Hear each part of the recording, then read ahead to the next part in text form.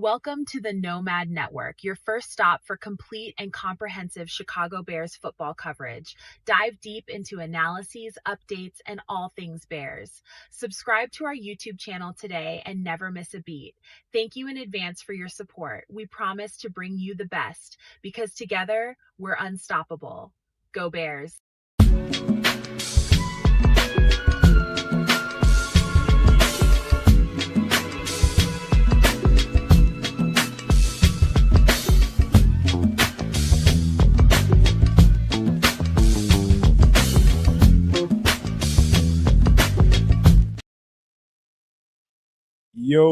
Yo, no maniacs. Welcome into another edition of Some Extra Sauce. Put your kids away because we got a chef in the building today, and Kez is being greedy face right now. He's eating. And man, I apologize in advance right now, man. I know we've been giving way too many apologies recently. Man, since the last time we talked, I have been pushed for time. I've been out there hustling. Had a little just hustling, man, trying to get us ahead a little bit. That's just best thing I can tell you. I've just been mad busy, so the show ain't gonna look quite like we've been how we usually do things, man. It's gonna be a little less of some of the stuff we do, man, tonight, just because I just didn't have time, man. I just flat out was pushed too hard this week, and I apologize in advance, but we'll get it right. We'll get it right. I promise you that. So adjustments necessary. We're still going to have a great show, man. Make sure you guys hit the subscribe, the like, and to share the content with people on all three channels, Kids Canuck, and on Sports Chicago Style, and, of course, here at the Nomad Network, man. But without further ado, let me pass it on to this hungry fella, and hopefully he won't eat the damn ball. The ball will be ate today, man. Look, what it do, y'all, man? I'm going to apologize right off the bat because I'm hangry like you wouldn't believe. I went on a 3-day fast, and I'm calling it 3.5 because my son wouldn't let me eat for the better part of today. And at this point, I'm just eating whatever the hell I can eat. So all I can eat is soup. So you're gonna catch me on the back end, just souping it up. I'm gonna turn the camera off for a little while. I'm gonna soup it up. When I'm done, I will be a much less hangry individual. At least I'd like to hope that I might be, because I'm cussing everybody out all day long, and it's ridiculous. But all that to say, the chef is here. I knew the chef is coming, and it was like, you know what? Like, if I don't get some level of sustenance in my body between now and the chef showing up, all bets are off, man. I'm gonna lose my mind. Trust me. What it do, Danielle? What's cracking? Yo, trust me, man. That's where my that's where my headspace is right now. Just food. It was funny because my son was driving around today, and I was like, man, I gotta eat. Like, where you at? I want to get some food. Where you at? He's like, oh, I'm on the street. And like immediately my brain just went to all of the food joints near that street. It's like, you know what I mean? Like them cartoons where you just see that piece of chicken floating in the sky. You know what I'm saying there? Anyways, man, look, I'm so hungry. This chef gonna jump on and he's gonna cook us up something nice tonight. And we're gonna relax. We're gonna take it all in stride. But like I say, if you hear crunching and smacking in the background, there's a very valid reason for it. Well, I'll just be real quick so you can tee up the chef right quick. Real quick, man. I've had a long last several days, but more recently, the last 48 hours, man, my mother's new place got broken into. You know, copper pipe stolen out of there, and they kicked in the door and broke a framing up on the door frame. It was just a mess, man.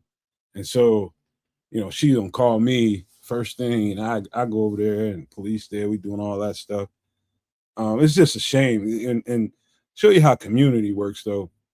The next door neighbor, who nobody knows really. I mean, he's a pastor somewhere, and he heard what was going on, heard about what was going on. And he came over there just on GP, gave her 3 really nice webcams to help out, you know, in case somebody else comes back in there, you know, help out with that situation. So got that going on, kind of fixed the door, framed it back up, you know, kind of secured it. Hopefully that they won't come through that door again. You know what I mean? But that's the price of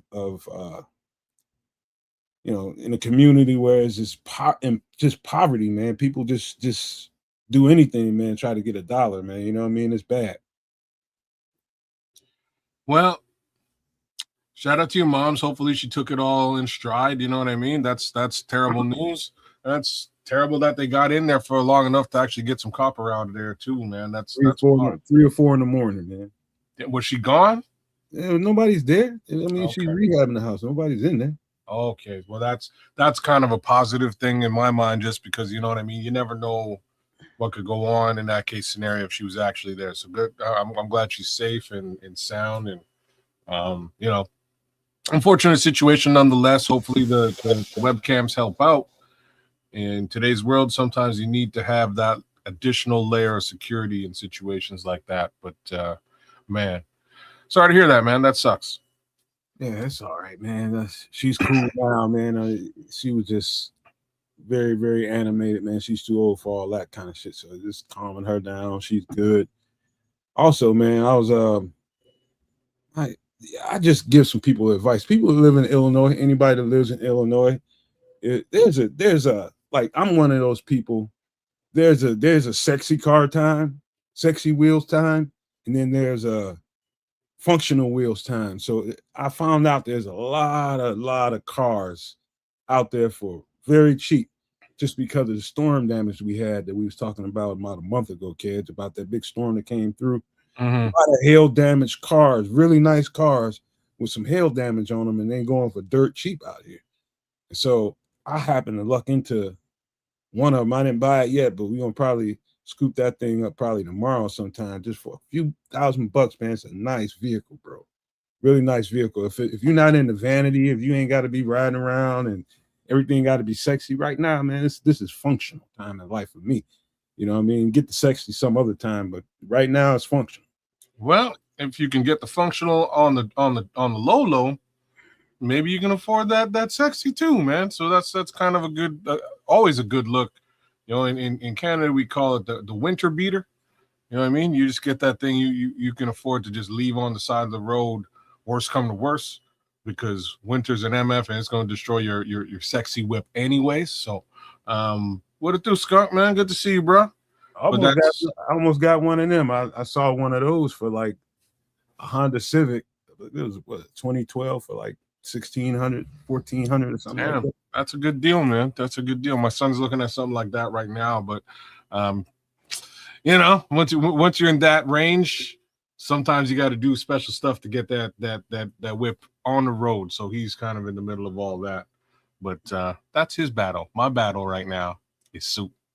All right, well, you better. I think the chef is about ready to help you. Speaking of soup, let's see what the chef got going on.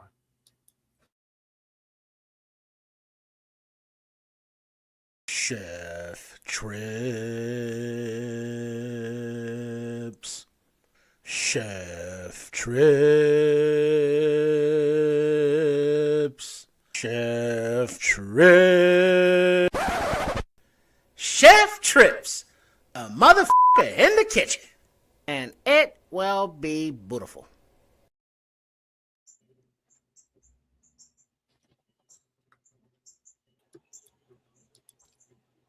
Hey, What chef. up? What you got? Hello. Can you see me? Can you hear me?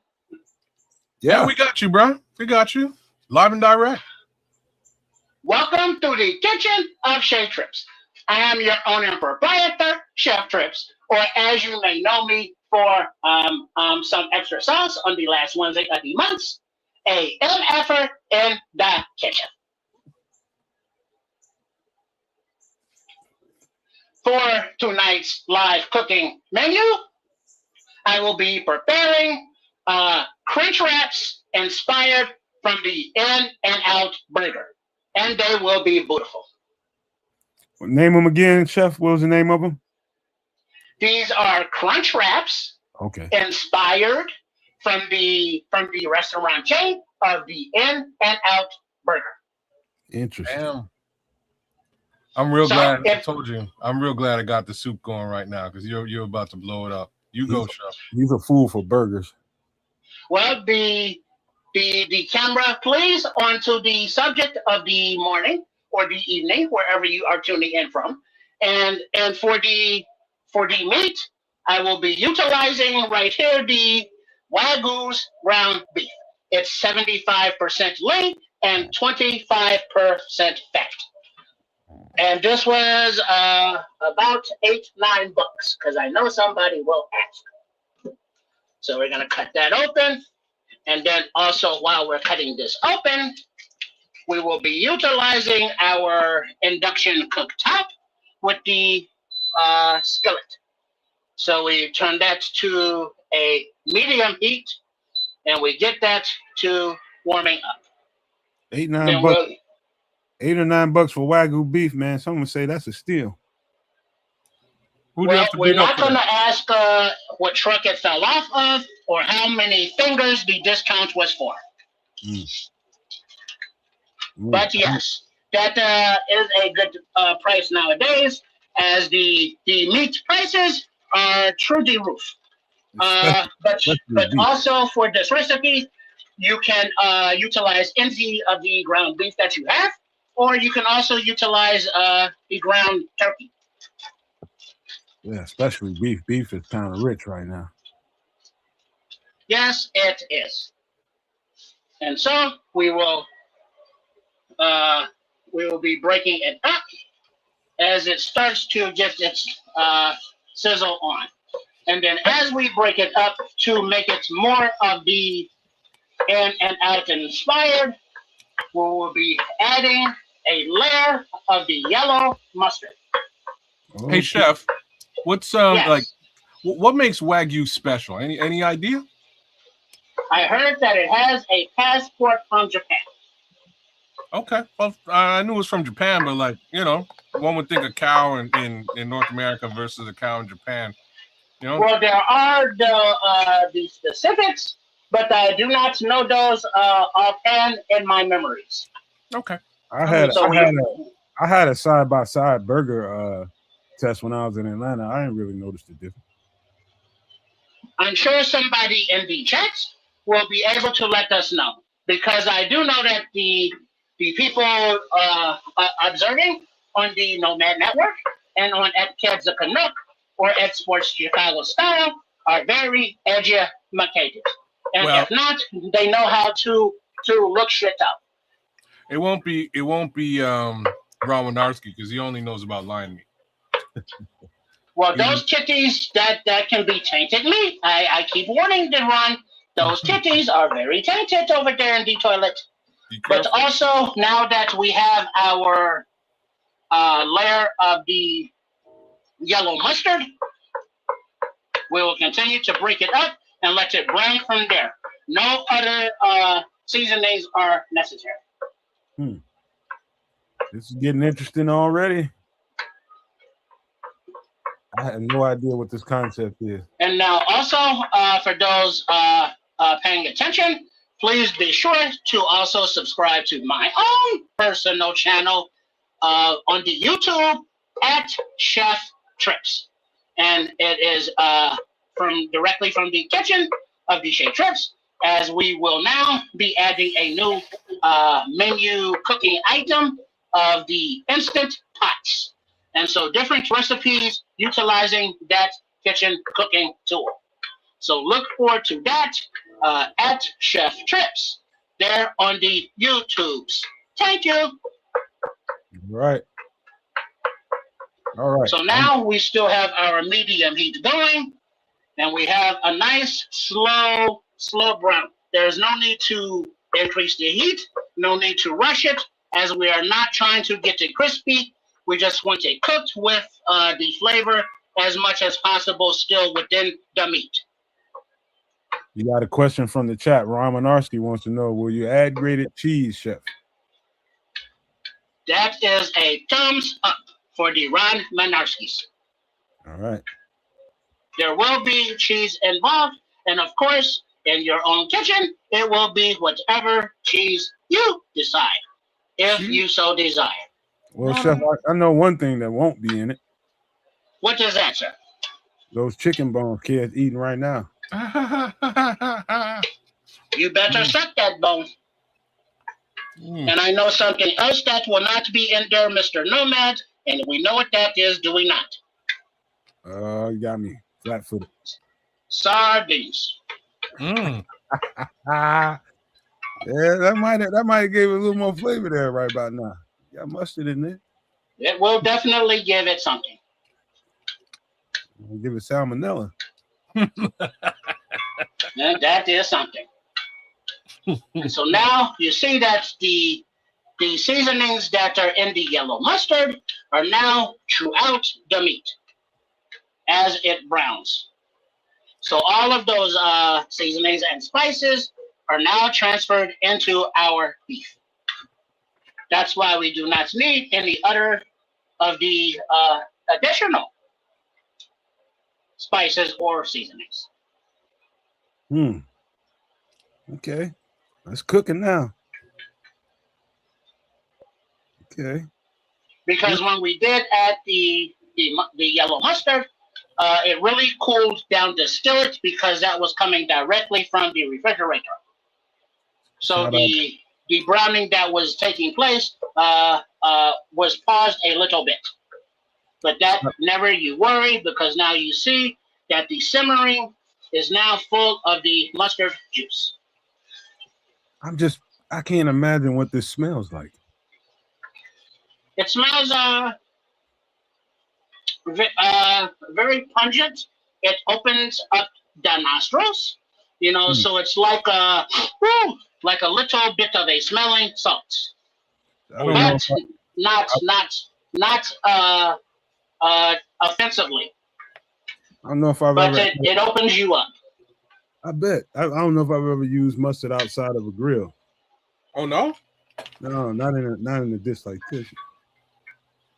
It's surprisingly effective. I use it. My wife uses it actually mostly on salmon when we cook salmon. She has it works out really well. Strangely, and I'm not even really a mustard guy per se, but it works very well. Shout out to Benjamin Williams, just busted up in here. What up, Ben? What it do? What it do? Skunk Me Civic, True Pilgrim. Shout out to you guys. Hello to ones and all. We welcome you to another fun-filled, exciting episode of a MF'er in the kitchen. And yes, that is me. I am that MF'er. Thank you very much. He is.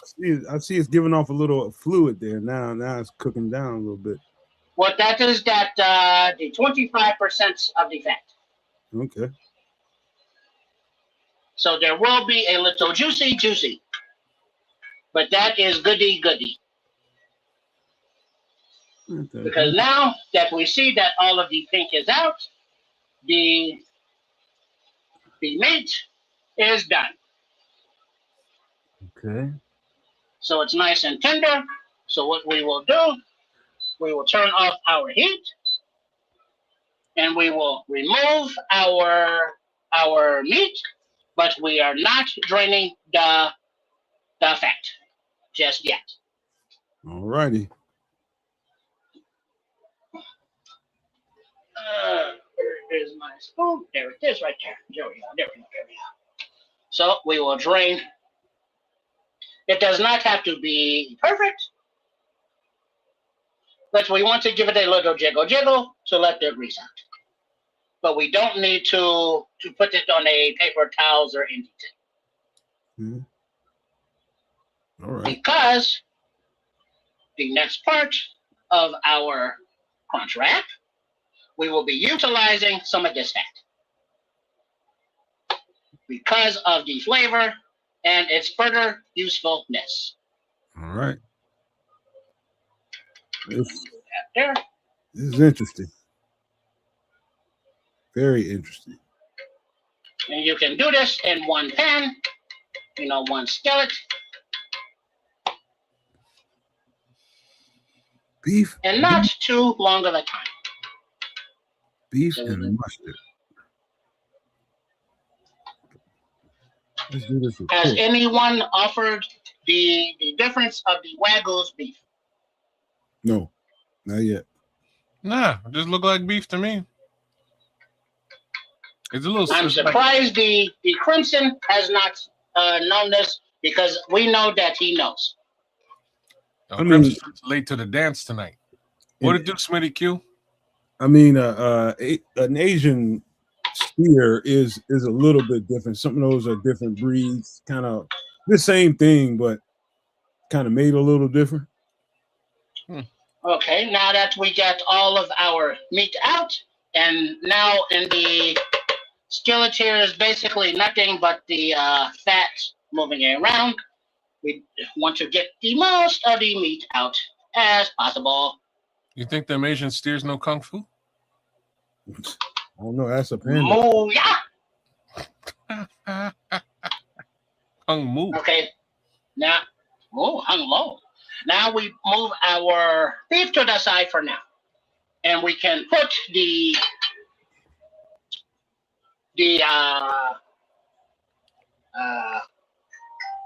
heat back on the medium after we turn the power on. We want to keep it nice and easy, and we want to introduce into the remnants our slice of onions. You know what? We want to give it a little bat on the one side real quick, and then we want to get it to flip over there in it as well, and then move it around, and then let that sizzle there. Then we're going to do two, so we'll put that there, and then move that around a little bit, let that get all up in there, like that, then in there like that, and then not only do we have the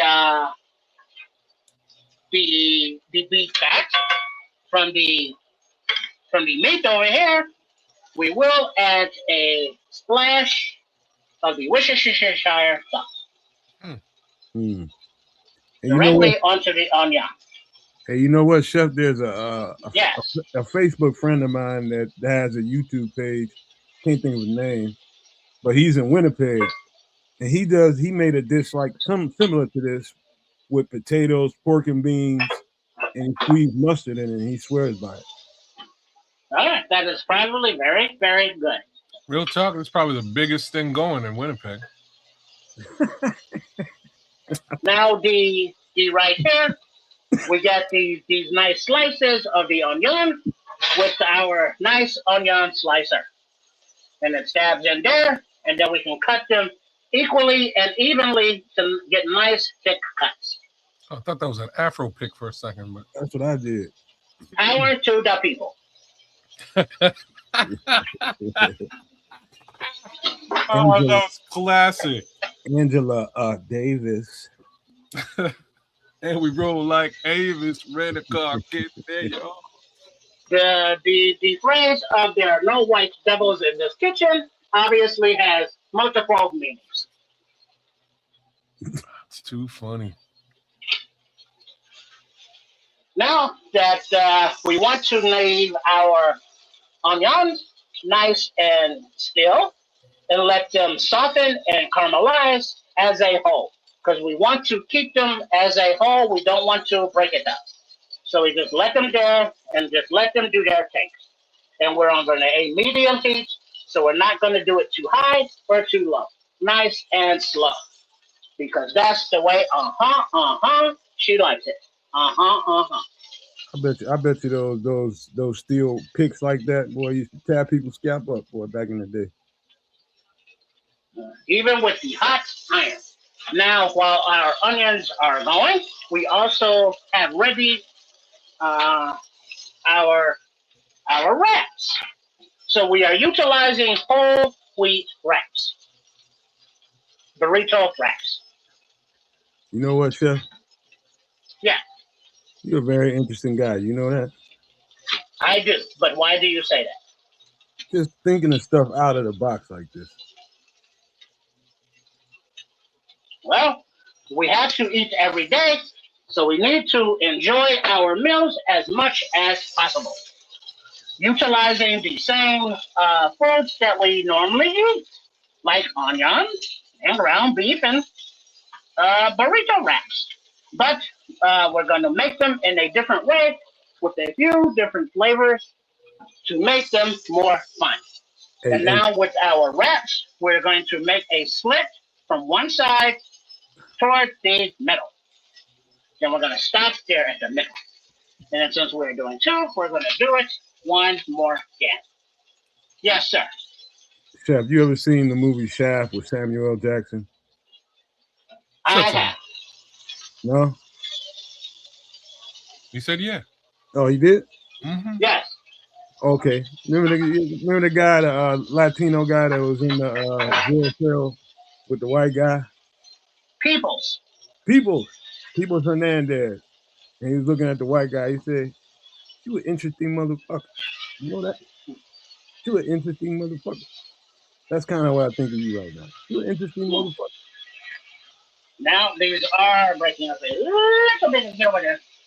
Don't worry, that is beautiful. That is beautiful. Now we let this side go as well. Oh, so the onion's giving you that crunch too. I can see where you're going. As well as some other things. Okay. So now as the onion is still softening, we can now prepare our wrap. So I have earlier prepared some of the in and out sauce. And it contains a half a cup of the mayonnaise of your choice, or you could substitute the plain Greek yogurt. Okay. But then also 3 tablespoons of ketchup, 1 tablespoon of yellow mustard, 1 tablespoon of the white vinegar, 2.5 tablespoons of the sweet pickle relish. And if you have dill relish, put in a little bit of sugar or to add a little sweetness. And then a dash of salt and pepper. And then you make this ahead of time and let it chill out in the refrigerator for at least a day or 12 hours or so.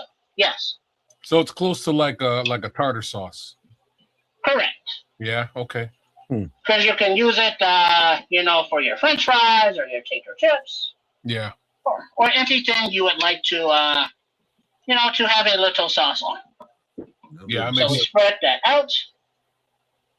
Nice and thick over there. And now we can pause on our onions because we do not want them overcooked, but the skillet, the heat that is in there is good. Because as I turned them over, we saw how softened the other side was. So the current side that they're on are doing just fine. To add to that crunch, like the kids, the Canucks has said, but that is not all. There are 3 levels of crunch, as you will see. Oh, word. All right. So we get this smeared out there because we like the sauce. I don't know. Is my jeans getting tight thinking about how this is going to come together? Not me, man. All right, so now that we got our sauce, we can remove this from the area. We clean as we go and get shit out of the way. So now, we remember where our slits are. Mm-hmm. And they're probably easier to do one at a time now. So we'll work with this one here. And we will add our, it's still in here. Here it is. Now we will add our sharp cheddar cheese. Uh-oh. How we getting there?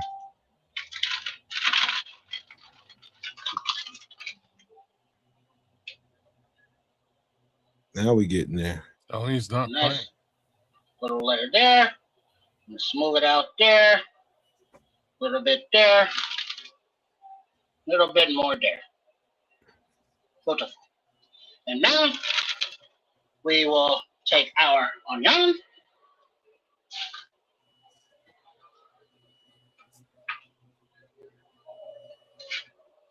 And put it over here.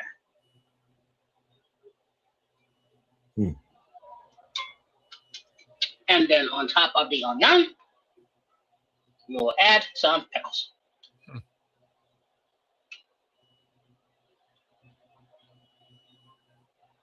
Mm. And then to give it a little bit of a more Chicago flavor, I will be adding some optional for use, some of the mild jardineras. I knew it. We'll put those over here. Not too many, just for a little bit of added flavor. This thing is gonna have some twang, twang, twang. And then on this side over here, we will add, of course, some of our Wagyu beef or whatever meat you are utilizing. We'll spread that out there on this side. Even some steak or grilled chicken, whatever kind of protein you desire. Maybe some beautiful grilled fish or some fried fish or some baked fish. Mm-hmm. So now we will add another level of crunch by utilizing some tortilla chips. Now you can use corn chips or you can skip this part totally. We put those right there.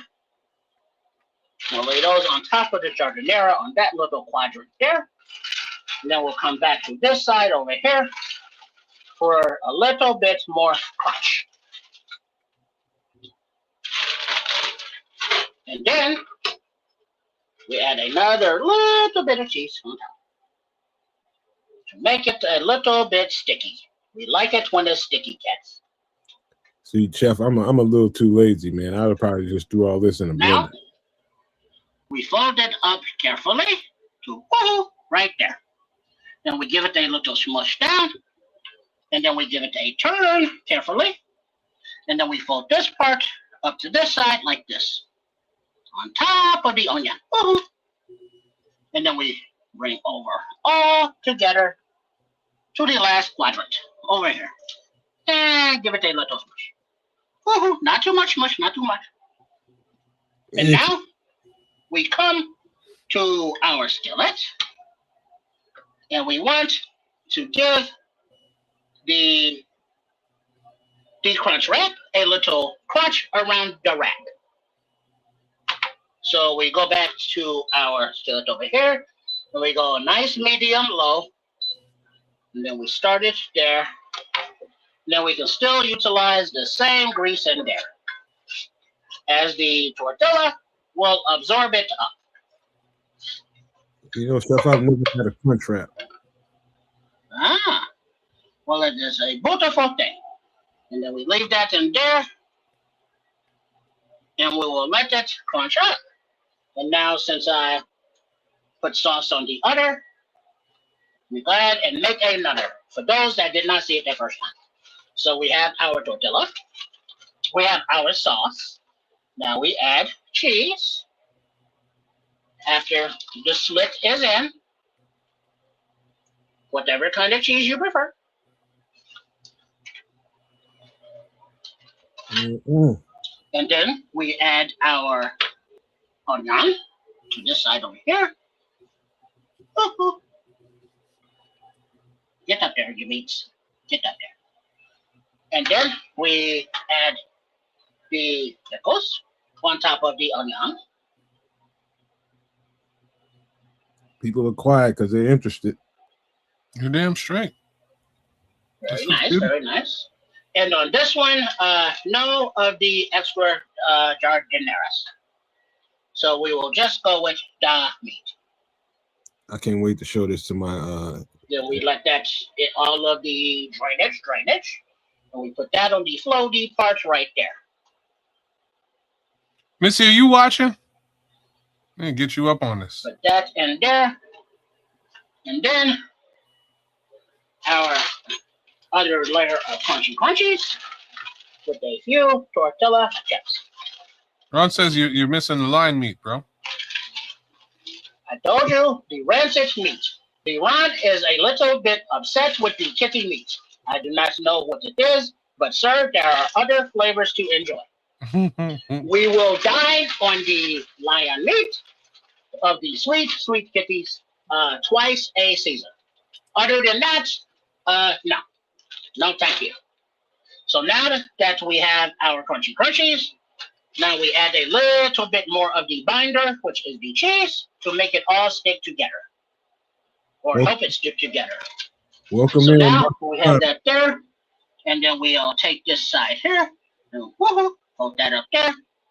Then give it a little bit of turn there. And then woohoo, stuff it in there. Then we'll turn it back this way. And then woohoo, right there. Give it a little smush, but not too much. And then we'll put that in there with that other grease and let it absorb. And then once it's absorbed, a little bit there. You're gonna flip there. it. Now we will increase the heat a little bit to fry them and crisp them up. Now that they're both utilizing that fat still again. And then for the tops, as we increase the heat a little bit to medium, we will give a little bit of a spray there. Making a fan, chef. You got a fan. What are you spraying with? What are you spraying it with? This is just a little extra untouched, or AKA virgin olive oil. Okay. Chef, you just made This is just the same thing in the spray bottle as the same thing in the big bottle. Okay. Chef, What was that there, Nomad? You just made a fan here, man. Marcus gave me a great compliment. He said this is great technique, and he's going to try it. Thank you very much. Marco, Make sure that you subscribe to the channel for other interesting ideas at Chef Trips on the YouTubes. I'm in with him, man. I'm definitely gonna give this a go, or at least maybe I will trick the wife to do it. One or the other. That's what you're gonna do. I'll try that one for that one first. If it doesn't work, I'll give up and I'll just do it my damn self, which is usually how things go around here. But anyhow, I might have went with some cheese around the outside of it, around the edges of it, so nothing falls out or something. So I'm a psychopath, and I love the air fryer. I would have just slapped that baby in the air fryer at the end. Yeah, but I see what he's doing. He's getting all that extra flavor from the pan. So I'm with it. Why waste it? Yeah, man. That is it exactly. That's why when you utilize whatever meat you use, remember that if you do use very, very lean meat like a turkey or another fowl, that it will not have a lot of the excess fat.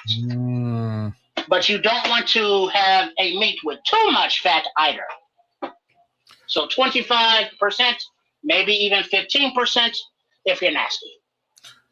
You can feed about a family of 5 with like $30 doing this. Well, the onion specifically was a white onion, and so that was about $1 or so each. And then the meat was about $8, as we say. The cheese was about $4 or so, and then the pickles, were part of a jar.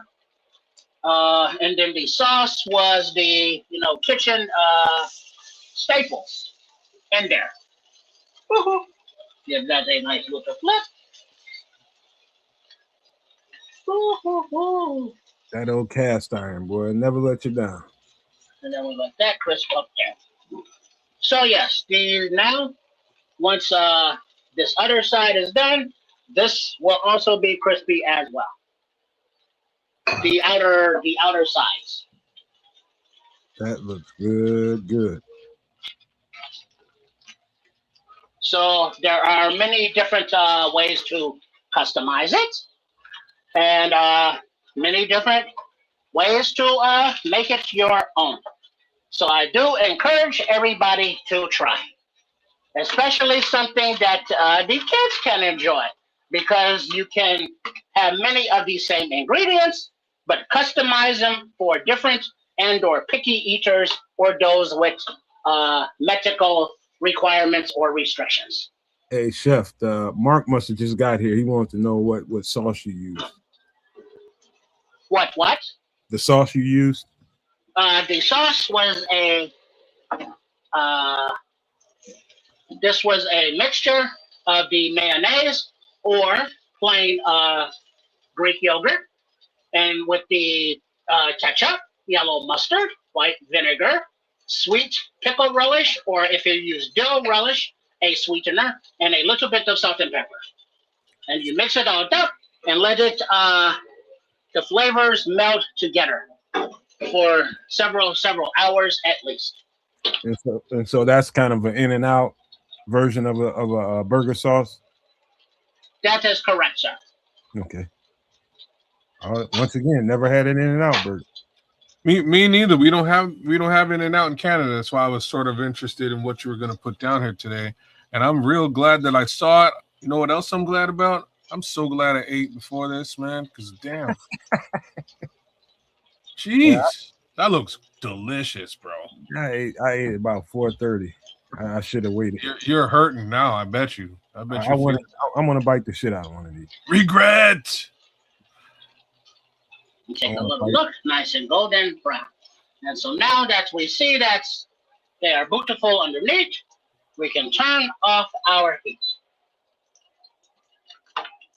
Fight wife. Kill wife. They look very satisfying, man. Regrets. And now, just to give it a little dab for the excess of grease, put a little towel there. Little dab, dab, dab, dab, dab. You know, this is also a optional step if you prefer to have the grease on there, because it is not drippy, but you can see what came off.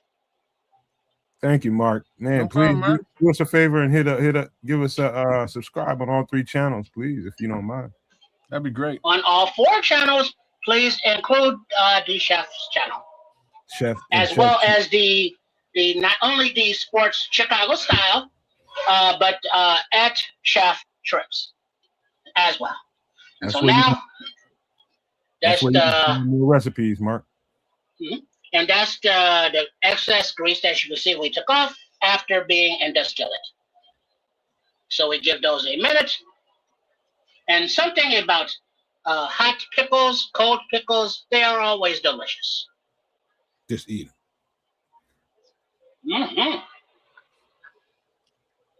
Mm-hmm. Oh, Oh, yep, those were hot. Those were hot. Mm-hmm. You ready Oh, those are hot. for your money shot yet, Chef? One moment. Give him a moment to relax and settle down. And then now,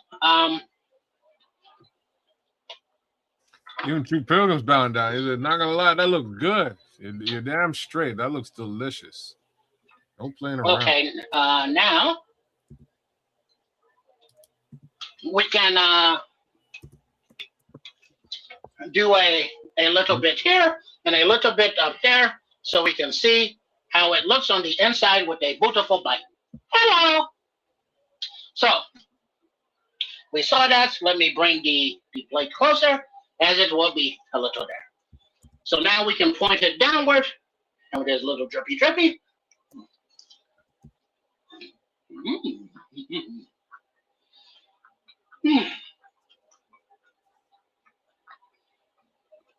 That is very nice. Hold on, let me get a little bit deeper so I can get a big piece of the onion. I have to put the plate down. You hungry, Sean? Yo, chefing it up.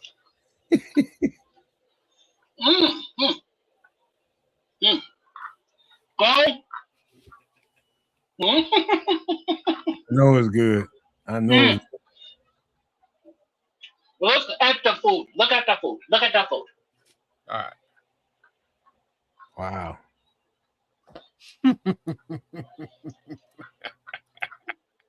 It's just oozing. Chef is just eating, man. He's loving this. So, as we see, what up, Chrome boy? There will be some drippage, whether it be the sauce or the grease or whatever. But you see the pickle in there, then the layer of meat, and then the crunch with the chips, then the cheese. You get back in there. But Yeah. you see how soft that onion is? and how sweet of the natural caramelization comes out with the pickle and the melted cheese and the sauce, and it comes together beautifully. So not everybody's Canadian. I'm the resident Canuck. Ked's a Canuck. The remainder here are Chicagoans representing. And you make sure that you are not driving when you eat this. You might crash your whip. That's most things made in Chicago. You better not be. This is the one with the mild jardineras. Oh, you got a little kick now. Yes. And it's like, surprise, hello. So the flavors that are in there, Yes, once sir. you fold them over a few times and they come together, it is a very beautiful thing. About the only thing I can ride and eat with around here is a Polish. Everything else I need to pull up somewhere. You know, you can't not eat a Polish in public. Somebody pull up next to you and get a camera shot. Man, they're gonna get one. I'm just gonna be a meme because I'm eating that Polish. That's believe But it. yes, are there any other questions? Oh, my man is out from the southern Oregon coast, Mark O'Connor. We have another guy from Oregon out here. His name is what's his name? Crimson. Is Crimson you dig? Is Crimson from Oregon? No, he's not from Oregon. I take that back. He's in Washington State. He's from Washington State. That's what I thought. In Seattle. He's in Washington State. So close enough. See, I'm not a geography guy, like straight up and down. I'm not a big colorer. You know what I'm saying? So I didn't do great in geography class. Mm-hmm. Yeah. Oh man, that looks so good. This is isn't this keto friendly? No, not at all. But you go.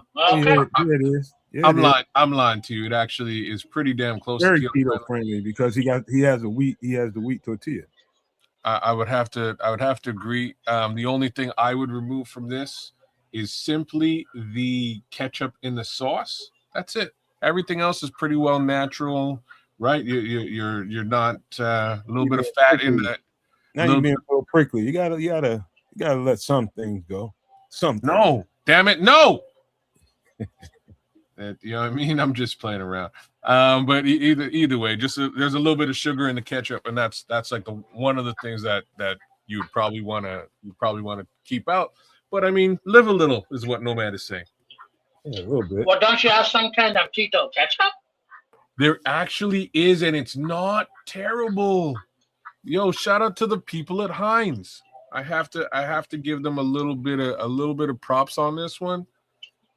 They have a sugar-free ketchup that, like, at first two tastes you might be like, oh, this ain't like legit, but it's not bad. It's like it's not bad, man. Really got to put that out there. So then you substitute the keto ketchup for the regular ketchup. Yeah. Didn't know that, man. Might have to get into that. Yeah, no, man. Like I'm telling you, it is surprisingly good. I was shocked. Like I was mad the first two times I had it, but by the third time, the reality is that by the third time, most of the sugar was out of my system. So things just weren't like things that were sweet were extra sweet, and it's pretty close, man. I really gotta say. So you and arrived. Also another substitution. If you have the tostadas, instead of corn chips, you can utilize those, or you can use a different flavor of the Doritos. So if there's a flavor that you like, you can customize those as well. Damn, chef, you Crunch really wrap. doing it though. That's crazy. Crunch wraps can go all kinds of different places, huh? That's crazy, chef. You on some real stuff right now. So yes, that is what it is. Are there any other questions or comments before I get out of here? All right, man. We got a little information in here. We got a little sales. Opportunity here. No maniacs. Anybody that's going out west, out in the Seattle area. Mark says if you ever travel out this way, he's got a little bed and breakfast out there listed on Furnish Finder. You can find it with the keywords Country Studio, Band in Oregon. You and crew members can get a free something. He said a free week if you cook like this for me. You know what? I ain't the chef, but I'll do my best chef impression from in the neighborhood. You know what I'm saying? Trust me. Okay, we can come back up to me now. All right, let's go see what the chef has to say. Y'all cleaned up there, chef? We don't want any nasties. You look great. You look great. There you go. So I hope that you enjoyed this recipe and that you customize it with any of the many ways possible with either the meats, whatever kind of onion, if you do not have the white onion,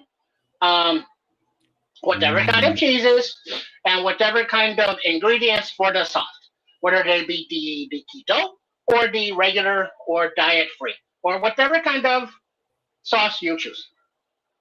But then the chips, customize those or leave them out. That is totally optional. Because remember, when in your kitchen, you are the chef. And you have to make use of the ingredients that you have access to and for your dietary requirements and or restrictions. But you can utilize many of these same ingredients, but in different forms to give a little bit of different flavor. Cheese, tortilla wraps, some ground beef, and an onion, and some sauce. But it is made in a way that maybe you have not tried it before, and considering that you have to eat every day, and it's the same foods, try something different. Live a little. If you do not like it, maybe change it up a little bit more, or guess what? Never make it again if you don't want to.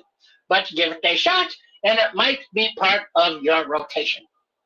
So be sure to subscribe to my channel, please, at Chef Trips here under YouTube's, and then Sports Chicago Style for all of our other Bears and sports related videos and informations. And then a shout out to the Nomad Network and to at Kids the Canucks. And to everybody listening and watching, whether it be live right now or later on at another time. I hope you do try the recipe and go to the website at Sports Chicago Style for all of the ingredients and the instructions. So until the last Wednesday of the month of the next time, so that will be in the month of July, I will invite you into the kitchen again for another episode of a MF'er in the Kitchen. Bye. There goes Okay, that chef, man. Thank you so much, man. There goes that chef. Ooh, ooh, ooh. Damn it. You got it? Yeah, he's giving us that extended wave. You got to appreciate a guy. You got to appreciate a guy. Hey, man, that was awesome. The chef crushed it, or crunched it, if you will. Mark, Mark, right? Oh, go ahead. I was just gonna say, Mark, you, by all means, subscribe to the channel. That's the easiest way to get yourself a little alert. And you'll know when we're going live right from that. Same token, feel free to do the same thing on the other two channels, and that should prompt you for an alert too. Again, Sports Chicago Style, Kez the Canuck, right here on YouTube. All the above will get you notied up. Well, you can, a long way of doing it, Mark. You can go to the homepage and where you subscribe. If you go down that same line of information, right down that same line, it'll let you know if you want to turn on alerts. So you can go right to the homepage on YouTube. You'll see it. There you go. Shout out to YG that just jumped in too. Man, that, like, I'm so glad I ate, because I honestly know, man, I would be so mad right now. Biting on the fucking desk, wouldn't you? I might be smashing this table, bro. I wish I was lying to you. I was angry today. And my wife looked at me. She's like, I don't like you when you're angry. You know, you're an asshole. I was like, I'm a hungry asshole. Anyways, I don't know if I get angry. I get I don't know what I get, but I don't know if I can associate anger with it. Dog, it was easily anger. I wish I could call it something else. I couldn't call it anything else other than that. I was walking around here just mad, and the other thing I can say is it put me into a level of focus that I'm surprised about. I powered through work today like a gangster. You know what I mean? I had work to do. I was up early, got up early, got right into it, and next thing I knew it was 6 o'clock. I was like, oh, my fast is over.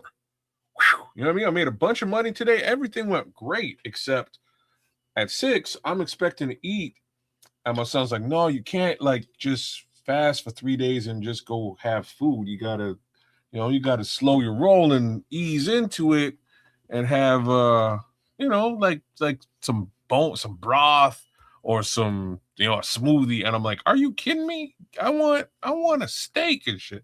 But he brought me a smoothie, but wouldn't let me eat for like 2 hours after that. And I'm like, this is crazy, man. How about that? The kids teaching you discipline.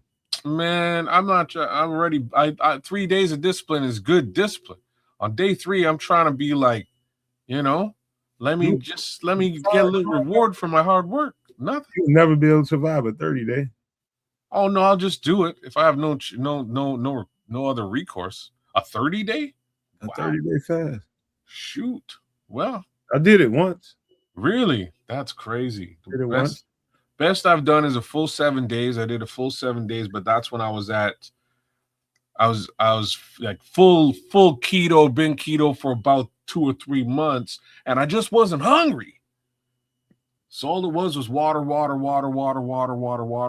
I think the last day I actually ate just hard-boiled eggs in the morning, and that was like the end of it. But I haven't done like a 30-day. That's crazy. But I feel all right, man. I feel good. I gotta say, I feel good.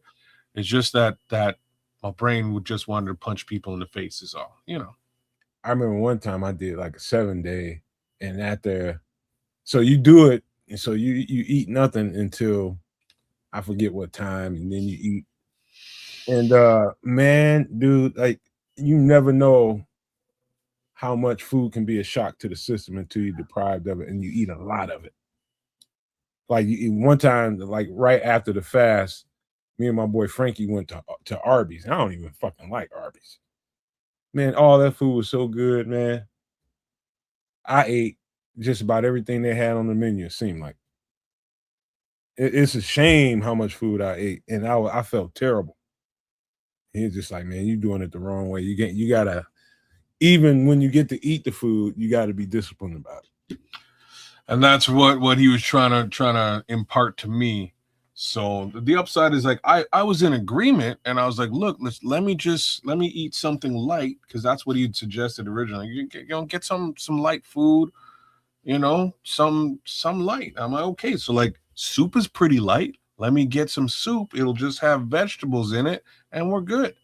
And my boy's like, no, you can't have soup with vegetables. I was like, what else is there? Like, what could I really eat here? He's like, you can have this here bone broth. And I'm like, you got to be kidding me, bro. So me and him argued for at least an hour and a half about whether I should be eating this bone broth or not. I was like, that's not happening. I'm not eating the bone. That's just drink. If I'm going to drink, at least put some vegetables in it so I can crunch. Like some sprouts would be good. I'll live with sprouts. Anyways, long story short, got me some delicious pho, mostly just just sprouts and vegetables and what have you. And I'm good, man. I'll be good for the day. And tomorrow I will try. I'll probably go from now until about 2:30 tomorrow with intermittent, and keep it moving, man. But yeah. Dog, you clearly have never had a good season like that's an entree meat. I mean bone broth. Like people that do that shit, man, that shit is so savory and so fulfilling. Man, dude, it is. I had some in Midtown in Atlanta one time. I really didn't even need to eat after that. It was so good. Really?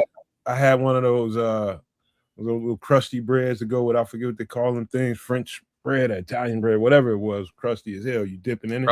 Probably a baguette. Whatever it was good. It was so good, man. Well, I wasn't allowed to have no damn baguettes. You see what I'm saying? Like, it was just drink this shitty broth and like it. I'm not. 3 days later, man, I'm not really into it, man. But let me continue on down this path, and I'll definitely do another one of these because it wasn't that bad. Wasn't that bad. I got through it relatively easily. I could do this again. I could do a longer period of time, but when I'm done, I need to, you know what I'm saying? I need to get some. I need a reward. And something. I know how you feel, man. I know how you feel. You know what I mean? But discipline, my boy. Discipline.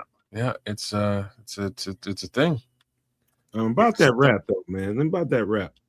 The whole time he was making that and putting that together, I just pepper jack cheese was just calling my name. Oh, that would have been dope on there. No, I don't buy pepper jack cheese that often, but I could see the flavor profiles, and I know that would have been.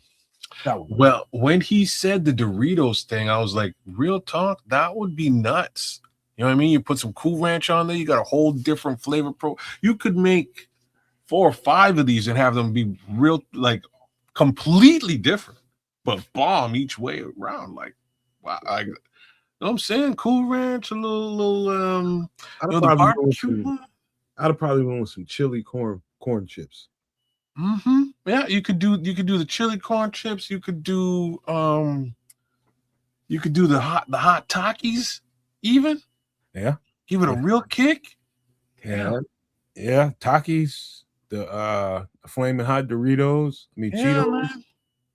That could have went wild different places. Yeah, you could do some different things with this. I'm just, as soon as he said it, I was like, you could really that's a truck. That's a food truck right there. Just that alone. Wow. Dog. Man. I'm impressed. All right. You wanna get on some food? Something I think you might be interested in. All right, let's do this. Just a little bit. Oh, wait a second. And right on time, here he comes. Here's Triple R. Speaking of food. Playing hooky. Been playing hooky on us, huh? Oh, there he is. Yeah, my bad. Was running a little bit late. You had technical issues transferring over. But a shout out over there to Kitchen Chef Trips. Mm-hmm. Chef did his thing. I knew he was doing something crunch wrap related, kids. You know, he said when we had the production meeting last week. But yeah, it looked good to me. What'd you think? Your boy blew it up again, man. I'm telling you, I was on a fast. I knew he said something about In-N-Out burger and crunch wraps and stuff. I was so mad because if I didn't get some level of sustenance between, you know, fasting and Chef Trip, all bets are off. I don't know what my performance here tonight was going to look like. What it do, Joseph Archer. Big ups to Queen M who jumped in here too. We were in here basically re-engineering the chef's thing with some extra ingredients like some pepper jack cheese, Takis, and all kind of different shit. Yeah, say man. What? We can do some things with that, man. I'm telling you, that's a damn food truck all by itself. You know, just that one dish with the different customizations. Yeah, that's what I'm saying. You flip it a couple of different ways. People are happy. Everybody, you standing outside a party or a business park. You could clean up with that, man. You could really make some good paper. Crunch Wrap Shack. Yeah. Ooh, you've got a name too. Look at that. Crunch Wrap Shack. You know, did your kids eat the same thing growing up, or did one was a picky eater and they couldn't, you know, decide on the same kind of cheese or the same kind of meats or the same kind of fillings and toppings? Well, one is more picky than the other. One, which means that my son will eat anything under the sun, and my daughter might not. You know what I mean? How it goes, there will be a variety of crunch wrap that you could customize for that she would consume. Now, You gotta drill every damn thing in the house down with a son in the house. Oh, dog, see, now here's where we are. So he's back, and when he left, he was a vegan. So when he left, I'd experienced for about a year this pleasurable thing where I'd open my fridge and there'd actually be food in there. I was like, what's going on here for about a year? After that, now he's back, bro. My fridge is empty all over again. I can't. What happened to that vegan thing? Went out the window, huh? Well, they do their best to push that out your system when you go play football in a, like, you know, in a higher capacity. Once you're out there, it's like no. And like, to make matters worse, he's out west where all they cook is steak. There's just steak everywhere. Well, vegans can eat pasta too, man. Yeah, he'll eat protein. Right now, he'll eat everything, and that's protein. But he needed protein to put on. Those muscles. You need to go turkey. You ain't pushing the offensive lineman around eating cabbage. I kept turkey and deer hunting. You need to put a big ass slab of meat in there and just say, hey, man, go cut you a piece of that shit and cook it, bruh. He been doing, like I'm saying, my fridge empty, but he's been pushing up. He's been pushing good weight, man. He's been pushing good weight. So there's that. But turkey, bro. I'm poor again. So buy him a turkey, man. Throw that mug in. I have a fridge full of meat. Like I told you a couple months ago, I invested in a whole bunch of meat for the next, for 6 months. 6 months worth of meat is just sitting there. So he's doing a great job of just eating me out of house and home. And thank you for coming back. Yeah, you just missed it, King. He just left the stage. Chef Boyardee. Yeah, man, you just missed him. You missed some Crunch Wrap. Love, man, he did a damn great job. See, Ron Bernarski, you missed the King. We have the lion meat Crunch Wrap. See, some ground lion meat, some wagyu lion meat, man. All right, we got some more food coming up right now, man. How about this, man? I went to Trinidad for this one. Oh, you did a double, didn't you? No, you did stewed chicken. Okay. All right, let's go with stewed chicken. Ingredients: coconut oil, green onions, garlic, Scotch bonnet peppers. Ooh, you got me right there. Pink salt, bell peppers, onions, brown sugar, green season. Oh, I never knew there was brown sugar. That makes so much sense. Plum tomatoes, ketchup, pimento peppers, Worcestershire sauce, and chicken thighs. Break this down for us, kids. I will. So I've definitely had this. My stepmom is from Trinidad. May she rest well. She I'm very partial to the Jamaican side of Caribbean food, but I have a special place in my heart for Trinidadian food. The Trinidadians know what they're doing. If you know a Trinidadian, go visit their crib and make you some, because they put a lot of love in that food, man. I really have to say, especially on a Sunday. Go on a Sunday. They don't play around. But I never noticed, I never clued into the brown sugar in this dish until just now. This actually makes so much more sense given what I was eating. The ketchup is, I've recreated this dish myself without the brown sugar, to be honest with you. But I couldn't figure out what I was missing, and it was ketchup and plum tomatoes. Those were the two little ingredients I was missing. Found them in my fridge, threw them in there just from a taste perspective, and boom, you get that just original flavor. This is a very distinct dish. The Scotch bonnet peppers gives it just a little bit of kick, but you want to take those out. I would only suggest you put Scotch bonnet in there to simmer, right? Once it gets to a boil, the flavor will come out of the Scotch bonnet pepper. It'll sort of make its way through the dish, but you want to get it the heck out of there before it explodes. If the Scotch bonnet explodes, you may have problems on the throne tomorrow. Just saying. It was said to me that the way to start this dish every time has to be put coconut oil in, and then put the brown sugar in and let it caramelize. Let it Okay. get brown, and you kind of got to burn it a little Yep. bit. And everything else goes after that. That's like the basis of the flavor profile. And like I'm saying, it's the one thing that I didn't clue into. The recipe that I had didn't include brown sugar for some reason. And the whole time I was like, I'm not sure that it's missing something, man. It's missing something. I can boil the hell out of some hot dogs, Cajun style. Let the water boil out. Okay, you get that little crisp. And, I'm patient enough for this dish right here, brother. just to see it come together.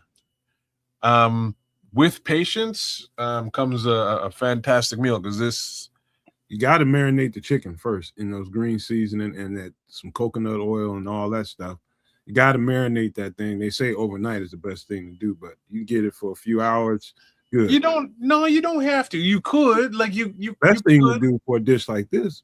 I would say you could. Like, the thing is, all of that stuff is going to transfer to the chicken anyhow. It's really just a question of how long. Like, what's funny? The important thing I think here is chicken thighs. Yeah, those are flavorful anyway. Yeah. So yes, the marinade, will enhance it, but not like if it's like a breast or some, dry ass piece of white meat.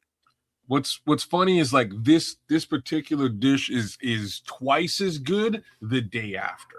Like, no lie, right? For almost exactly the reason that you're saying. Yeah, it just give it a little time to get together. It just tastes better. But this is also that dish to where Kez pointed out, you miss one ingredient, it's like this won't taste right. Mm-hmm. And Scotch bonnet peppers, you got to have them. The brown sugar, you may say, I'm gonna leave it out. Don't. Well, I ain't got no plum tomatoes. Or get some. Yeah. Pimento peppers, what that is. Find out and get them, because if you use a different kind of pepper, it's gonna taste different. So you can substitute the plum tomatoes with, like, even just canned tomatoes if you have it, or diced tomatoes if you have it in a can. Same type of thing. It's just a flavor profile that has to be in this dish, and you really wouldn't. Like I say, when I was cooking it, I didn't understand what I was missing, and I was like, it's something acidic. It's gotta be, you know what I mean? And I kind of fumbled around and figured out tomatoes and threw it in there, and it straightened out the dish. But yeah. Hey kids, I tried this when I was in Jamaica. I'll tell you only thing threw me off was the look of it at first. Because if you look at it real close, you see all these stringy, look like weeds up in there, little stems and shit. I was just like, what is this shit? Don't worry, man. It's just herbs.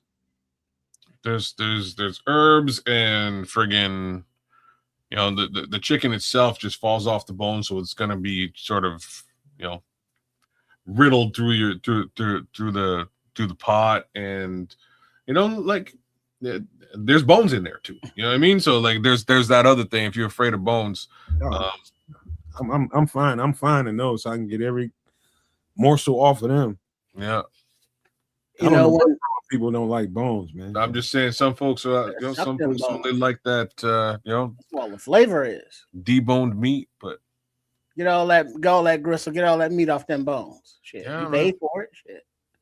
But putting herbs to the side, parsley is that kind of herb, because it always came as a garnish or decoration in the coleslaw. And it's like, yeah, don't eat that. Eat the coleslaw, but put that parsley onto the side. Pick that shit out of there. So that can be, the green stringy stuff that really doesn't have a appealing taste of its own, but it enhances the dish. I think it's the pimento peppers, Trip. Well, because I mean, what flavor are pimento peppers versus other peppers? What makes them distinctive? Oh, it's a loud taste, but it's good. It's a good one. Like every Caribbean dish has pimento peppers in it, and like just a baseline. Is it a sweet? Is it a spicy? Is it a spicy sweet? It's jerk, so it's technically spicy, but it depends on what volume you like, how much you put in. Mm-hmm. In this case, you wouldn't put an extreme amount; it would be fine. But the jerk is mostly pimento pepper. That's really what you're getting. And that's a very distinct flavor. Yes, it is. Again, like if that's your whole seasoning profile, it's gonna it'll kick you in the ass. But just a little bit of pimento pepper, like pimento peppers from a heat perspective, is nothing compared to Scotch bonnet. Scotch bonnet blow your shoes off. You taste them, you feel you taste the pimento, but you feel the damn Scotch bonnet. Oh man, it'll like I've had it explode in rice and peas. And yeah, like I don't know if y'all ever have had spicy rice before. Crazy, dog. I don't know what to tell you, man. It was wild. Yeah. Well, something that is not comparable, but comparable. Like when you get order wings at like a Harold's or Uncle Remus, and you get your mild sauce or spicy sauce or hot sauce, rather, excuse me. There's some sweetness to it. But if you get like a thing of jerk chicken and you lick the paper or the sauce off of that, it's not offensively, jalapeno kind of hot, but it's to lay down on the back of your tongue like, yeah, I'm hot right here and I'm gonna chill kind of hot. There is no sweetness to it. There is no like, well, where's that sweet reward to all the bitter hotness? It's just not there, but it's not a bad taste. It's just very different and very like, yeah, this is jerk chicken. And yeah, if I'm eating jerk, this is what it tastes like. All right, so here's what we're gonna do. When you're in the next production meeting with the chef, you tell the chef about honey jerk sauce. I want him to put some honey jerk sauce together, little honey garlic, little jerk flavoring. See what he can create there, and potentially maybe put that on some chicken down the road. There's a little production idea for the future. Bro, I found out real quick, Trips. All jerk seasoning, all jerk sauce ain't MF insane. It tasted different every time I ate it. Literally. But it just kept getting better to me. Okay.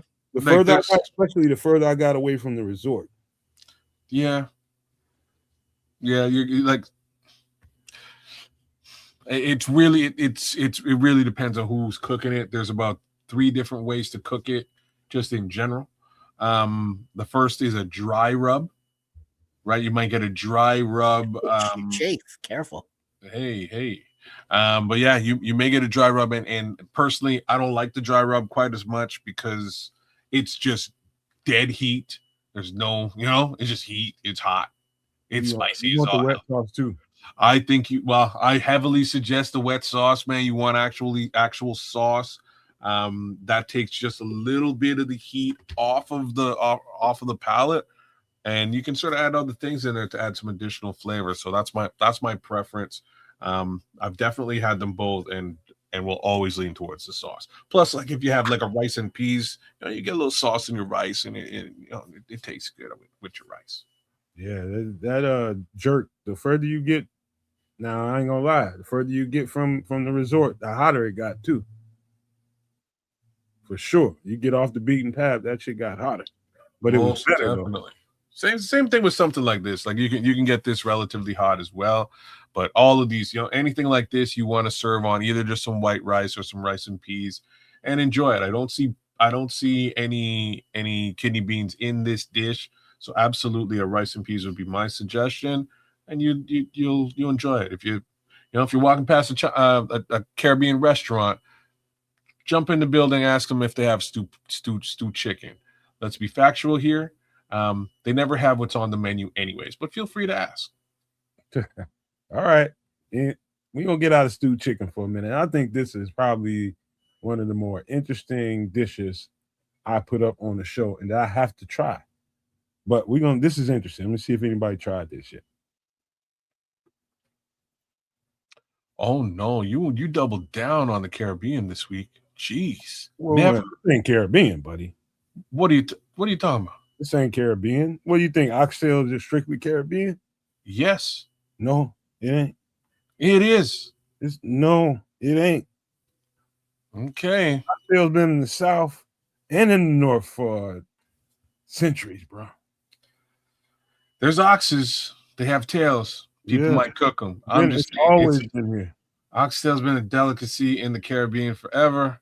That much I can speak to. This I've never heard of this before. I'm surprised I never thought of this before. It's huge in Philly and Chicago. It's starting to get bigger in New York, but those are the two places I know for sure got this pop. Now I'm gonna have to stop and search the city for some oxtail pizza. You know what I'm gonna do? What read through it? Read through it how it comes together. Let's go through this here. There's something missing here, sir. I want to see if you picked it up. Okay. Read through the ingredients. All right. So oxtail pizza, y'all. Ingredients: olive oil, dough, red onion, parsley, Italian seasoning, mozzarella, oxtail, and oxtail gravy. You get it? There's your sauce, sir. Wait, did you say something was missing? Yeah, he did say something. No sauce outside of the oxtail gravy. There's no, he's saying there's no like tomato sauce. Well, no, the oxtail gravy should be the sauce, right? Exactly. That's wild, bro. Yeah. I mean, get you some oxtails and you slow simmer those sons and all day, and then you peel that meat off, and then you make you some oxtail pizza. Man, I'm gonna go to my homeboy. So my family owns 2 different restaurants here in town, but my boy also owns a restaurant downtown, and he gets a lot of good traffic. African Bambaataa, Wu-Tang Clan, you name it. If you're coming into the city, you'll probably pass by his restaurant and you might just stop in. Like he engineered the oxtail and jerk chicken poutine. These are 2 little things that he came up with for y'all Canadians out there. Dope. But this would be something I guarantee you, Lennox. Big ups to Lennox. Lennox, I think this is right up your alley, bro. I think you would crush this and make a killing on it. Oh, and unaliving on it. That's my 2 cents for the day. This sounds like a brilliant idea. I gotta give somebody, like only in America would you find an oxtail an oxtail pizza. Like just like only in Canada would you find an oxtail pizza. Bro, they make mac and cheese pizza here. They make any kind of pizza here. Okay, now we've definitely gone a little bit overboard. We're a little too far now. Man, don't knock it till you tried it. Do you like mac and cheese? I'm not like somebody. You'll never catch me going, hey man, like I really want some mac and cheese. Like you won't catch me saying that. Or no, I'm like if it's available as again, like crap. In Canada, mac and cheese is ubiquitous. It is probably the like it's embarrassing to say. I've eaten so much mac and cheese that I can live without it and without ever seeing it again in my life. Like, wow. Well, I bet you don't mind. I'll bring your ass here. No, I'm telling you, man. I guarantee you. I'll walk right past it, bro. I'm telling you, bro. Okay, so you get one of them big arm sisters, grandma, the auntie making that shit up. Man, she don't be making that box stuff like the craft dinner, which is delicious. But saying, put that in the oven, get that baked mac and cheese going with the Gruyères and different cheeses up in there. You be like, girl, come here. Stop. Man, one year, one of my cousins, she's one of my older cousins, big arms, made a motherfucking one hell of a description with some ham chunks in it, bro. Like 3 or 4 cheeses in it. Ham chunks in that. Man, I hurt myself that day. But now understand the big arms and that good mac and cheese and good eating. We know that they're lactose intolerant. That's not even a question you need to wonder about because yes, it's true. Yes. So there will be some tooting and horn blowing all night long. I had no business eating that shit whatsoever. But I ate the dog shit out of it. Toot, beat. I'm telling you, that's the kind of when you got people creative like that thinking. I mean, it was so good. That shit was dense, and it was so good, stringy, Dense cheap with everywhere. lactose. Oh my god! Some people like the crusty top. Me, I run away from it. I want the guts. Well, but that's the thing, though. It's like a pizza, and like you want that crusty edge, or you want that crusty, where it's kind of dark and crispy, and it's like that's burnt. No, it ain't mind your business. On the edge of that mac and cheese, or do you want that juicy, runny, cheesy interior? Kind of like a pizza. Trip at the cookout, holding people back with a kitchen knife. Some people go right for that shit, man. Right? Some people go right for it. I run right away from it. I'm with you, though, man, on this one. We will take you on a trip down the wild side with mac and cheese, bro. You think you don't like mac and cheese? I don't. It's not that I don't like it. Like, don't get me wrong. I'll eat it. It's just not and I've been to a bunch of cookouts in Florida during my little stints there. And yeah, there's a fair amount of mac and cheese. And like, let me tell you, the fams crushed the mac and cheese though. Like they were all about it. It's the most important thing. It's about it. For the women, it's got to be. It's the most important thing on whatever cookout you're doing. Wow. If it's not, that's a thing, man.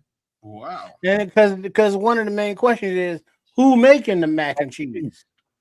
Because not everybody can.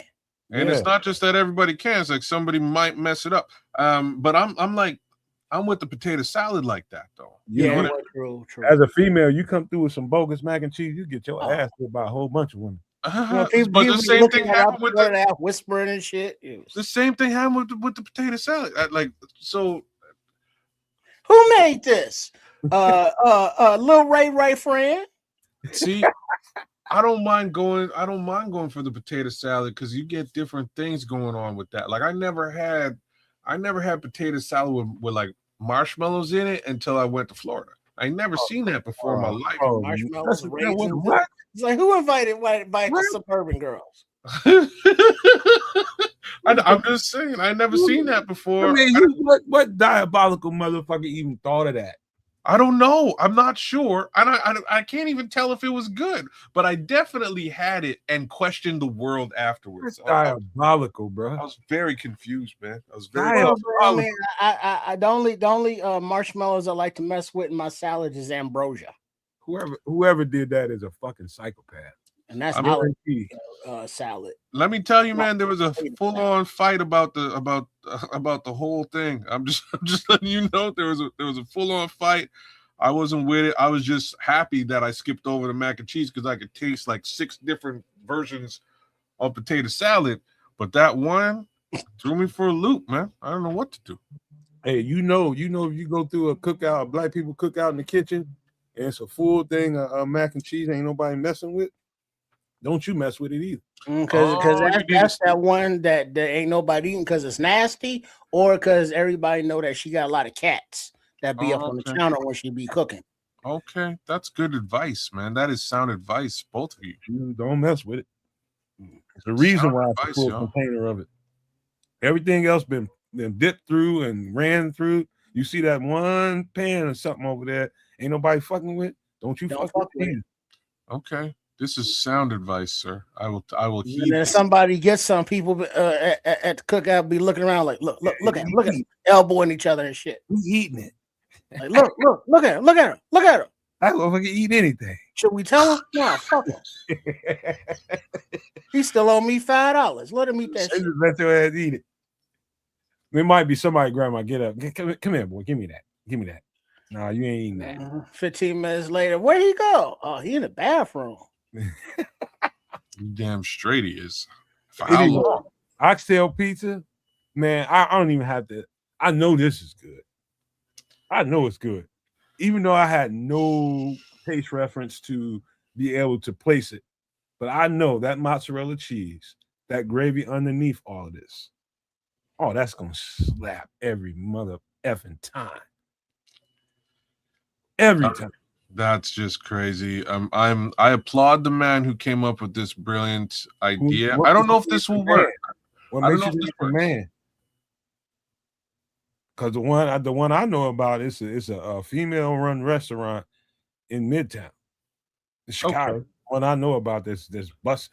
You know why I think it's a man for two reasons? Just because it's like meat and pizza. Pizza, like I tend to lean towards the idea that it's some sort of an Italian guy with a mustache, Italian fusion, throwing pizza up over his head. Like that's just me, and that's just probably because I'm a sexist bastard and I should probably be slapped. Well, you are. So there you go. True. It is what it is. Yeah, but I would eat this. Yeah, I like oxtails. I like pizza. Why wouldn't I? It's see now the question becomes, okay, how did you cook the oxtails? Did you stew Well, you them? got to cook oxtails like Put oxtails. them on the grill. Well, Why got to be on the grill though? they can put them on the grill. You can smoke them. I don't think I've ever had oxtail on the grill. No. Oh man, bro. However you cook them, as long as they cooked. Your oxtail world will be bust wide the fuck open. Well, how do you get sauce? You simmer it and then you thicken it with some cornstarch, a little flour, make nice thick gravy. Scrolls, what are you talking about? Are you for real, Scrolls? Black people invented everything, recognize. But you know how you thicken gravy? Yeah. You know, the same oxtail drippings, you know, the fat from it, however you prepare it. You make a gravy and just thicken that shit to thick it.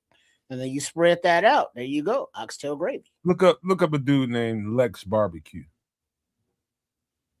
Not Lex Luthor. And I'm telling you, man, that dude make the best. I ain't never tasted it, but I know that shit's good. Oh, I ain't for the man, barbecue. I'm coming off of fast. I ain't looking. I mean, you can even jerk some barbecue. I'm sorry, check that. Jerk some oxtail.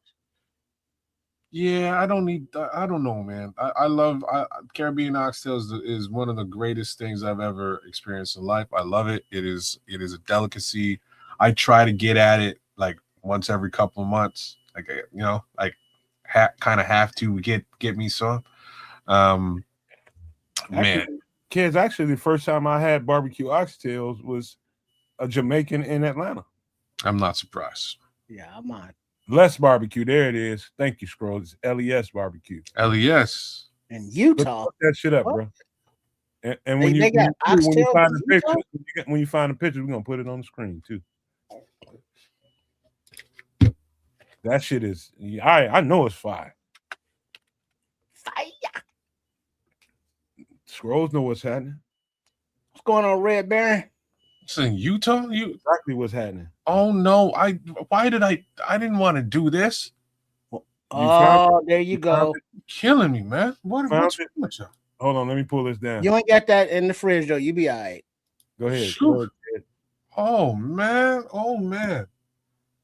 I don't know what happened. Thank goodness it stopped. I'm you, man. I can't really do. They tearing the oxtail game up right now. I'm telling you right now, in America. And oxtails do have a very distinctive flavor. Shout out to Les Barbecue, man. That man be okay. What I don't know what he's doing. On the smoker, Lord, all I saw was meat, and I'm hungry, man. I try not to be. We need some pic. You showing some video, but okay. This is fresh off their website, man. This is their website. World famous smoked meats. Nice brisket. He basically it's brisket and them damn oxtail. That's what he kind of mastered. He mastered that. Wow. What kind of wood? No, that got that flavor wood going. Nice thin butter slices. Look at that. Absolutely nothing else on the planet Earth would send me to Utah. Oh, look at that crust. Look at that crust. You got any pictures on there? Show some images. Let me see if I can find some. Me likey. Oh, you can just order the meat fresh. Just scroll down the page. You're gonna see. Oh, you can order it? Scroll down the page. Utah, I guess so. Scroll right on. Scroll. Oxtail sampler. Look upon that thing. That's so. Hey man, hit Les up. We need to do some samples live on the air. Shipping. Hey, yeah, Les, what's up, man? Les, send us some of that, Les. I'm sure Chef Trips could find some kind of recipes for it. Texas. Oh, look, it just got bigger. Everything's bigger in Texas. That's what I'm saying. People be coming from all over the world to get that. Damn. Literally all over the world. That man got customers everywhere. Hold on. Visitors. Oxtail patties. Yo, Les, you're a gangster, bro. Oh, hamburger. All hail Les. They be tearing this shit up over here, man. All hail, bro. Oh, look at the sausages. Shoot. Tell me that ain't I heard he got oxtail sausage. Oxtail infused beef sausage. My boy ain't Shut your mouth. He's not Shut joking your around. mouth. You tripping, man. Now, if Les is not Jamaican by heritage, I'll be very surprised. I'm just saying. So this is something that you follow on the gram and just be like having meat sweats in the middle of the night, but ain't got no meat. Hey, slow up, kids. Go back up. Oh, oxtail brisket, though. Oh, what's this? Oxtail look at that. Look at that. Look, hold on, man. Look at that. that meat right there. God. This here? All that, man. Everything. I like that char on the left, though. Yeah, them oxtails, bro. Them they Cajun call them spicy oxtails. He call them his diamonds. And what read off? What are those? So he's got Cajun spicy oxtail softballs. This is Les's sliced beef brisket. Yo, that's got to be super soft. That looks real good. The scroll said Lex also make oxtail infused t-shirts and keychains. I bet he does. That had a swag. Oh, snap. Lemon stepper. Yeah, he's definitely Jamaican, bro. I'm telling you, man, this a whole different universe over here. Definitely Jamaican. Oxtail tallow. Yeah. And he based out of Texas. Hey, what kind of tallow is that? He's oxtail tallow. Go back up to the top, man. Let me see what he based out of. He's from Utah. No, it's in Utah. Yeah. I thought he was in Texas. Nah, man. It was just Texas size oxtail sampler. But he's from Utah. That's what I was saying. Like the only thing on the planet Earth that could get me to maybe go to Utah. Right. You got to go to bed by 9. You got to go to bed by 9. Shit, it don't matter. No matter what you do, everybody go to bed by 9 in Utah. Yeah, what were you saying? Everybody got to go to bed by 9 o'clock, or your ass getting arrested. I'm laughing because the store only open till 8 p.m. Yeah, you gotta get home by curfew. See, I got this beef tallow, and I thought I was doing something. But I see he got that oxtail tallow. Yeah, boy. Yeah. Yo, Draper, Utah represents. I didn't know there was yardies in Utah, but I guess. Hey, y'all check this man out. If he obviously he delivers things to you, so y'all better check this website out. He's getting free advertising right here on the channel. But I swear by what I know, I know good barbecue when I look at it. Bro, I gotta turn this order off. BBQ nationwide. There you go. Stop. Wait, nationwide doesn't say international though. Big ups to Les. Big ups to you, man. Trust me. Feel free. We would love a sampler. Send it straight to Canada, bro. Send it straight to Canada. Y'all need to check that guy out. National, no international, kids. You're international. Oh damn! I don't care. I'll pay the tariffs. I'll pay the Trump tax on that. You know what, kids? They are so good at freeze drying and just packaging things and keeping them in regulated temperature vehicles. You can almost order anything now. Well, that's some of what I do, man. So Smitty Q, for you, I know you're not traveling around with you're moving golf carts, but if you're traveling around with stuff that's perishable, you can actually monitor all that stuff and make sure that it's at the correct temperature during the trip. I move that type of technology as well. So yeah, stuff that I do. I'll let your boy. You know what I'm saying? If you ever need it, I got you. Well, I'm gonna check him out for. I'm gonna see what kind of seasoning blends he got. I know he got some. You got to be jazzing up the oxtail some kind of way. Yeah, he must have something like that on there. I like I said, I had to get this off. That's the type that I always buy first from him. Yo, Scrolls ain't joking. He does have oxtail flavored t-shirts. Y'all thought he was bullshitting? Swag, baby. He got oxtail flavored hats. Anyways, damn, that's wild. You get 10,000 orders, you better have some swag. I'll tell you one thing. Do that like, merch. Some of the companies that do you good by the time you get to the point where you're selling and you're gaining customers and you're not losing customers. Like that's how I found Cheese Brothers when we was doing the charcuterie board thing.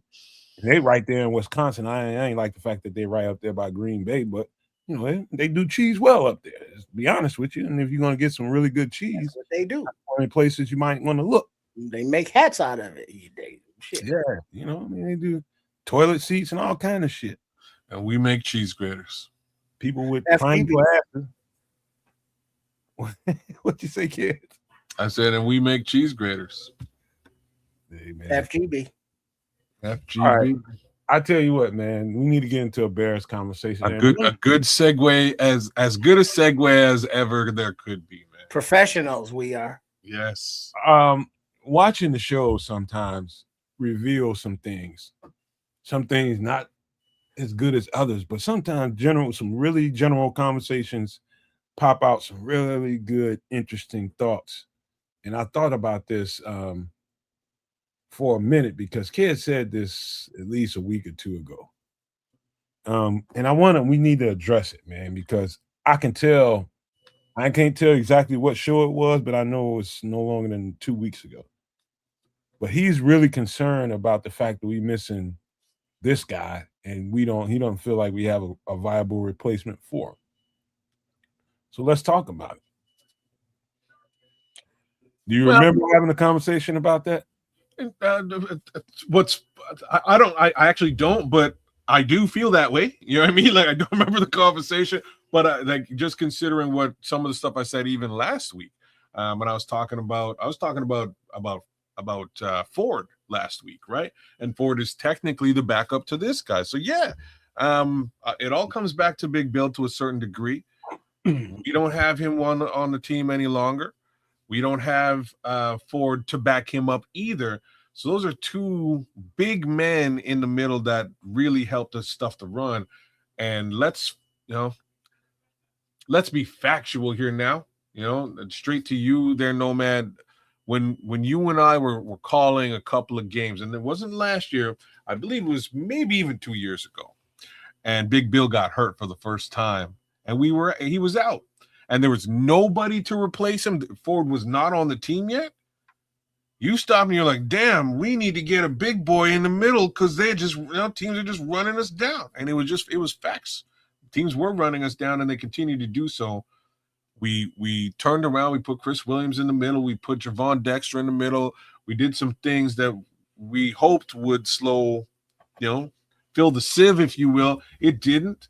And then we got Ford from the Packers practice squad, brought him on the team, put him in that position, and he played very well. Held it down. We move forward another year. We get a Grady Jarrett. We get a Dio Dangbo.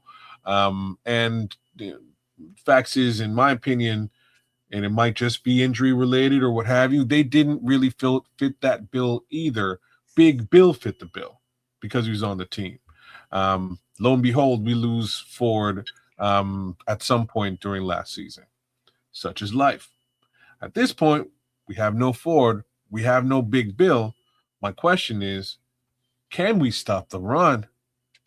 And can we potentially rush the passer from the interior? That's where we're at. Looking at the defensive line, depth chart, there's no other wide body, like Dollar Bill on the roster. Nope.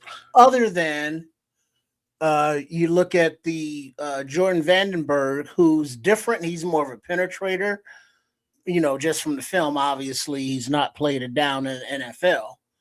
As well as the UDFA Jaden Loving, who would be the other, fire plug type, the only other fire plug type, let's say, on the roster, because everybody else is more of a get up field, versatile, defensive line, slide up and down, tackle, edge, end kind of person. So other than the rookies, neither of which have, played it down, one late round pick and one UDFA, there is no, run stopping, double team eating plug in the middle on this roster that we know of. So this is another example of, where we got to look at Ben Johnson and Dennis Allen when they say, yeah, the defense is going to be better. Trust us, bro. You know what I mean? We kind of got to give them the benefit of the doubt, until we can see that, yeah, nah, it ain't working. Or they'll be like, oh, shit, that shit is working. Who knew? You know what I mean? Because if we're going to trust our coaching staff like we did last season and we don't believe it was an aberration, we got to be like, all right, the staff is into it. Hallis Hall is into it. The locker room's all into it. As a fan base, we can't be, well, they were good last season, but they need to do this different. Nah, let them cook. You know what I mean? These are the professionals. Just sit back and enjoy the ride, y'all. So I can't get upset. That is like, well, this is our, big dollar bill replacement right here, right now. And we've seen him produce. He has a track record in the league. Yeah, we ain't got that. But there is also the vision of, all right, we don't have it this season, but guess what? There are 4 contracts on the defensive line that are flippable after the end of next season. You know what I mean? So that could be a total changeover next year at the defensive line, which is all part of the long-term plan. But, for the short term, it will be like probably very irritating. So now you're starting to sound like a certain guy I know. Who that? He looks a lot like me. It's me. At the end of the, you know what I'm saying? At the end of the day, I expect next year to be the year. And this is really where I'm going with it. And why I say that is because those big, silly contracts that may or may not work out, you can get out of. You can completely retrofit this roster in 2027. Meaning Dexter, Jarrett, Sweat can be gone, or contract can be gone. Dale's contract can be gotten out of. Well, hang on. Before we go down that road, because we got further conversation beyond this one. Mm-hmm. Let me take a stab at this again. All I know is what they're doing, and you guys are right. It's not shown up on film yet because you haven't seen it. They haven't played yet, and that's all. I mean, nobody can argue with that. All we know is a philosophy, and I can tell you this: there's 2 types of defensive coaches when it comes to the defensive line. A guy that believes in girth, or a guy that believes in speed and quickness. You got one of those 2 guys are going to be inside your building. And, the perfect example of a defense that prefers the girth, the space eater, for the defensive stop, clearly Baltimore is the one team that sticks out to me. They love big dudes. Jacksonville being another one. Tampa Bay. Yeah, Tampa likes some pretty big, beefy guys, but they run kind of a 3-4. Okay. 3-4 hybrid 4-3. But for I'm telling you, it's one or two. There's 1 or 2 things that's going to happen. Either you're going to have a guy that prefers speed, quickness, and lean into that, which is clearly what we're doing right now. Speed, quickness, abruptness, getting inside, dent the pocket, and make a change that way instead of, big old beefy guy, let the shit come to him and I eat up space and dare you to try to run through me. And so all I know is the philosophy. How it plays out, we're going to see. But I do believe it works. I've seen it work many, many times over. It's just I think we got to get to a level of acceptance and admit to ourselves this ain't the kind of defensive line we're going to have. They're going to be more athletic, more agile, more quick. And they're probably going to be a lot more impactful at the line of scrimmage than Bill and anybody else we had that was big like that ever was. So if you disrupt the timing and block running lanes, that's one thing. But if you're getting in the backfield and you change the trajectory of where the running back is going to go because you're back there so fast, same difference. You're making an effect. And so that's when I'm preaching that part. Mm-hmm. Yeah, TBD, to be determined, as yet to be seen, as they say. But a shout out to Big Dollar Bill for his hustle. Can never take that away from him. He gave all he had, every play, every down, whistle to whistle. So good luck out there. I think he's in Arizona. Do your thing, big boy.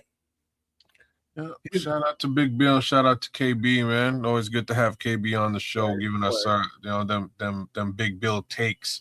But yeah, I don't know. Much like Nomad said, none of us will until we actually see, a little something, as seen on TV, as they say. So when we see it, we'll have an idea. But it is a little area of concern for the dude. Again, that dude looks a lot like me. You know what? I remember that conversation we had about me going on and on about, man, they need to find a fat dude. You remember what I'm talking about, huh? I know exactly what you're talking about, and it was obvious, man. That comes down to that, like that situation in particular came down to a whole bunch of stubbornness. Like, why did it take you that long to go ahead and just find your big boy somewhere to help you out? Because it was clear that we was hamstrung by Bill not being there, and you just thought you can just throw anybody out there and they're supposed to produce the same way somebody that's 40, 50 pounds bigger than them can. Yeah. Remember that coach that you said had, sort of like roster responsibilities and they put that on him?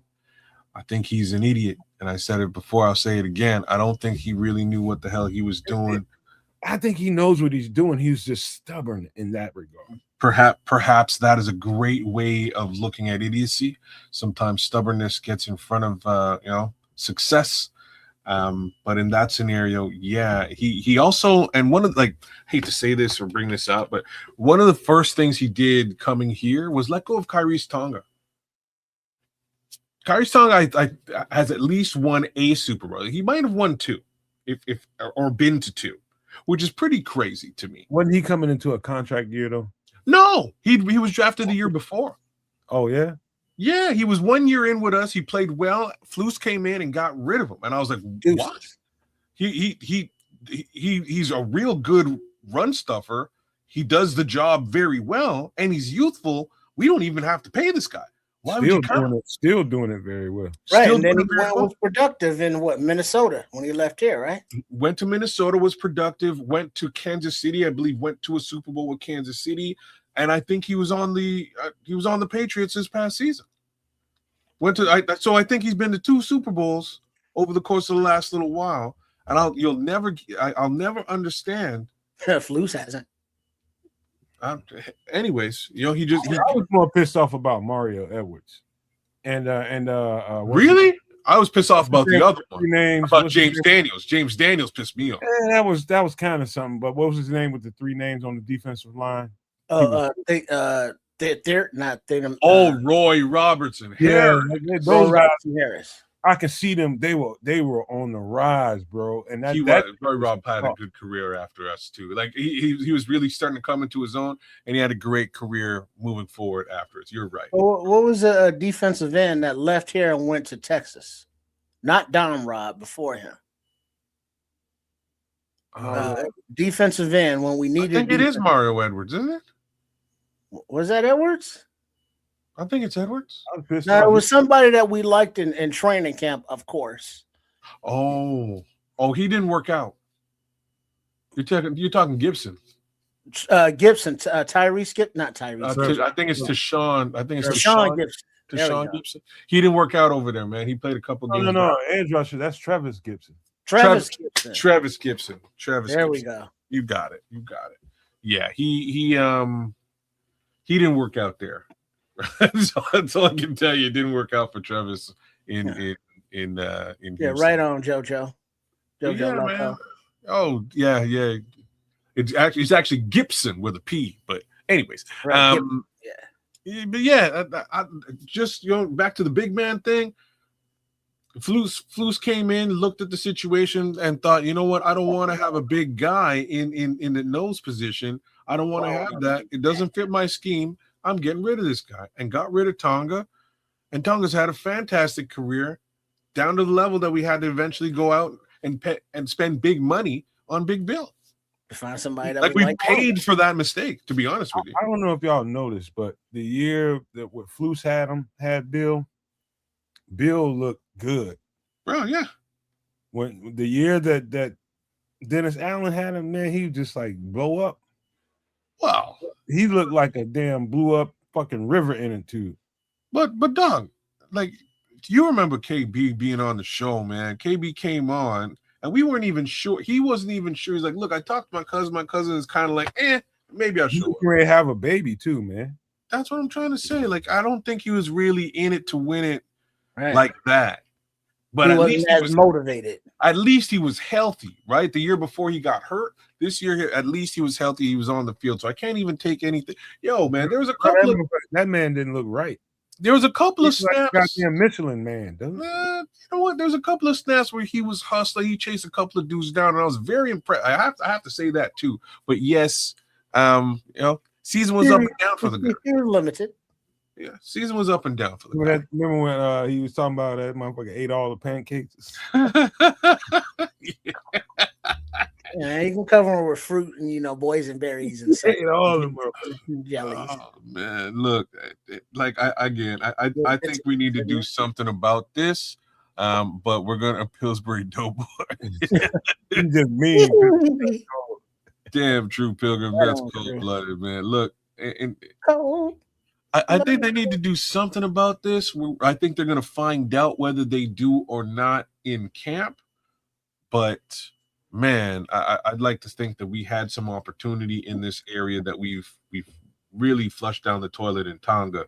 But here we are years later, and I don't know really what you do without a big boy in the center. I would hate to see a situation where, and I'm going to go straight to Detroit, where Detroit can run all over us. Man. Right?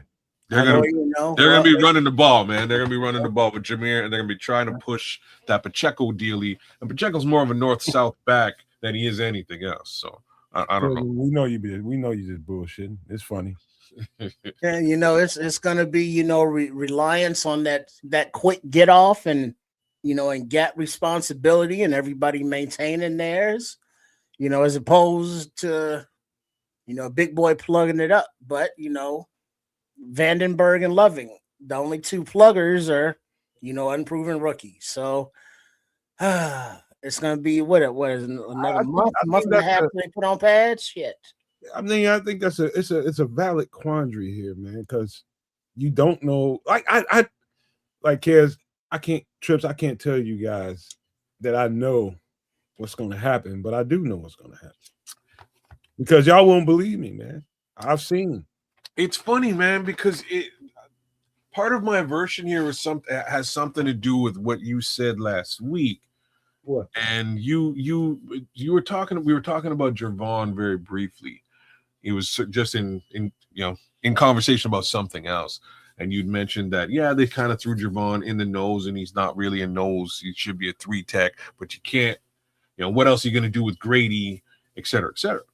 And I really stopped and like, man, if you don't have a big guy to be able to sort of take some of those, rushing snaps away from Javon, it might be a problem, because that's really what wound up happening with Big Bill and and Ford for that matter. Some of those snaps where Javon just wasn't really effective, stopping the run, stuffing the run. These guys were able to come in and do just that. So I got a feeling Kentavious Street is going to play a big role in that regard. I could see Neville doing it too, but Neville's a little. Let me just say, you wouldn't want to waste Neville's talent at nose guard. At nose guard, bro. That's exactly where I was going. Like, that's not really what he's all about. You can throw him in there a couple times here and there, but I definitely wouldn't want to have him supplement nose guard like we know we need somebody to do. We need somebody to help supplement that role. I think Kentavious Street is more liable because he's like 315. Okay. How much was Big Bill, like 3 or 340? Who? Say again? How much was Big Bill weighing, you think? Bill was about 350 last time we saw him. 350. Okay. Something like that. Yeah. He was big, man. He's a big lad. He was real big. But that leads to this next conversation, unless y'all want to discuss Bill a little bit more in that whole role. No, we can move on, or we can talk about Red Baron's love of the girth as opposed to the speed. And we leave Baron alone right now. She likes the beer And can. that brings us to this conversation. What should we expect? Now I'm gonna wait till you guys let you guys give your thoughts about All right, what he's gonna bring to the table here. I'll go, kids. You feel free. Because I see a motivated, not Dale, but a Grady Jarrett who is hopefully, healthy, as he was a little slow to start last year because he was coming off of injury. And as the I think it was his knee brace came off, and towards the end of the year, he started playing faster, started making a bigger presence. And so, yeah, we would hope that moving forward, as long as he's healthy, he's going to make that big of a presence. But, it's like, all right, don't want to disparage him. And I know he's in great ass shape because he'll be the first one to tell you, but, he is 33, and it's like, all right, you got another year or two and you're cool, keep doing it. This is like, as previously mentioned that I said before, with the defensive line being kind of on the bubble as a whole this year, at his age, he could be playing, for the rest of his career because he's under contract for another, I think, year, maybe two. So, he's playing, for his future. It's not like he's locked in here for long so he can get comfortable. So, we're going to see what he's got. And he's in a good position also because of his experience to be able to mentor kids like, Vandenberg and or Loving. So, he's in that role where he's the veteran, where he has to pass along that knowledge and still produce to, earn his keep. So it's going to be a very interesting year from Mr. Grady Jarrett, and I'm looking forward to seeing what he got. Everything you says is 1,000,000,000% facts. This is a prove it year for Grady Jarrett. Let's be as real about this as we can. He's got a pretty sizable contract. Likely not his largest contract, but sizable enough for the Chicago Bears to really, put the microscope on him, really zero in on his play and what he does this season, to decide whether he's back next year. Last year, we'll just call it a wash. I'm going to say that I really, really liked and was excited about what I saw towards the end of last year with what I believe was a healthy Grady Jarrett. Given that age case scenario that Tripp just brought up, we could easily be back into a not so healthy Grady Jarrett situation at any point this season. Just being straight up and down about that. The veterancy, being able to again transfer knowledge to young players, super important, super valuable. That doesn't grow on trees, but at the same time, somebody, there has to be results on this defensive line. So a lot of pressure is, a lot of pressure on Grady Jarrett, man.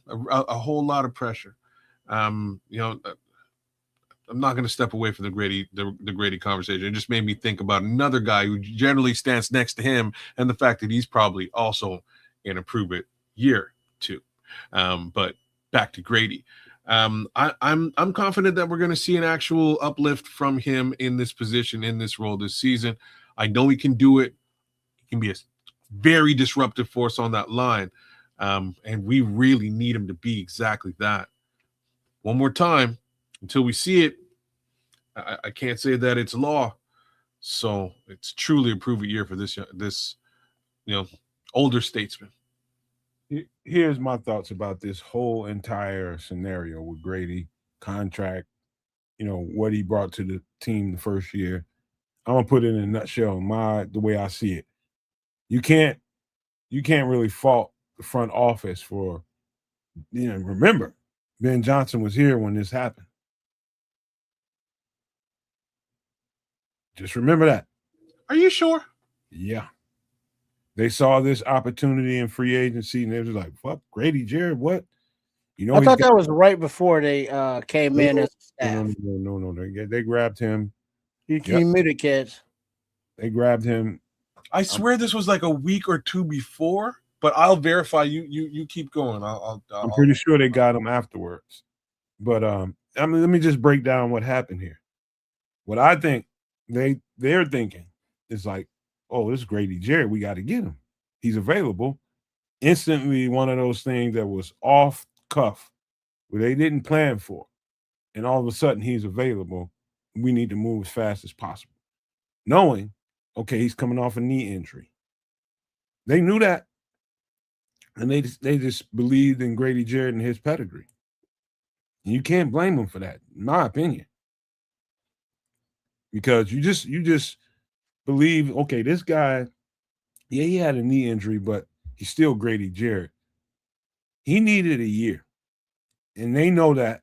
They knew that, but you can't come and tell, the public when you sign a guy like that, hey, give Grady Jarrett some slack this year. I mean, give him a break. He ain't gonna be much of Grady Jarrett this year. You can't do that. It's just not possible. You can't do that. People are gonna be expecting results with the numbers that they saw that he got, and that's just where people are with it right now. They look at the numbers, they compare what they got, and it don't add up, right? So what I'm saying to you guys is now, like Kids was saying at the very beginning of his statement, you saw Grady Jarrett that was hampered early. Later on, when that brace came off, and I kept saying it, y'all guys remember during the lives, we were doing the games, I was just like, you see him come out there with that brace off, he's feeling good. And he's going to be explosive. And he was. And so we start seeing that peak out a little bit towards the end of the season, middle, end of the season. I can't remember exactly when, which game, but I know I started to see Grady. You know what I mean? And so now I'm feeling like with a whole season off, and the thing is, Grady knows. I heard that in his voice when he got up at the podium during his presser, during the OTAs or mini camp or whatever it was. He knows, and I heard him say it out of his mouth. He says, I know I owe Chicago. I know I owe y'all from the season I just put out. I know I owe. He's conscientious about it. That's what makes me excited. Because if he's anywhere near healthy, the thing is, what's beautiful about it, they brought all these defensive tackles in to supplement him so they don't have to just thrust him in there. He doesn't have to play way too many snaps that he really doesn't need to play. You can get a burstful, just explosive Grady Jarrett, get him out, get some supplement in there, and get another burst out of Grady Jarrett. That's what you need. And that's going to give you your money's worth. All the supplementary pieces we got. See, that's part of where I'm a little sore. I don't know if you I don't know if you're getting your money's worth at that price tag by having three other guys. You're getting results. You don't care when you get them. I'm just saying by having three other guys play most of his snaps. You know what I'm saying? That you're also paying. That's just to increase the price. You gotta accept where he is. I agree. I'm just saying that, like, should Ryan Poles have made this move in the first place? Again, yeah, it was that opportunity is like, oh shit, he's available. Do we get him? Yeah, we get him. And that was about the thought process. You know what I mean? I almost threw the wrong name out there, but when you start getting top-notch defensive tackles, impactful defensive tackles that become available like that, you got to throw your hat in that motherfucker, man. Okay, you have to. And granted, if he had been healthy and we saw the same level of activity in the end of the season, from the jump, we wouldn't even be having the conversation. It's like, oh yeah, Grady was productive as fuck. But because it was kind of a slow start and he didn't, get rolling until later, it's like, he was kind of like, So it's as like health, that's the big part of it. I think as long as he's healthy, he's going to be productive. It's just doing that. Yeah, is he going to be up? The question becomes, Cares and Trips, how do you get the Grady Jarrett that we saw in Atlanta? How do you get the best out of Grady Jarrett? See, it's clear to me they came up with a resolution for it. Make sure that we don't have to overplay him while he's got to keep a good rotation. Yeah, make sure you get him. He's going to have to early. I'd be monitoring him. I'm giving him a snap count. And then if he shows me, all right, he's not getting enough snaps, then you start gradually increasing the snap count. And then you see those other guys less and less. But he's got to show that he's all the way healthy before they increase that snap count. That's why they did what they did. Before anybody goes and says anything, they just told you what they're thinking by the moves that they made. That's not good. Well, no, but that's just kind of what it is, because during camp, it'll be Grady Jarrett, chilling on the side with Joe Tooney and anybody else that there was like, yeah, we don't need the reps now on your legs. We're gonna save those for the season because we already know what you are and what you can give. So we're gonna give you those old man days off and keep you on that snap count to keep you fresh, for a playoff run. That's the right way to go about it, Trip. Is basically no need in trying to satisfy everybody. We ain't seen enough Grady Jarrett. Watch your player, know your personnel. You'll see him throughout the season. KYP, know your personnel. Right on, Stacy. 18, 17, 18 games, whatever the hell it is. That's a long ass season. I'm just saying, like, I don't know. Like, if it was me, I don't know if I would have made this move. And like now I'm gonna sound like you, man, Trip, of all people. But look, the homie's 33 years old. Basically, what you're saying is that we need to load balance him, in a nutshell. We need to load balance, make sure that he is fresh and can be effective and impactful when he's out there. And I get all that. But all right, let me ask you this question before you even go down that road. We know where you're going. Okay. Let me ask you this question. Let's just say Aaron Donald decides he wants to come back tomorrow and he's going to play for the Rams. Would you just, and I'm just asking, would you just throw him out there because he's Aaron Donald? Or would you monitor, being Aaron Donald's age, okay, I don't want to put too much on him. Which one would you do, kids? This is a really unfair question. And not really. I mean, how many reps are you running in training camp with Donald and Garrett, next to each other? This is why I'm saying 10%. Saying it's an unfair question. So, just because this defense already now has, they have Myles Garrett on one side, the rest of the line is actually pretty good. Like the Rams have been drafting really well over the course of the last few years. What, Fisk? Yeah, like they did lose Jared Verse, but minus Jared Verse, the younger guys, Braden Fisk, the younger guys that they were able to scoop up are actually really good. See how you just automatically lean into some of the other personnel, and you're going down the road that you don't need to push too much on the Aaron Donald. Of course I am. I'm not saying Grady Jarrett is Aaron Donald, but I think he has to be treated in a similar fashion at least. So here's the thing. The guys that I'm talking about that would potentially be taking up that time for an Aaron Donald, they're on their rookie deals.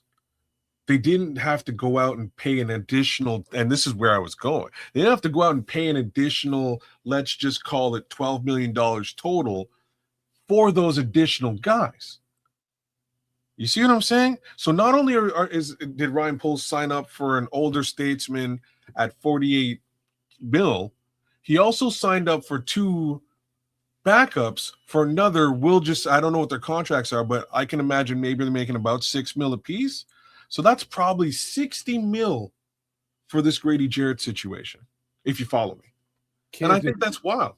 If you go down the track, the mindset that you're thinking, and I mean, it's partially, you're partially right here, in my opinion. But at the same time, I can see the other side of that and say, all right, if we start looking at the dollar amount being paid, that means we need to put this guy on the field extra, because if we don't, we're not going to get our money's worth. Instead of looking at it by way of the way coaches see how the practice is going this week, how's he feeling, how, the human part of it. No. The human part of it really exists, where if you're looking to make a long run in the playoffs, and that's just that, then you are not looking to satisfy a fan base that says, we didn't get our money's worth out of him. We don't see him enough. That's not an issue, because they're going to ignore that, and they know exactly what they're looking at in practice this week, and they're going to take it easy on him, or they're going to give more reps, depending on what he sees.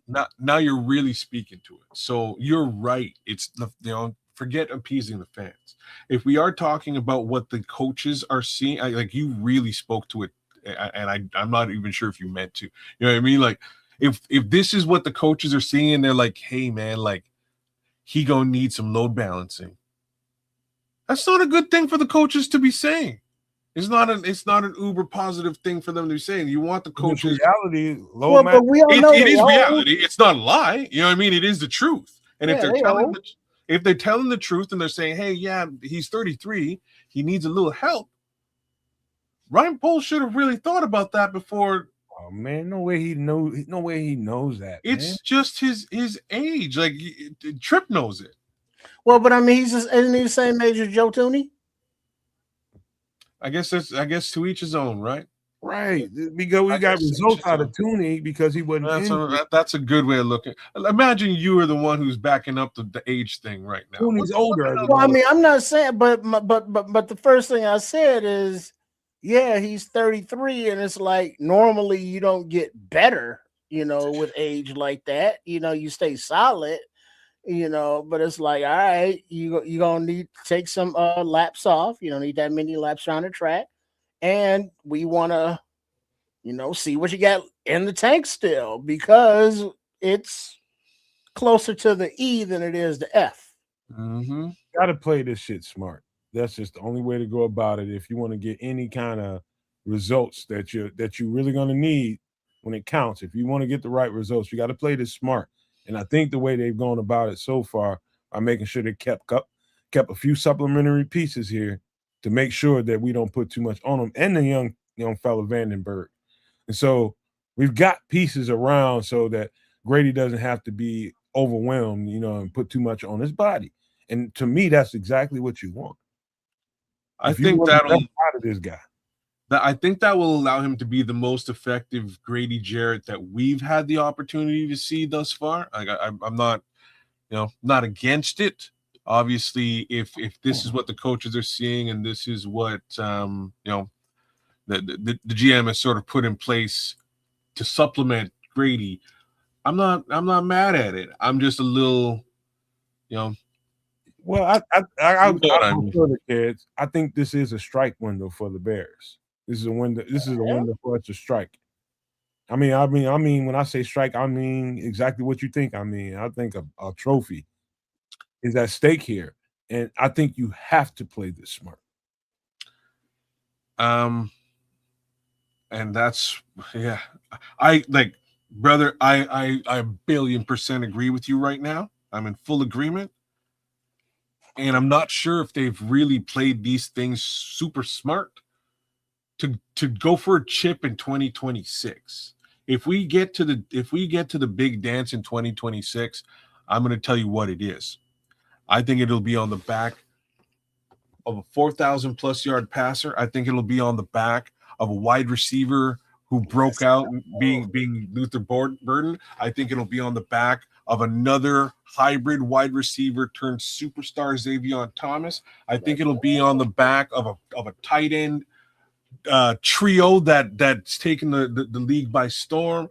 I think it'll be on the back of the football cycle himself, Ben Johnson, and just offensive brilliance.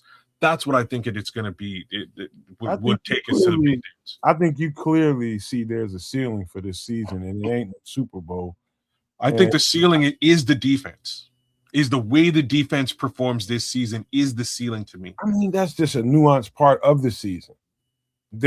What you're talking about is you don't think this year is a year to strike, and you know, for whatever reason you don't think this is the year. You think it's going to be a year later. I guarantee you they don't go into the season thinking this. There's no I would be mad if they did. I would be mad if that was the mentality going into this season for either side of the ball.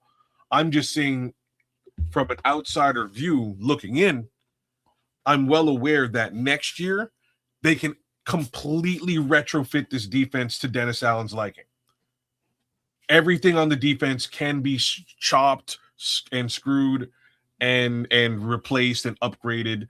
There will be close to $200 million available to you do start thinking that way. You start thinking, you just assume everybody's going to be healthy again the year after. Who's healthy? Who healthy where?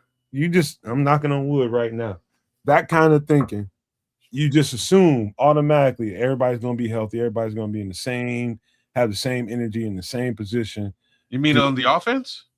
Every year, this year is the most important year ever. Yeah, I agree. Ever. I agree. You gotta understand that they're not looking at next year whatsoever. There's somebody in that building that crunches numbers and is thinking the way you are, kids. It's not like you're a fucking unicorn. Now there's multiple people in there thinking down that road, but it ain't the fucking coaches. No, and you're right. They should not be. No, man. I know you're more of a locker room type guy. You're more of a that's you. I would be remiss to think that even one player in that locker room is like, yeah, it's gonna be next year. No, you go out there, you give your damnedest, and you try to win the chip. Right. Because that's what it should be. All some of them get. They may not be on this team next year. They might be injured next year. 1,000,000,000%. You are bang on. I'm just saying that I'm not so sure that they are in quote unquote win now mode from an outsider view, not an internal view within the building. And I can accept that, kids. Trust me, I'm not trying to argue away from it. I'm just comparing how you're thinking next to how I'm thinking and what I think is going on inside that building. That's all. And it doesn't mean that I'm right and you're wrong. That's not what it means. That's all. We just have a different way of looking at it. That's it. And both ways are complete. Like I'm saying, are completely valid. If you're looking at it from the locker room view, I expect no less, and I hope to God that that's exactly how they're going to every single practice. You know what I mean? We're gonna take it home this year. That's what's gonna go down. If it doesn't turn up, hey, such is life. There is always next year, as one has said in the past. Mm-hmm. You know, but. Yeah. All right, we got other conundrums on the roster, that we need. Conundrum. Hey, you want to hear something as you change this real quick? Yeah. Detroit Lions cornerback Terrion Arnold voluntarily surrendered to authorities in Florida after facing an arrest warrant in connection to a robbery and kidnapping in Tampa. Lord. According to the Florida State Attorney's Office. In a press release, Arnold will face multiple felony charges which carry a potential sentence of life in prison. God damn. Arnold is accused of coordinating and directing co-defendants to lure 3 men to an apartment where the victims were robbed, beaten, and held at gunpoint. The cornerback initially reported to the Largo Police Department that he had been a victim of theft, $200,000 in personal items that were stolen from an Airbnb that Arnold owned. Arnold allegedly began orchestrating this retaliation with others within hours of giving his police report. According to an investigation cited in the police report, no one has the right to take the law into their own hands, state's attorney said. A dispute over missing property does not justify kidnapping, violence, or retaliation. This arrest is the result of months of investigative work and collaboration between Tampa Police Department and our prosecutors. Arnold and his 4 co-defendants are currently in jail without bond, according to the release. 2 other co-defendants pled guilty to their roles in the crime in the June 24th hearing. Of those who pled guilty were sentenced to 4 years in prison, followed by 6 years of probation. The other entered open plea with the court, and sentencing will be on a later date, and we will continue to pursue justice. So yeah. Terrion Arnold, Scrolls, the cornerback from the Detroit Lions. Young cornerback. He's been there. He's probably going into his 3rd year. Well, now, of course, Terrion Arnold categorically denies any involvement in the matters underlying the allegations made against him and maintains his innocence. You're damn right he does. CEO of EAG Sports Management, so his agent. There is no credible evidence linking Mr. Arnold to these allegations. Instead, the government appears to be relying on testimony from multiple convicted felons who have admitted their own involvement and may have substantial incentives to shift blames in an effort to lessen their sentences. Mr. Arnold looks forward to his day in court, goddammit, and is confident that the judicial system process will lead to his ultimate vindication. He sounds guilty as fuck. Let me tell you something. You better call Saul. I remember this particular scenario playing out for me. And I'm not saying Terrion Arnold is guilty or innocent of anything. And I told my homeboys, and I know how they cut. I know how they roll. My homeboys, not my teammates, my homeboys from here. I said, man, if I get a certain amount of money, man, I can't fuck with y'all like that. Man, here you go. You ain't got no money, man. Now you already talking about. I was like, dog, when you get a certain amount of money, man, there's a certain amount of motherfucking responsibility. And I've seen this shit too many times. I'm just like, dude, I see you when I see you. But nah, it ain't gonna be, man, y'all be doing too much. The people you F with, that's when you're young, immature. And I hope none of this shit's true. And what's messed up about it is all the homies enrolled on it.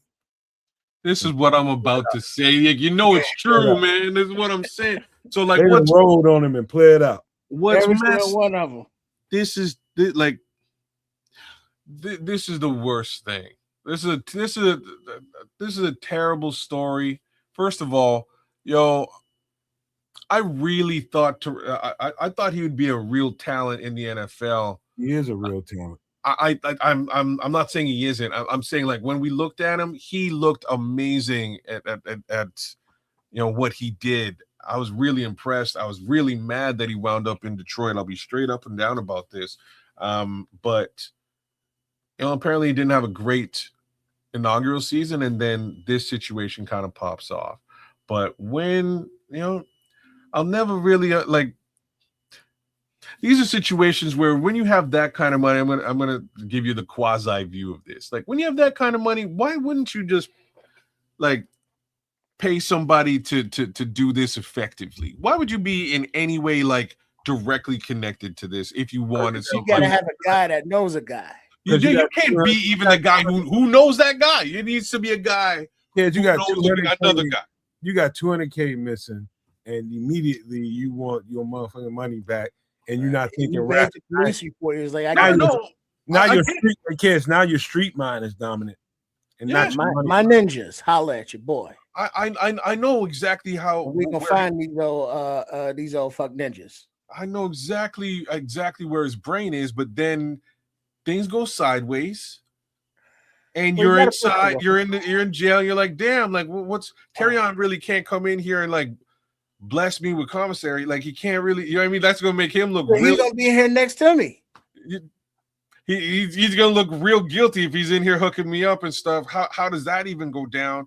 Oh man, I'm gonna do a bunch of time for this. Like, these are all things that probably hey, look, if you do a bid, I got your woman taken care of in the Bahamas. We're gonna move her out there, paper free waiting. But remember, you just run the race. If it's something from a principality of the matter, if you're dealing with the streets, You can't have somebody stealing from you. You know what I'm saying? You got to go get it back, and if that means you got to inflict some pain, But you my know, boys there's a punitive message to Bro, let it. me tell you something, man. That can't even be a You have to send a message. This is like I look at what in a conversation of any kind of retribution with none of them cats, because everybody got locators, talking devices in their pockets. Well, that's what the prosecutor said. Ultimately, that's just stupid, man. You're not thinking rationally. They high is what's going on. Motherfuckers high. So here's what Scrolls is saying. They ain't wrong. This is where my head is. $200K for an NFLer is equivalent to like $500 for the rest of us. No way I'm kidnapping someone over $500. And I'm so with you. I can understand.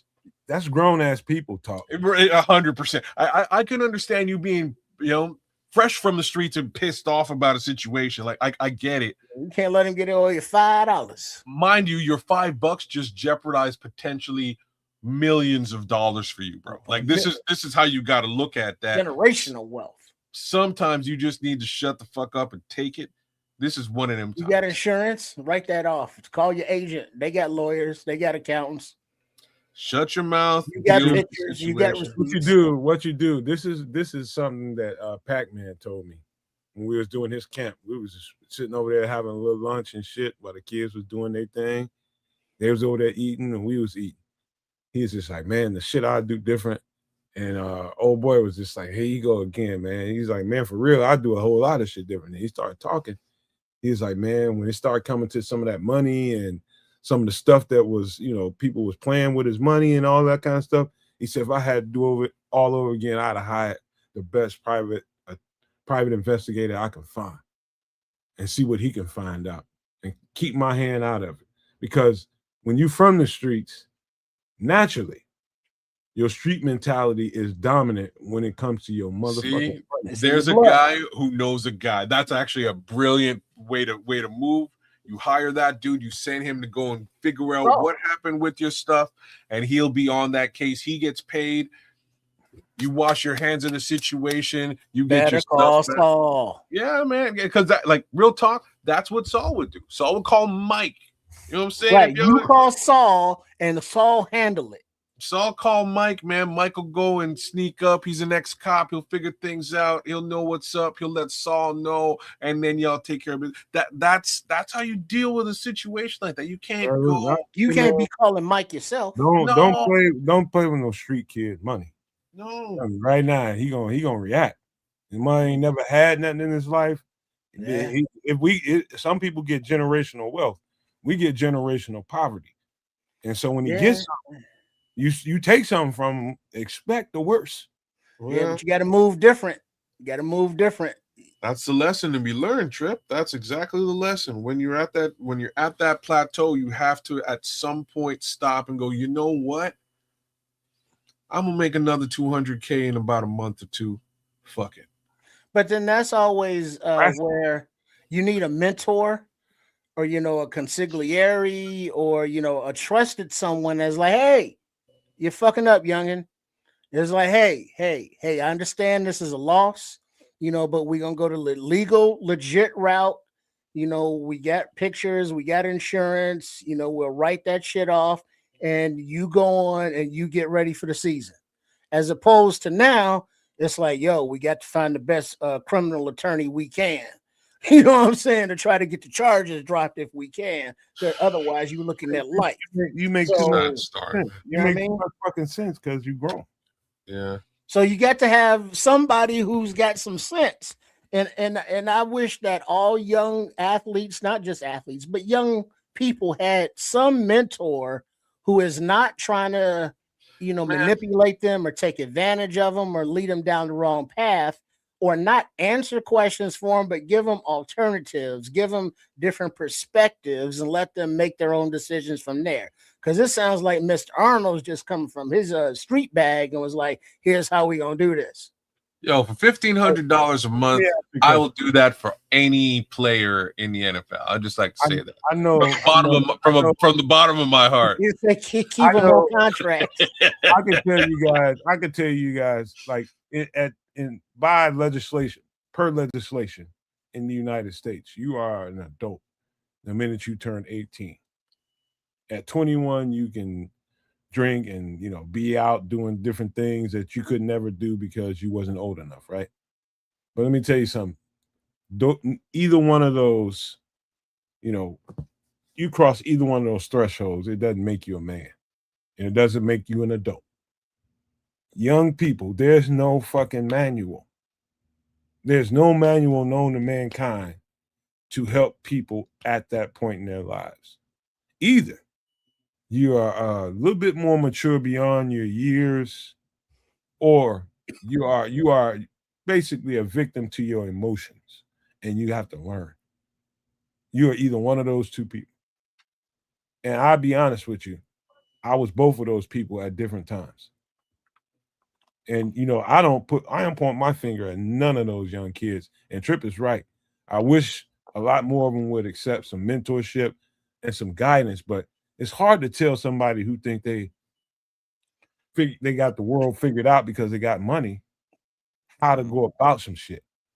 Because they think they know what they're doing. But that's how people learn. Well, but that's the thing. If you are who you are, and you just happen to be around some shouties, and you just imparting some wisdom, just from your annals of knowledge, from experience. Your what? Not that kind of anal. Just calm down. Annals of knowledge. My bad. Settle down. And so you're just dropping wisdom and knowledge and dime pieces, because I've been called, I don't know what generation is which. You hear what he said, Scrolls? Did you hear that one, Scrolls? I got but whether it be boss, whether it be unk, or whether it be OG, if you get their ear and their respect, they'll be more in tune, to listen to you, more open to, be receptive to your message. You can't go in just spitting out information and knowledge, that's offensive. They're not open to that. They're not receptive. So, just do what you can to the people around you, whether it be family, neighbors, or whatever. But, the more knowledge, the better in the future, because there's a lot of dumbasses in this, younger generation coming up with no guidance. All right, let me.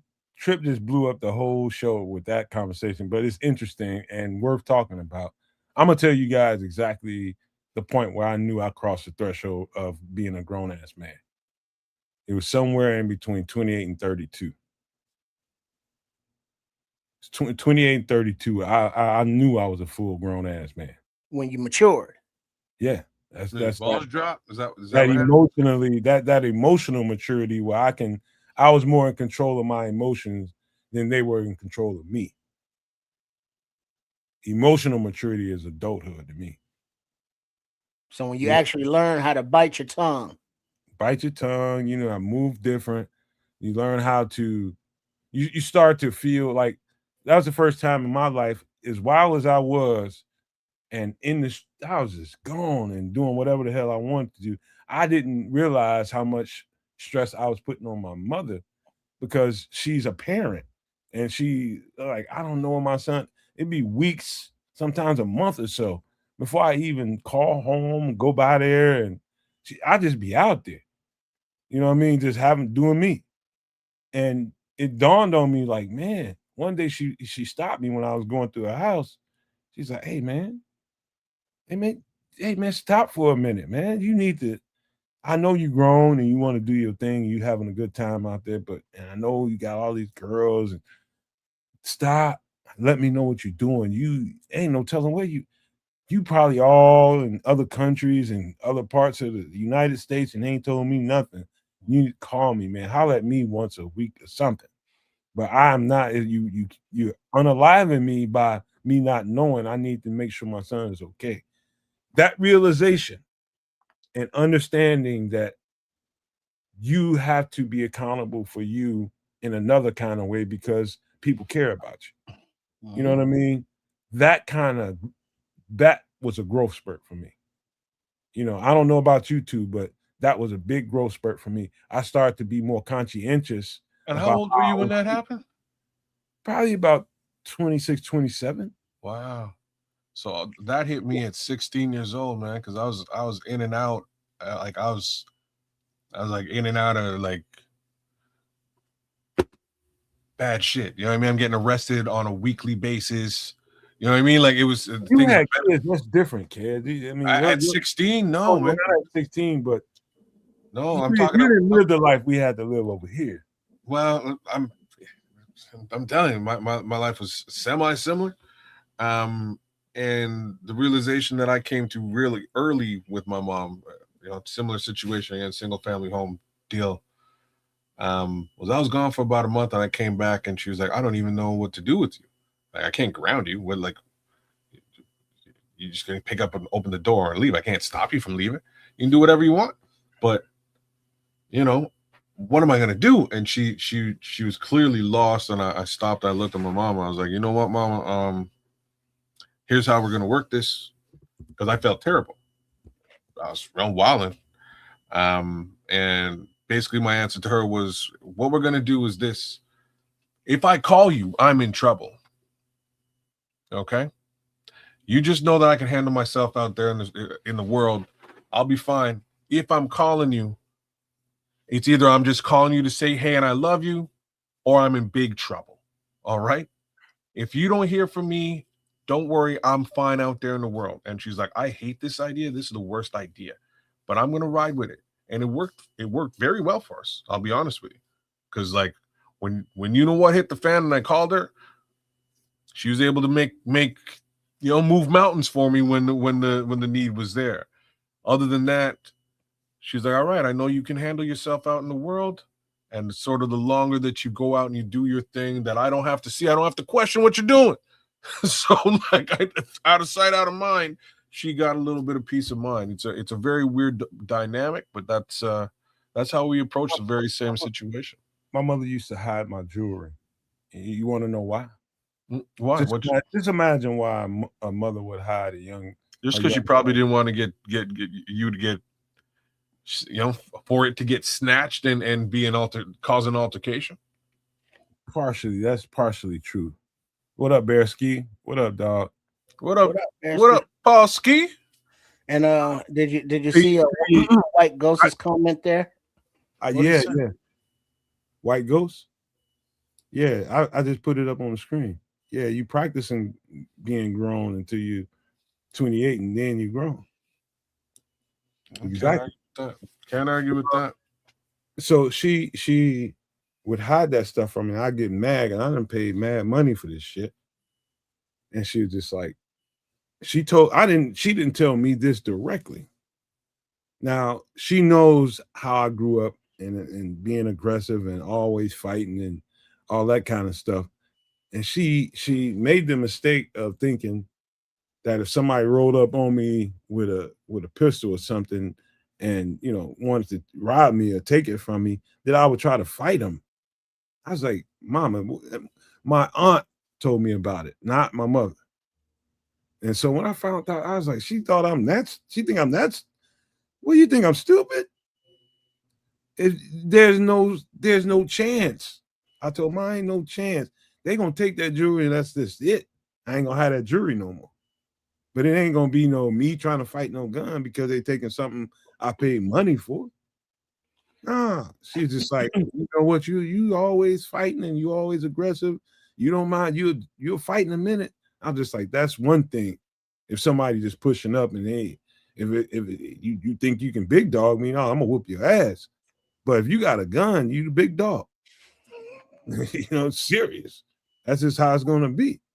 And so yeah, when she told me that kind of broke my heart because she's just being a mother and being cautious. I'm arguing with her, fussing with her, like, you telling me you don't know where my shit is at? Where's my stuff at? Ain't nobody just come up in here and I got it stashed away, like in the ceilings of her home. And she's finding it. I'm not even there, bro. I'm not even there. I just stash the shit. I go over there and get it, put it on, be out in the street, right? She's finding it, taking it away from me, and I go buy some more. You know what I mean? But she is trying her best to rein me in and keep me out of. It's the parent that I love now. I love my mother, because she cared that much about me. She just did not want to lose me to what she saw going on in the street. Street life. And so, I mean, it's a different thing when you seeing your friend's son dying over, a pair of Jordans or whatever he had on at the time. You know what I mean? Right. That makes a parent feel a certain kind of way, and I don't have to be a parent to understand that. Yeah, that's back then. Then it was a pair of Jordans or a Guess jacket. Today it's a pair of Jordans and whoever's famous. But now to wrap this up, I don't mean to laugh, but on this Terrion Arnold situation, the guys that they set up turned out were not the guys that took the stuff from their Airbnb. But 2 paragraphs and then we can move on. Investigators say the incident was streamed to Arnold, Hilton, and Freddie Hughes while they were traveling to the apartment while these 3 people were held at gunpoint. Police also say there was a group chat involving the defendants and that Arnold and Hilton gave directions through the chat while the attack was happening. Man, dude, stop, Trips. Just stop. Stop right there. That's not funny, man, because I know it's not, but it is. that's just come on, man. That's somebody's life. He just wasted his shit.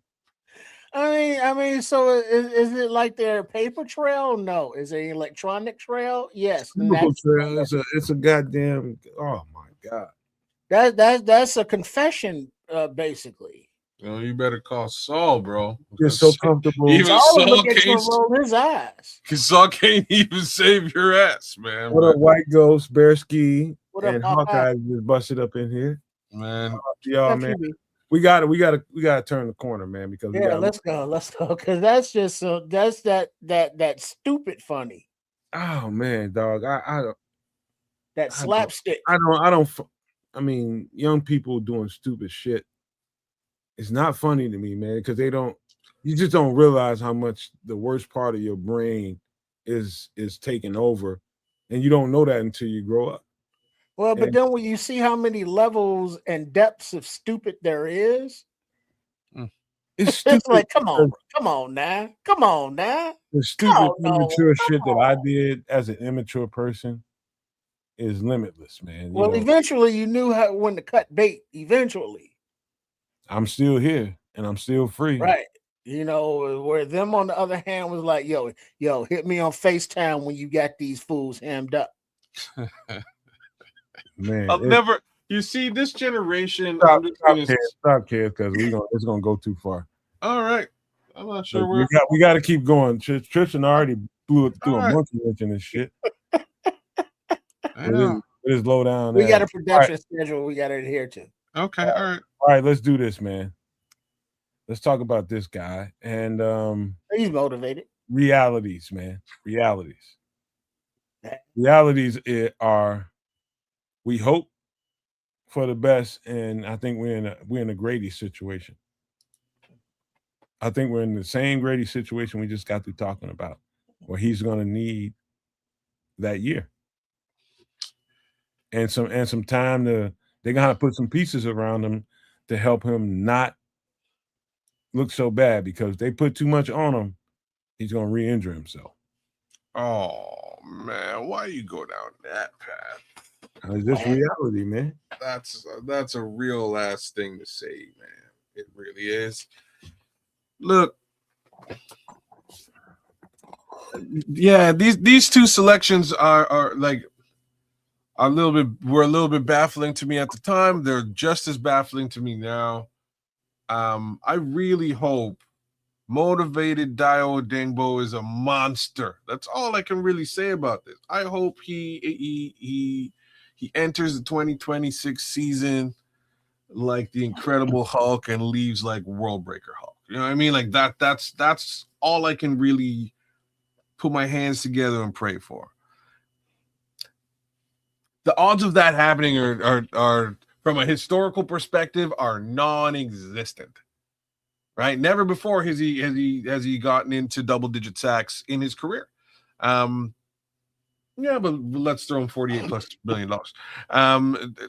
He's been injured. He was injured previously. This could be a recurring thing. I don't know. I don't know what to say, man. And my opinion, I'll be super real here. My opinion means absolutely nothing here. It's really all on the player. Can he get out there and be effective? Can he be the guy we all hope that he is? I don't know, man. At least he's not motivated, Terry. Man, Carry on can be your nephew, your son, anybody. That was cold. That's because my son, my anybody nephew, in the world, man. Come on. Cold, Scroll. That's cold. I love it. But Deo, when he was first signed, the majority of the fan base was like, "Who? Yeah." Like, oh, okay, all right, let's show me. And then it's like, oh, damn, Achilles. Wait a minute, his second Achilles. Oh shit. And then I was actually surprised that he has been on the turf out there running around a little something during OTAs and mini camp. And I was surprising that he would be back that soon, but he's motivated. He's out there and let's see what he can do. Earlier we were talking about, contracts on the D line and how players will fit going forward. Now is, Deo, he's been on the shelf. So it's like, all right, you're on the field now, play, produce, if not, deuces. And even if he does produce, whatever level that the coaching staff and or front office decide is or is not good enough to retain his services is going to depend on this season. So this is a important year for his career going forward, let alone, how he fits within the team framework and, his contributions to it going forward. So, there's a lot going on here beneath the surface to keep him motivated, if, he needed it, anymore. All well said, man. All well said. I just this particular guy worries the heck out of me. A lot is lying on his shoulders. And when I say all that, the heaviest thing that's lying on his shoulders is his own contract. Right? Like, this is just like I said with Grady. This actually wasn't the guy I was talking about who's right next to him, but he also is in a contract year. There's still another guy.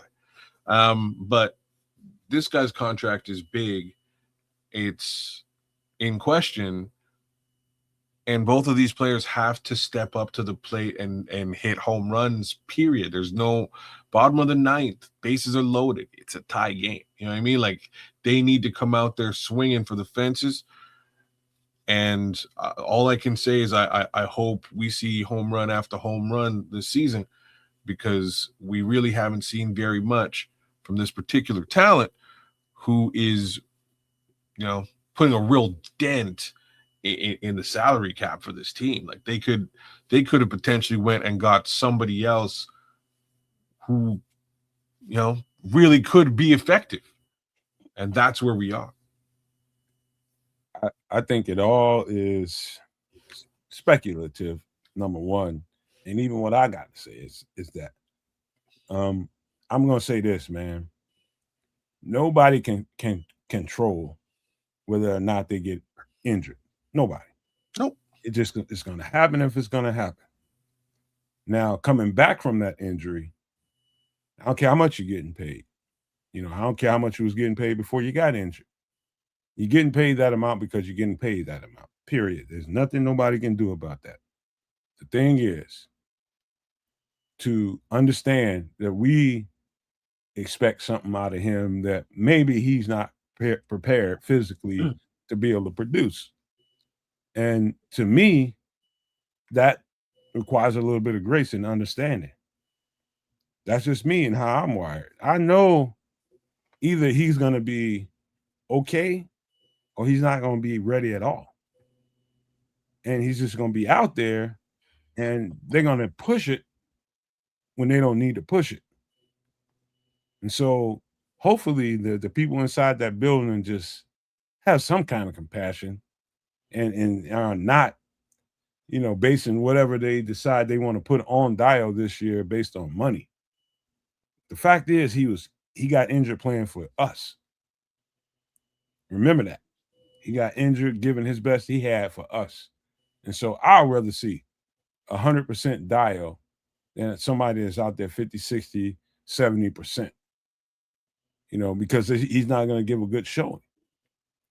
Hopefully, in my opinion, the way they help him out is slide him inside more, give him more reps on the inside, and he doesn't have to stress that joint as much on the outside with all the, you got to be explosive out there. But in the inside, you still have to be explosive, but in a different kind of way. It's more compact and it's less stressful to your body when you're doing it that way. Because when you're pushing up against an offensive guard in front of you, or an offensive tackle right in front of you, that's a different thing than, getting off the line of scrimmage and getting that burst and putting that stress on your joints and tendons and all that kind of stuff that an outside edge rusher has to do. So what I'm saying is, I hope that they kick him inside a whole lot more to help him come along. And as he starts to come along and he starts to feel better and you start to see a different kind of Dio, then you gradually give him some reps on the outside and, help him out that way. But to me, the best part of Dio we can see is from the inside right now, for sure. Not on the edge. I'll say that until the season starts and we start seeing it. But remember, I told y'all that that's the best thing they can do for Dio right now is keep him on the inside as much as possible while he's repairing.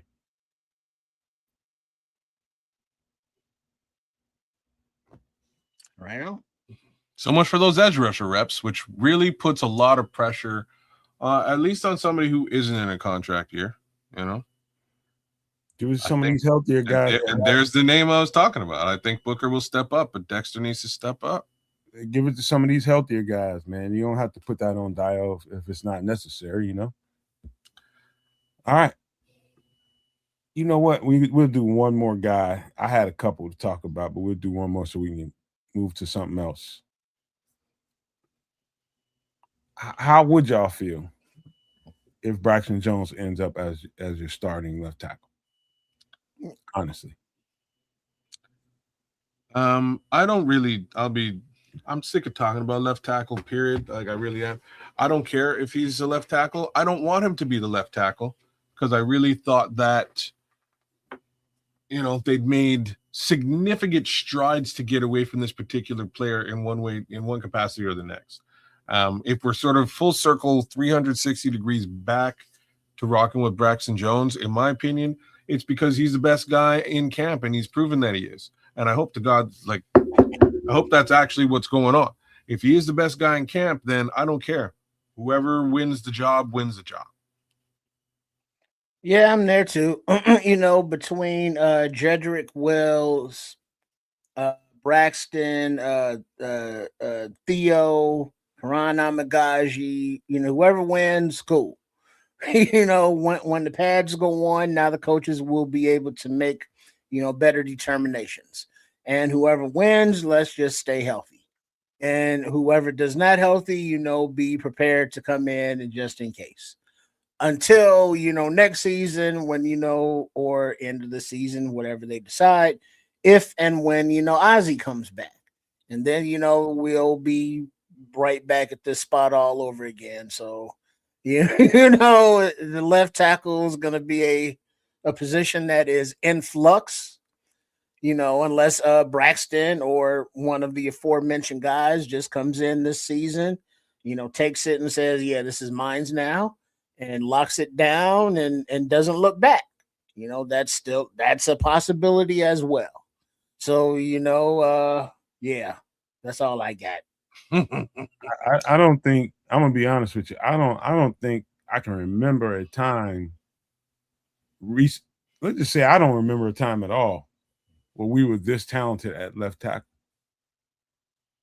I don't remember. We may have been, and I just don't recall it. But I don't remember the left tackle position being this talented. in at least a long ass time. And I agree with y'all with kids, and he was talking about whoever wins it. But if Braxton Jones comes out of this thing and he is because what's going to happen is they're going to go into camp, they're going to take their reps. Everybody's going to be talking about who took first reps. Braxton didn't get the first reps every day. Yeah, they're going to set it up for Braxton to win it because they're paying him. They're going to set it up for Braxton to win it, but if he wins it, he wins it. If he doesn't, that means somebody else's talent superseded his. And that's what it is, man. And to be honest with you, healthy Braxton Jones is going to be kind of formidable. I'm being honest with you. But I don't think, and this is just me, I don't think healthy Braxton Jones and his talent supersedes Jedrick Wills, his talent healthy. If both of those guys are healthy, fighting for the same role, I'll say it again, I think Jedrick Wills will win that battle. He might not start off getting the first team reps, but I'm telling you, he's going to end up with them if he's healthy. So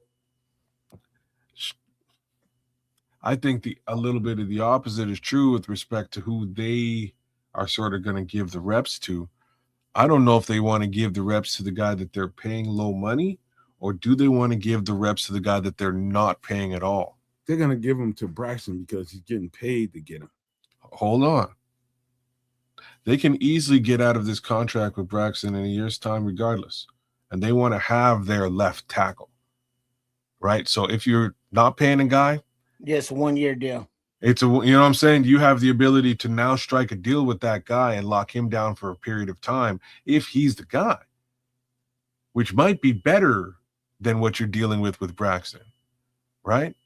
So that's my little 2 cents with the going on and on about money supersedes everything all night, and it doesn't here. No, money still supersedes everything because you can still get the best contract out of so like with Braxton, because you're paying him now and you're going to pay him next year and down the road, it's just money. But with Jedrick, we're talking about a first round caliber talent. If he actually steps up to the plate and you can extend him low money, that's a win-win. Now you're winning. You see what I'm saying? I got you, man. Let's leave it there. Just another way of looking at it too. But I hate to say this out loud, but I'm pulling for Jedrick Wills, man. I would really like to see him, be that phoenix out of the ashes and take control of that left tackle position and run with it. I think we've seen what we've seen from Braxton. I think we'll see more of that. And I think the Bears brass had seen what they had seen enough and decided to draft 3 times over to avoid having to see it some more. And here we are again, right? So if he's the guy and he wins the battle, though, more power to him. Hey, I promise you, I won't be mad whoever wins this thing. Me either. I promise you that. I'm so tired of talking about this position. I'm just saying it's very important, man. It's extremely important. I'm being facetious when I say it. I just want it to be stable, right? I just want there to be some level of stability at this particular area because it is super, super important. It's gonna be stable by way of the amount of talent you have there. Yeah, I hope so. You got Kieran that is hoping to come get a part of this situation too. Man, we'll see how that goes. I think really he should be on this little thing here right now because ain't nobody talking about Kieran Amagachi. He'll probably show up next week. Okay, all right. He's worth a conversation because God only knows. I can remember a part of last offseason when Kieran was apparently looking good at some point, and then something happened. I don't know whether he had a hamstring. The sun turned up the following day. Something, and it's unfortunately something happens every time with him. He looks good. All the reports look good. Like Kieran Amagachi looking really good. Next thing you know, he got some injury. Brother, he can't walk down the stairs without some with that Chevy Chase shit happening. It's it's really unfortunate. I would love to hear that he's had the opportunity and rose to the occasion. And like I'm saying this about Karan, but I will say the same thing about each and every prospect at the left tackle position. They all have their own little, they all have their own ups and downs, all of them. I want somebody to really rise and take the reins and own it. And I have to say, Theo really rose and took the reins last year and owned it until he got injured. And then the whole thing went back into the same position. Ozzy came out, owned it, and now he was the guy. Then he got it. It's crazy. Football happens. The football happens all the time. You know what I mean? In a season, every Sunday it happens. So, but it does. Yeah, man, it's crazy. But yeah, such is the left tackle position in the NFL.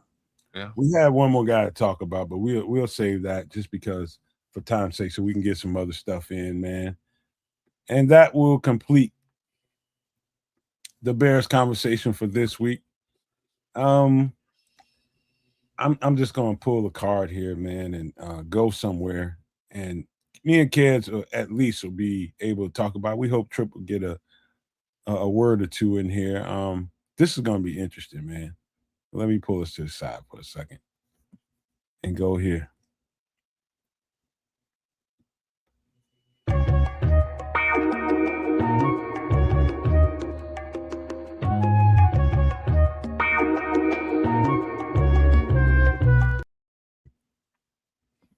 We talked about this last week. This show right here only has one season, and it's a shame. It's a shame. I know all the stuff that happened with the lead actor here, and that's one thing. I'm going to put that to the side just so we can get into the nuts and bolts of the storyline here of this series, which I think is an absolute original. H.P. Lovecraft.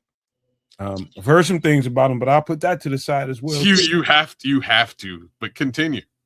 I think this has got to be, if not the most. I mean, I look for different. When I go look for shows, I look for movies. I'm looking for something I've never seen. I look for concepts that I haven't conjured in my head. And this show right here is that. It's so many. The depth of the layers here in this show is incredible, man. How it came off on the screen, how it played out, it just takes you through stories. It's deep on a level. We'll get into some of that, man, but I can go on and on about how good the show was, in my opinion, and how upset I am that this thing didn't get picked up for the next season. This is ridiculous, man. This is one of the best shows I've ever seen in my life. Straight up.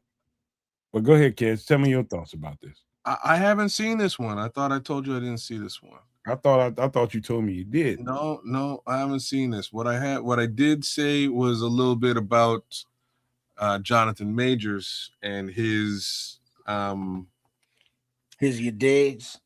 Well, his ousting from the MCU in what is probably like, for them to have given him the role that they gave him in the MCU speaks to the type of actor that this guy actually is, like his capability as an actor. It speaks volumes. He was given the character that Chris Claremont, who was a famous writer mainly for the X-Men, but actually wrote the better part of the 70s and early 80s Avengers, X-Men, Fantastic Four. And when he came in to Marvel, he came in and he goes, look, I want to connect all of the Marvel properties because they're too separated. They don't even really interact. And he winds up figuring a way to pull them all together, which culminates in Secret Wars, which will be a movie down the road here for the MCU. But getting to Secret Wars, he introduces this character named Kang the Conqueror. And that is the character that they bestow on Jonathan Majors. And I hadn't seen anything with Jonathan Majors in it before, and I wasn't really sure, the level of acting that he would put forward. And they threw him in as more or less the big bad in the series Loki. And not only did he hold water, he smashed this role real quick. And he wasn't in the film, he wasn't in the show for an extended period of time, but he just came in with such vigor that I was in. I was like, this is going to be really cool, whatever he does with the rest of this character. Unfortunately, life happens. Shit hits the fan. Some people call the cops. And here we are. Unfortunately, Jonathan Majors is no longer associated with this property, Lovecraft Country, nor is he associated with the Marvel property that I was just telling you about. Other things like H.P. Lovecraft is not a cool guy. And that's like half the reason why I haven't watched this show is because his name is associated with it. Like that's 90% of the reason why I haven't watched this show yet. I understand it's super cool and it's got some very interesting for the record, kids, I knew nothing about H.P. Lovecraft. I know a lot until post this show. I know a lot, and I'm trying to like not to like get into H.P. Lovecraft. Stay down there and I'm doing you a favor. I know a lot. It's just he's not a person who's he's not an amicable, he's not a good dude, man. He's not an amicable person, not a good dude. I would not go out of my way to support anything that he's even loosely involved. And that's why this guy ain't watched this shit yet. Yeah, see, I saw the like first 2-3 episodes, and I appreciate the historical aspects of it, cool. But I don't know, is it psychological or supernatural or all of it, or the spiritual or whatever the hell that is? I ain't into. And then I was like, I ain't watching this bullshit. It's a waste of time. And so it was like, all right, maybe I'll come back to it. But then it's like, shit, it's only one season. Man. And so that was like the end of that. Everything you said, Trips, is all that. Everything is to do with what? Spiritual, thriller, supernatural, historical, everything you just mentioned. Yeah. It's that and so. Yeah, but none of those are my genres. Well, how's none of those your genre? Because I like action. I like dark. A lot of that. Well, it didn't have the action that I like. Well, you only watched a couple episodes. Well, yeah, because there's only a couple more, and it's like, why? Because it wasn't like the story captured me. It wasn't like, oh shit, I got to see what happens. I was sitting there looking like. I was like that the first couple of episodes myself, Trips.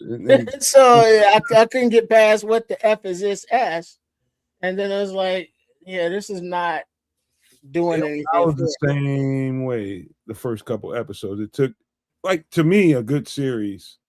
Some of them jump right off at you, right off the top. You just like, oh yeah. And then some of them build the plot line. Yeah, this is a builder, a grower, not a shower. For sure. And the more episodes you watch, you like, oh my, yeah. But that's just me. I thought this was, let's just say, somebody will gravitate to a movie, somebody will gravitate to a show, anything, series, limited series, anything it is, based on their mindset and what is captivating to them. And I'm not saying because I was so captivated by Lovecraft Country, everybody will be. But I know, a lot of people that were. Look at the thumbnail. Like if back in the day, that's how you figured out what movie you wanted to see. You look in the back of the paper and it'd be a little box and have like a lot of little times in there, real small in the theaters and shit number, whatever. Or you called up the place on the movie phone, 976, whatever. And boom, boom, boom, this starts at this time. Or you go to the theater and you look at the movie posters. And that's how you determined, what you want to see. if there was somebody, with some kind of firearm, that's my thing, or they're doing some kind of martial arts, I'm in there. But if I saw this movie poster, with this couple and like some octopus thing behind it, it's like, yeah, I'm dead. That's like some dragons or some bullshit. Everything you described is called a movie trailer. Well, but that's the back then, we didn't have it. I'm just looking at the visual, and this thumbnail, this movie poster does not make me say, hey, this intrigues me, because it's nah. Trip, I would if this show had any other name, I would watch it straight up and down. You throw that guy's name in this thing, there's certain people out there that I am not going to like support. This is not like I'm saying, this guy's He's not an awful human being for sure. What's that? He's an awful human being. He is an awful human being. And once I saw that name, I was like, yo, you know what? I can't, you know what I mean? Like, I cannot. Well, we will have to see if this lasts long enough and is on some kind of thing that I might be interested in, because on my own volition, I ain't going in. I will not be going in watching this because he's in some capacity associated with it. Douchebaggery, bro. But that's unfortunately that's where I am with this this situation. I can't say that I will go in, mainly because of a lot of what Tripp said. I'm most of these series at this point, it takes you 4 to 5 episodes for them to sort of slow roll the plot in, and then they start to get into the actual show towards the very end of that season 1, whatever show it is. So I expect very similar, and I expect that they probably had a lot of things leading into season 2. I expect season 2 to have been a big thing. Hey kids, what can the funny thing about what you just said about so there's the irony of all this, that piece of shit, H.P. Lovecraft. The irony of this all, and this will give you an example, a little hint into what kind of guy he must have been. This whole thing was they flipped all this shit on his head. I'm not surprised by hiring all this black cast. Yeah, I get that. Oh, don't do it, because this is exactly the way that my thought train went. Was like they like, man, I hate to say what I'm black screenwriter. Yeah. She is dope. I bet she is, but she might also be fully entrenched and in agreement with with Lovecraft's ideologies. You know what I mean? Like that's what I tell you, she ain't. Okay. Check that. She's a bad. Just telling the story. Body, and also one of the dudes from Key and Peele is an executor on here. That says a lot, but that don't say. You can this is definitely a Jordan Peele kind of flavor, because he's kind of dark. Jordan Peele. I think it is Jordan Peele. Yeah, because Keegan-Michael Key is more funny and goofy. Jordan Peele's the dark, production, director, creative.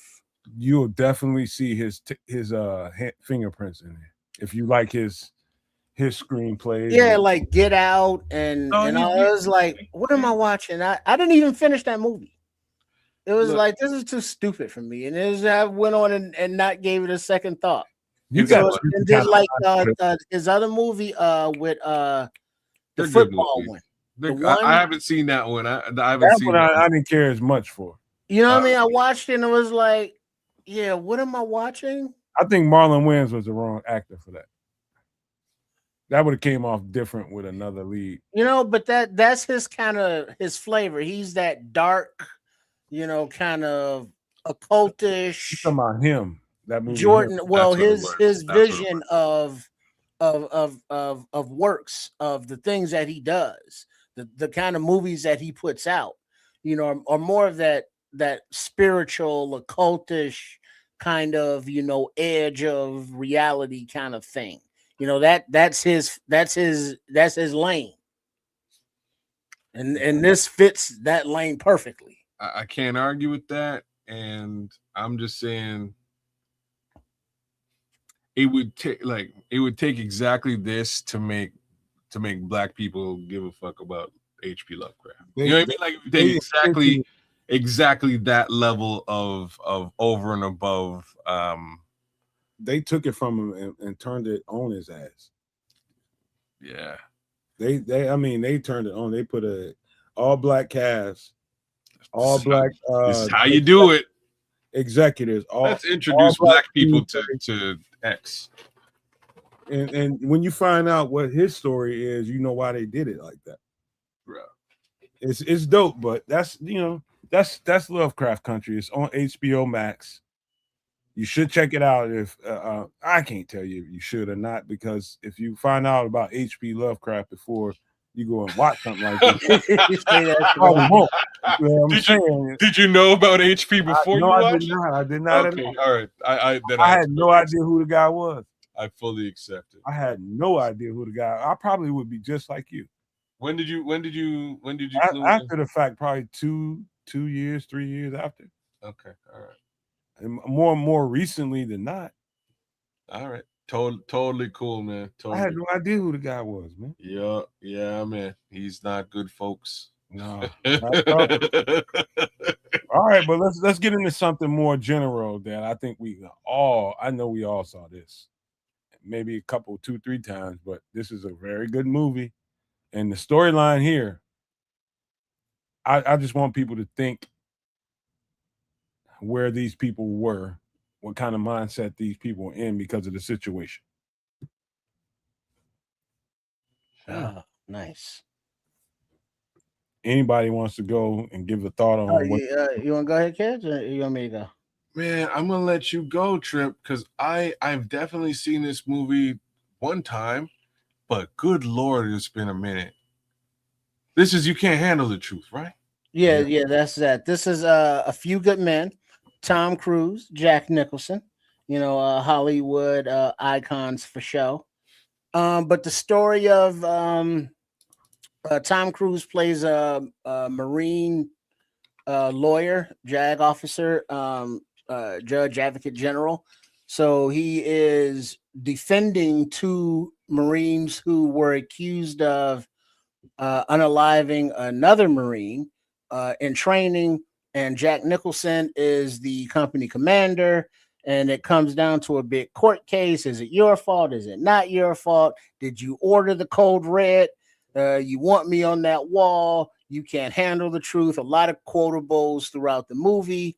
I'm not going to ruin it for you. No spoilers. It's 30 years old, but don't worry about it. You'll see it. So yeah, the politics within the military, the interpersonal drama with some of the people. It was a good movie. Dramatic license, of course, taken, but it was entertaining and it made you think, how much of the rules should be bent or allowed to be, ignored when you're out in a war zone and you got to keep your shit wired tight. Good, bad, and different. Where do you come up with it, kids? Wait, before you go, kids, can I say something?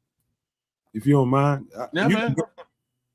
Trips, I want to add to, because I don't think I think you eloquently did it right, but I think you leaving out, I think the nuts and bolts of this, the way I receive it, I can probably say it in a few words. Comes down to this hazing, breaking ranks, not breaking ranks, and protecting status quo. And anything that comes against it, somebody has to be above and beyond to break ranks, because this is so status quo and this is so normal within the ranks of what they're doing here. It takes somebody that's going to be, brave enough to say, you know what, I'm not afraid to break ranks because this is not right. It's hazing, it's fraternal, it's a lot of, a bunch of rituals that happens that's unnecessary, in my opinion. And when it doesn't belong there. In my opinion. Go ahead, Trips. Well, discipline, rite of passage, ritual, all different forms of hazing, the same thing. But then it comes down to what is, right isn't always legal. What is just isn't always legal. But those lines, those gray areas, are crossed every day.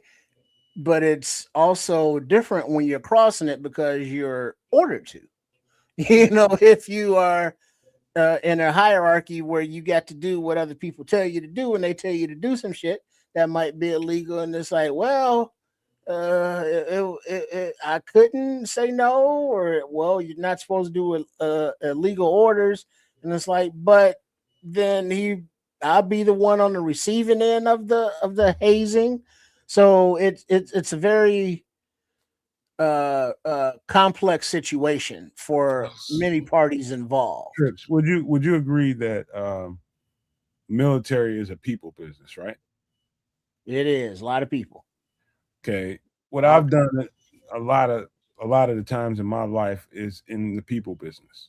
It's not military, but it's something similar. And I remember one of the this person never lets me forget about it because she interviewed me, and we're still friends now. She interviewed me, and I think it was a trick question, but the way I answered it, I think for mucked her ass, and she's been spitting by me since then. Not in that kind of way, but she just adores me. She asked me the question in an interview: what do you deem to be appropriate or inappropriate? She asked me, what do I deem to be inappropriate?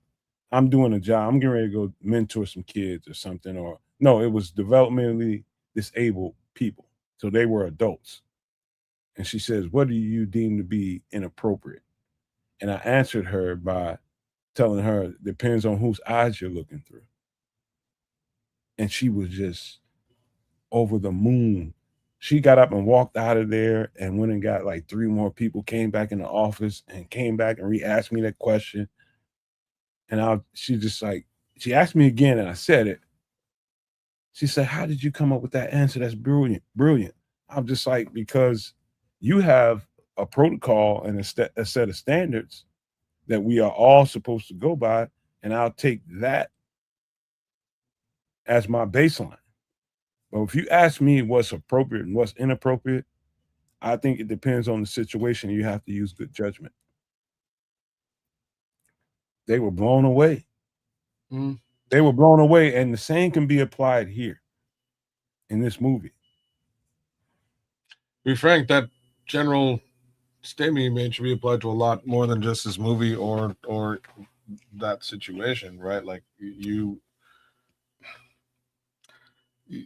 should apply it across the board and really judge things by I try to judge things by looking at them both ways, right? That's it. If somebody else is putting you in their box and deeming that's a situation is inappropriate to them, that scale does not necessarily apply to me, right? Like your scale of what is appropriate or inappropriate doesn't apply. I don't work for the same organization as you, for instance, or I don't follow the same protocols or go to the same school of thought that you adhere to. It's funny because I went to get my oil change the other day, and to cut to the chase, these guys ripped me off, and it was pretty blatant. They wanted to charge me 3 times what they'd quoted me. I went to my other mechanic, and he was like, they are ripping you off for sure. One of the mechanics there said, look, I used to work for this guy who's the manager over there. Go talk to the manager. I get back, and I'm like, yo, let me speak with the manager. And the girl at the desk said, no, all the managers are gone. What are you doing here? It's like, well, you guys quoted me $150. You charged me $450. This is crazy. What? It's crazy. So like, this is for an oil change of all things. She's like, well, it's your parts. I'm like, the part is a oil filter, which clearly here says $20. So I'm not sure what parts we're talking about that cost an additional $300. Like, this is outlandish, and I need to speak to somebody about this. So she's like, and she goes and she gets one of the techs. The tech comes in. He goes, sir, like, you drive a luxury vehicle. It's off brand, so you can expect that the work would cost a little bit more. And I'm like, I can respect that. I'm perfectly fine with that. I will pay a little bit more, but 3 times more is crazy, right? Like, this is ridiculous. So now another technician has come in the room. There's 2 technicians, me and my son, and this girl at the front desk, the receptionist. And I'm going, and now I'm not angry, but I'm clearly not happy. I'm cursing because that's what I do when I'm not happy. So I'm cursing, F this, F that. This is effing stupid, et cetera, et cetera. And at some point, this young lady stands up. She goes, Sir, your language is inappropriate. That is unacceptable language in this establishment, sir. And I stopped. I looked at this young lady. I said, how dare you tell me how to speak? Do you know what's inappropriate? Do you know what's unacceptable? Ripping me off to the tune of $300. And when I say that last part, now my voice is elevated and I'm saying it relatively loud. And as I call that situation circumstantial. Yes. So that's the pregnant part about it. Yes. Circumstance is so pregnant with morality, immorality, and having to make a decision in between. Well, I'm not under the again, I don't subscribe to her personal morality, her personal morality or her personal code of ethics, right? Like, I subscribe to my own. I conduct myself in the manner that I wish to conduct myself. I'm the nicest guy you could possibly meet out in the streets, 100 billion%. Cross me, and I might be absolute demonic. Like, I'm just saying, don't do it. Be on my good side, and we'll be so good. Don't do it. You know what I mean? We'll be so good, baby. But that's where we were. So I had to sort of pull that little card on her and go like when I said it to her, she picked up and she's like, oh, and she left. And magically, a manager showed up and gave me a refund and shit. And like that's exactly what I had intended to happen in the end. But yeah, like it was. It's wild to think that other people can paint you with their, their code, their ethics. It'll happen so fast to you. You walk up to the next situation you might encounter tomorrow. Walk into the next situation you're going to encounter, and it might be pregnant with all of that, and you don't even realize it. I always do, and this is what I'm saying. I'll pull that I dare you to pull my card. Pull my card. You know what I mean? Like I dare you to. And this is exactly what that's where this movie is, man. Well, but then a lot of it comes from maturity as well. From the previous conversation, because a couple of the principals in this movie had a lack of maturity because they were young. Yeah, very true. They weren't in a position to make those adult grown-up decisions. And in the situation that kids described with the counter person, a mature, triple R knows that even though it may be in your brain that, hey, look, I'm gonna get out on probation by the time you're starting rehab. So you stop messing with me and it won't be none.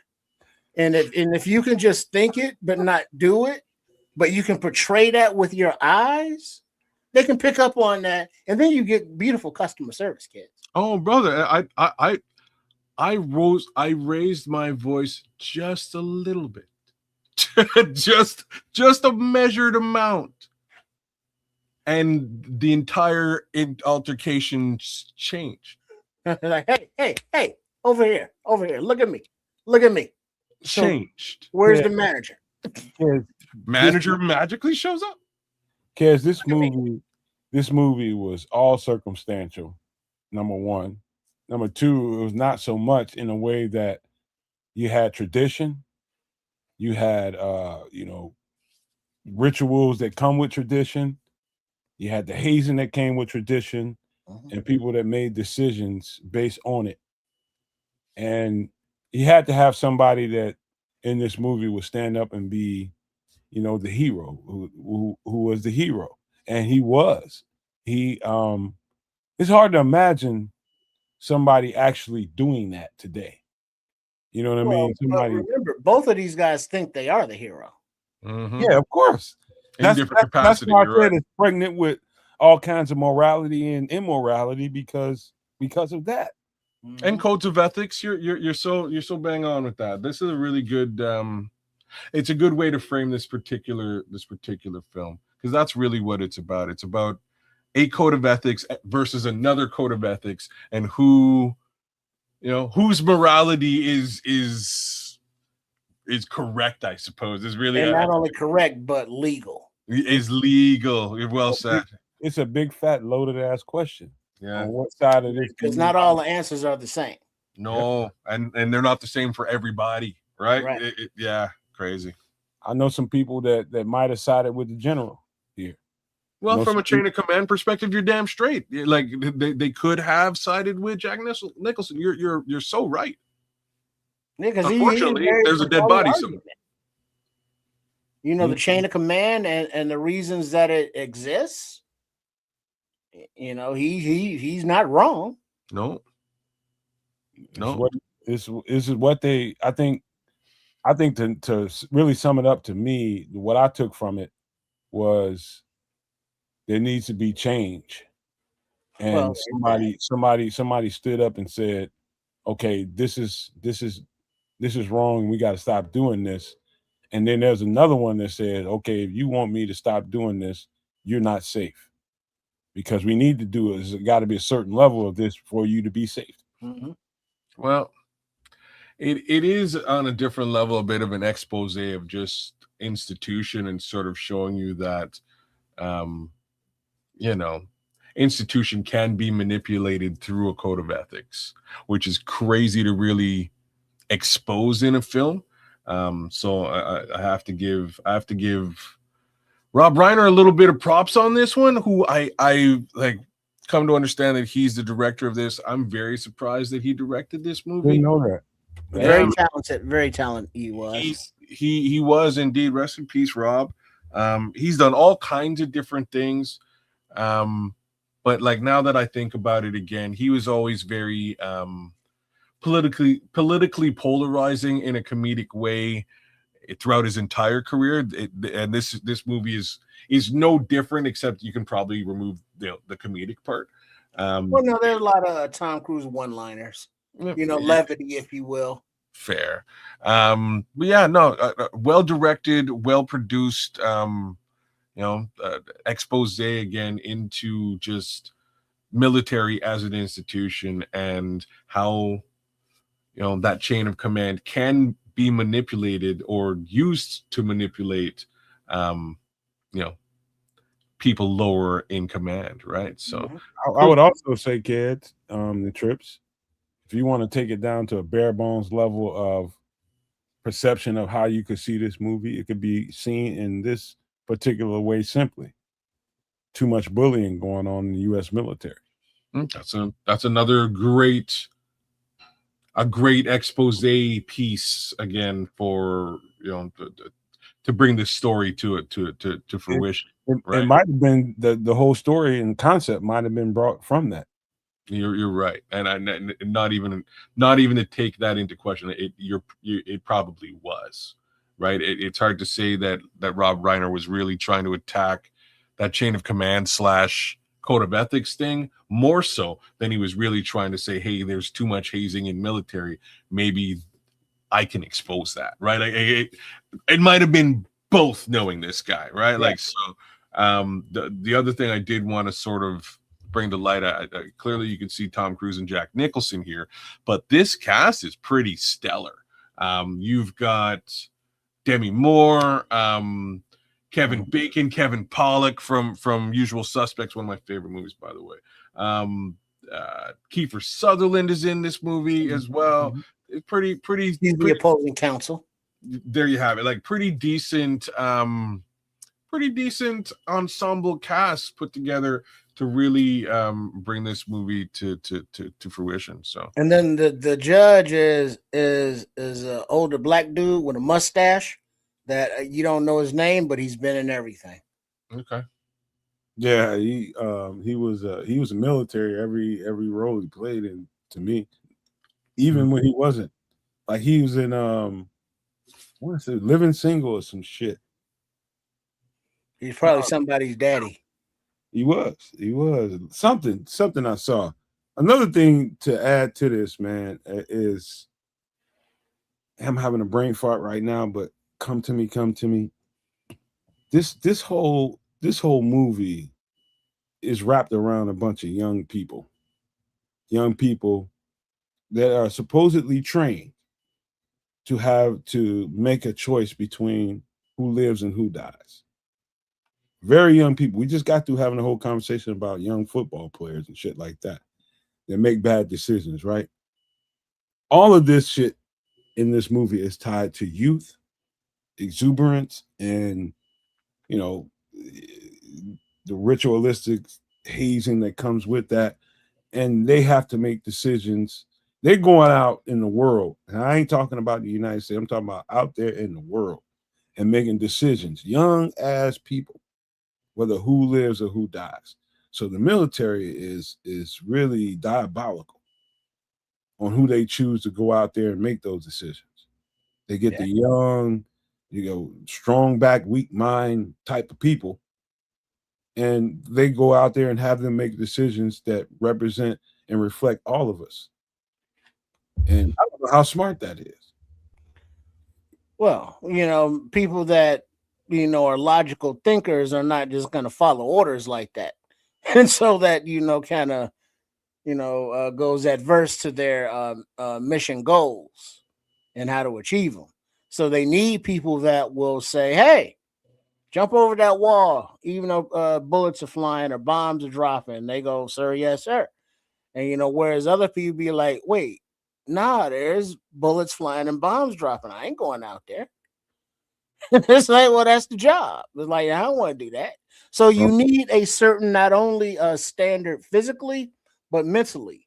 And it's not saying that they're not, searching for Mensa candidates, but they're not searching for Mensa candidates. Strong back, weak mind. Strong ass back, weak ass mind. Mm-hmm. They're hunting them. They're hunting them. But now, as we can see through world events, asymmetrical warfare, now if you can put on a VR set and operate a drone or, air or sea or any kind of AI, robotic type extension, they got a place for you. You know what? That's wild. I never really thought about it like that. Maybe I'm just saying maybe the military is a great place, for a handicapped person to actually really proliferate. Yeah, you'd be able to contribute because you can't run as a handicapped person, can't run around out on the battlefield, but if you can be set up, at a remote location as a drone pilot. Yeah, there you go. Now you can contribute. I just saw a series. I can't think of the name of it right now, but it's got the guy that played Freeway Ricky in the show called what is that show?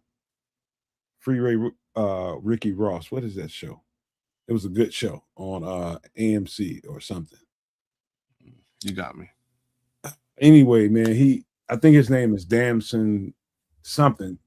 Anyway, I think he's European, but he plays this role of just what you just got through describing. You can find somebody like that can operate a drone from some remote location and dump on people, right? Mm-hmm. In that role in this movie, and he goes against protocol, and he just takes it upon himself and just eliminates some people along with a handful of his soldiers. Just because he thought that was the best thing to do. He's doing this stuff from a remote location, so he's not necessarily connected to any of it because it's just something he's seeing from this, right? And so he does that one too many times, and they take him, and it's just like, you know what, we want to court martial your ass and just put you out of the military, but this is what we're gonna do. But instead, we're going to give you a promotion. No, that's exactly what they didn't do. They put his ass in the war zone. Oh no! Directly in the war zone. Not only that, they put him in there with a drone bot lieutenant that looks human. It's like a Terminator. It's like a Terminator. And this guy takes him, and he at the very beginning, he just looks like a normal, superior. But then he shows him what I am. I'm not really real. I'm a bot created by these people in Washington to go out there and destroy. And so I can't think of it. I'm gonna have to go in there and ask my girl, but we just got through watching this. But it's exactly describing what you all just said. Somebody that just, all he wants to do is, okay, take orders. I'll go destroy some people. I ain't got to be there. And then he gets thrust into the real shit where it got real, and he has to make decisions based on, these are real people, man. They actually live lives and they're human. How do you feel now? Crazy. That's pretty wild little idea. But yeah, war is definitely going down that road. Definitely going down that road where it's kind of remote. It's not actually man on man. I'm across from you, you're across from me, and I got to take you out. You got to try to take me out. No, it's not. It's that still, but it's a whole lot more of remote battle. Yeah, asymmetric is what they call it. You don't want it to be any other way, right? You kind of want it to be that remote thing, but at the same time, military, under my understanding, they have some levels of a physical requirement that would likely prevent somebody from gaining access like that. So it would be cool if they changed that and really sort of thought about it from a different degree. So we'll see. We'll see what happens in the future, but I think it'd be a great area for, for a handicapped kid to really show some different skills. I think war is stupid, and can't argue with that. And it's very rarely necessary. And I'll give you a fun fact before we get out of this. In the 250 years of our existence here in the United States, there's only been 16 effing years in the entire existence of the United States where there's been no war. Think about that. Was. Think about that next time you go fly that flag. Wonder when that was. Very sparingly, let's just say that. Any last thoughts on this movie? Because it's got a lot of, I'm telling you, this thing is just rife with all kinds of thoughts and ideas about what we think about the world, what we think about war, what we think about the militaries and how necessary they are. There's just all kinds of conversations. And I'm just not with all this. I'm sick of fighting, and I'm sick of wars. I'm sick of people finding every reason to attack the next people instead of finding every reason to find peace with them. I'm just sick of it, man. This world cannot have what it deserves to have with people like this in the front. Well, you're so bang on at the end of the day. If just the idea that we would have wars on the planet against each other explains why we're so far behind where we really should be as a collective humanity. So here we are.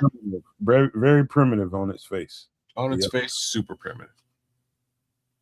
But all right, we got a little time. Y'all want to do a record review? We can do that before we get out of here. Hey, we can do that on the way. But I just wanted to mention that somebody was Nomad that was talking about the Man on Fire, and I looked to yeah. see if I could check out the series of it. You know, I saw the Denzel Washington movie a few years back, but I didn't see the series. But I saw the original Man on Fire with Scott Glenn and Joe Pesci, and I watched that, and I was thoroughly entertained. Wait a minute. There was one before that, before Denzel? It is Oh, shit. with a young Joe Pesci and Scott Oh, Glenn. shit. You know Scott Glenn from a lot of stuff. Probably not by name, but Well, you'll know his face when you see him. He's no, been in everything. no shit. A fucking another Man on Fire? And it was that was Man on Fire.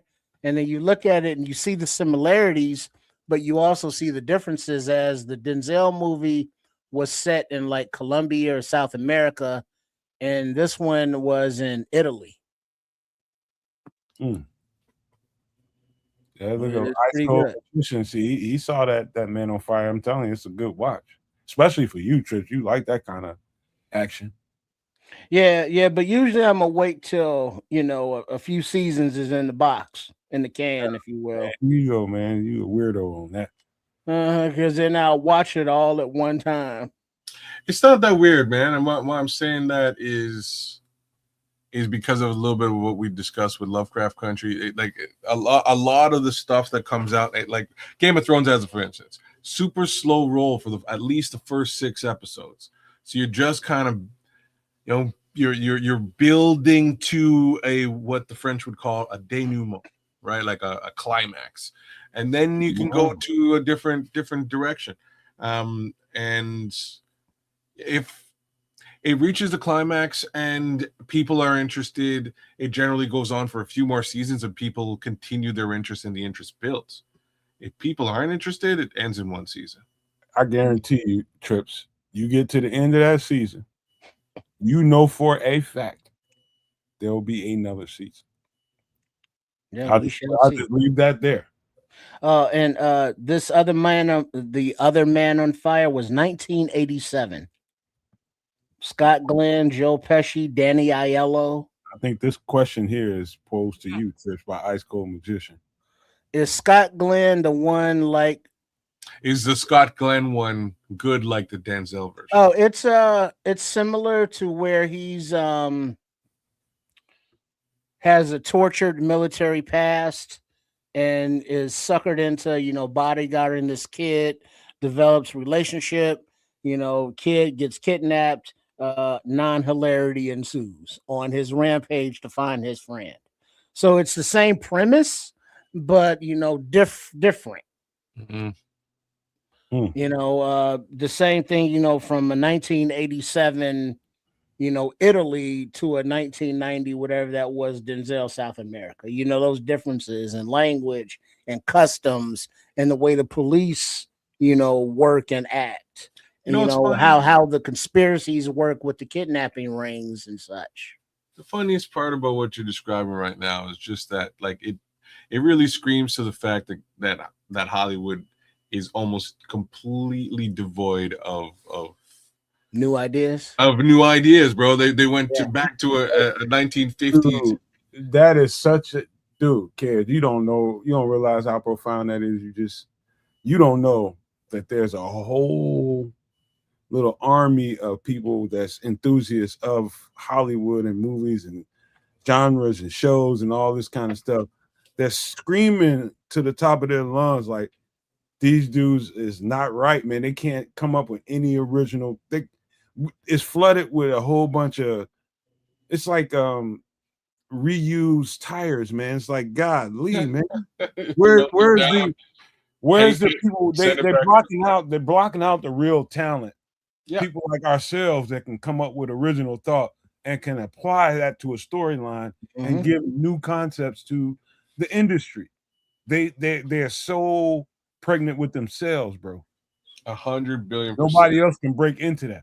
I've been saying this forever, and it's just again what you described is just another example. I didn't realize that.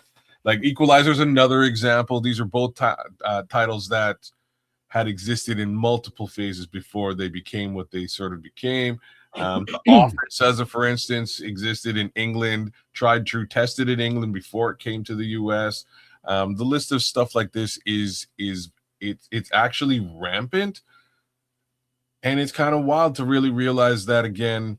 There's a handful of stuff that I think deserves a remake because people would want to see how would the next version of this look like.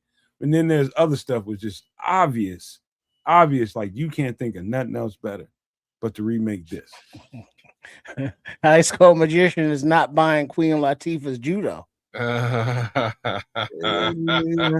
that's another one, man. Like that's some bullshit right there. Yeah, I couldn't dig it, man, either, man. And I don't dislike Queen Latifah, but that's some bullshit, bro. It's nothing personal, Queen, man. Big ups to you for all sorts of things. Latifah in command, but not on Equalizer. She's not. No. I can think of some of the original shows, like Kung Fu. That's some bullshit. Now, do you remember the original? Well, the Robert McCall drove Michael Caine drove the Jaguar. It came on CBS. What are you talking about? The Equalizer. Oh yeah, I remember the Michael Caine version. Yeah, I do. Okay. Why the fuck do we need to redo the Knight Rider and shit? Well, that was dope. Miami Vice. Why do we need to redo the Knight Rider? David Hasselhoff. Come on, legendary. You can't redo it though, man. The Knight Rider's one thing. Miami Vice, you can't really redo. Hawaii, they did already. Huh? Hawaii, I know, but did it work? Like, did it land? Is really my point. Why do we need to do that, man? I mean, you don't like you like. This is what I'm saying. Like, somebody should be sitting around going, "That's dumb." Like, I just want to be that guy. No, you know what I mean? I just want to be that guy who's like, "No, that's dumb. Let's not." I guarantee somebody was there saying water. Guarantee somebody told them it was dumb. You think so? Did it anyway because they're pregnant with each other. I don't know, man. I'm just saying, like, Miami Vice was a thing because it really created it didn't create, but it really leveraged the 80s aesthetic to the fullest. Like, I don't know if anything else put really a lot of money in Phil Collins' pocket. Phil Collins made mad paper. Glenn Fry is making mad dough to this day off of reruns, including the ones that he's actually physically in. He's starting a couple episodes. Mm-hmm. Neon, pastel. No socks with the shoes. No socks with the shoes. They did a whole thing. That is as 80s as it comes. The Miami chicks with the big hair. Big hair, skinny, like tight outfits. In about 20 years, somebody's gonna do Bad Boys. Somebody's gonna do Trading Places. Yeah. Somebody's gonna whoa. Pretty soon, somebody's gonna do fucking Smokey and the Bandit. All that shit. It's gonna be. Now. No, it's gonna happen. A new Dukes of Hazzard. Trading Places. Those two movies you just mentioned there, I'll be very upset. What? I'll be very upset. With what? For like Trading Places is one of my favorite movies of all time. You can't. I don't want to see that redone. I don't want to see that redone. I don't want to see that redone. It is a classic. Don't redo that. What was the other one you just named? Burt Reynolds. Smokey and the Bandit, man. You really can't touch. I don't think anybody. And like it's just a thing to say. And it's not because Burt Reynolds is particularly like a good actor. I just don't think anybody could ever sit in the same seat as Burt Reynolds successfully and pull it off. Well, that was a different place. Maybe George Clooney, but George Clooney's like, pushing. No, he's too old already. You know what I mean? He's pushing 60. I don't think anybody could really pull off a like Burt Reynolds was so alpha, man. Ain't nobody that alpha nowadays. These boys wearing dresses and stuff. Nobody's that out. Tight ass pants. Man, Burt Reynolds would laugh all these motherfuckers right out the anyhow. I'm sorry. All right. We got one record to get to before we get out.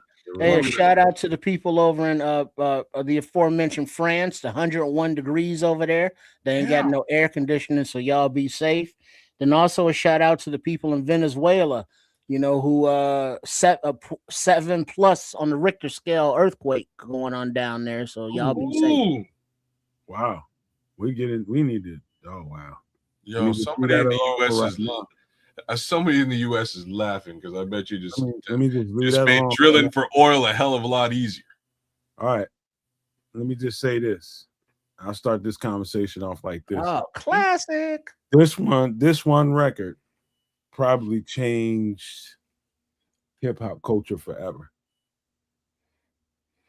And I don't know, depending on who you are and how you sit on this thing, it might feel a certain way to you, might not. I'm just gonna leave it there before everybody gets a chance to talk. I don't know what to say about this one. All right. Well, before you do, let me give you the track list, and for those that are listening, appreciate that. We are looking at the album of The Chronic by Dr. Dre. And the track list, The Chronic intro, Fuck with Dre Day, and everybody's celebrating. Let Me Ride, The Day the Niggas Took Over, Nothing But a G Thing, Baby.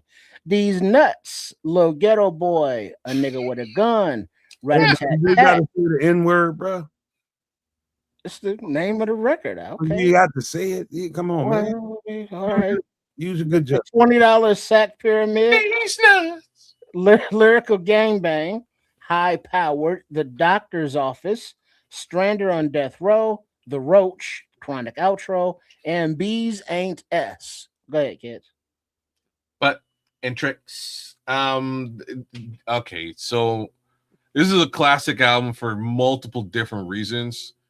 First reason is really it's your tried, true, and tested departure, and departure from what was Death Row Records and introduction to Snoop Dogg and the Dogg Pound. That's really what this album is.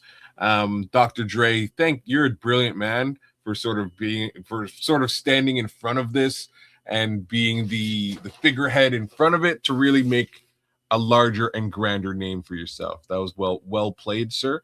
But again, this is mostly carried by Snoop, Nate Dogg, Daz and Corrupt, and the Lady of Rage. I'm trying to think if anybody else was really involved in this but I think that's really. Don't forget RBX. RBX is on this album a couple of times too. You're correct, and Nate Dizzy, I think Nate Dogg's on there too somewhere. They're all over it. Well, if Nate Dogg's there, Warren G can't be that far away. He was instrumental in this too. He's not far. I think he may have added some actual production chops to this, but I don't. And now wasn't also not D.O. to the C. Doc. So Doc was a writer, big time. So the Doc wrote a lot of Dre's raps, and Snoop did as well. You're right. He wrote some of Snoop shit. Oh, did he? I didn't realize that. Yeah, I didn't realize that. He was basically he was the muse of DOC. Snoop was. Yeah. I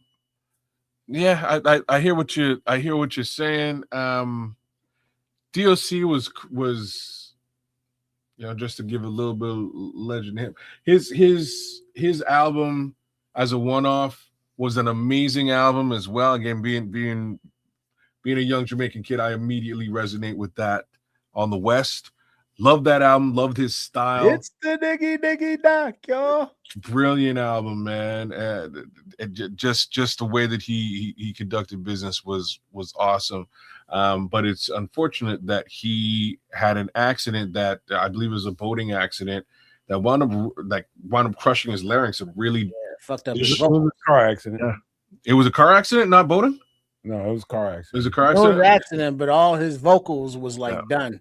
Yeah, so the larynx was basically crushed, and unfortunately he sounded nothing like he'll never sound like he used to sound, and that really affected him. So he got into just writing because he couldn't record, and wrote a bunch of the stuff on this LP. All that being said, this LP came off in a very special way. This was think about you can talk, and just for a second, kids. Mm-hmm. You can talk, and how my voice comes off right now, how your voice comes off, and Trips comes off, has texture to it. Doc, you can hear Doc's voice, and they're talking about the DOC. His larynx was crushed. That gives your voice texture and layers, and and now he has to kind of reach above the larynx so that you can hear him. You can. He made a couple records, and he's rap since. It's sad, man. You talking about? I think you still have Snoop, but I think Snoop is a subsidiary to the DOC because he was that dope. He was that dope. He was your next superstar. The DOC? Oh yeah. I think he was a superstar as it was. It was just he just needed one record. He that's what I'm saying. He just needed a follow-up record. I can't at the time. I'm really trying to think now. So there was NWA, and DOC was the only solo artist to pop off on that on Death Row. He blew I'll say that, but I guess Eazy-E popped off too. But once more, that's 1,000,000,000% all written by Ice Cube as a solo artist, writing your own music, etc. DOC was the guy, and he would have been the guy if this accident didn't happen. He'd probably still be the guy to this day. Like, I'm just saying. He'd have Snoop's career. I think he probably. Well, I don't know if he'd have Snoop's career. He'd definitely be alongside Snoop. If Doc was Doc, Snoop would have never been in that spot. That's probably a good way of looking at it too. Probably a good way. So it is very interesting when you look back at this whole thing. That unfortunately, what happened to DOC did, and it turned into this album. I say unfortunately, but fortunately for all of us, we got this album, right? Like this album is a straight up classic from beginning to end. Again, with some hilarious skits, just general sense of humor. Daz and Corrupt doing both of what they do, as far as production and emceeing is concerned. I love both of those artists. Just the introduction to them is a great thing.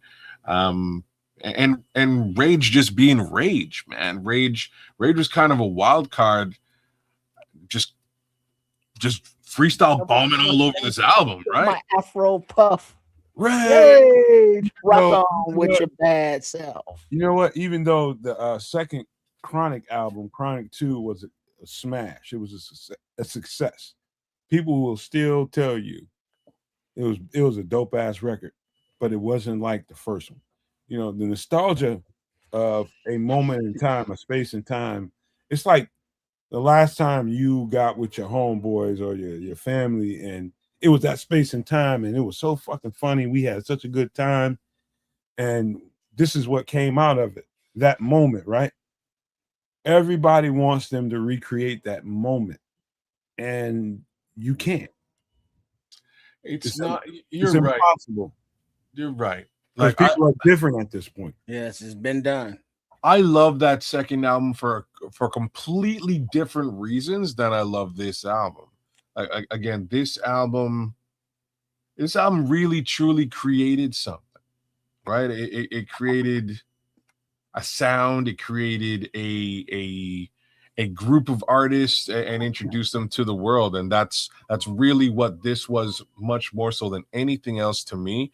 I can't quite say the same thing for the Chronic 2, as much more of a, hey, here's some dope established artists and let's put them together and see what happens. Different assembly of people, man. Yeah, it was much more of an assembly of people. This was an introduction to a sound. It was an introduction to the Dog Pound, to Snoop. But then it also was an introduction to, Dr. Dre to enter a licensing deal, on the level with George Foreman and his grill, by signing with Beats, and the millions upon millions upon millions of dollars that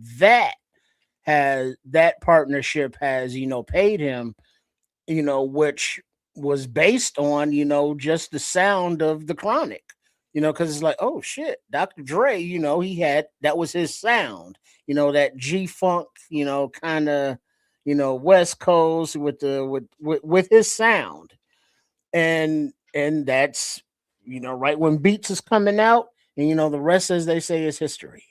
Yeah.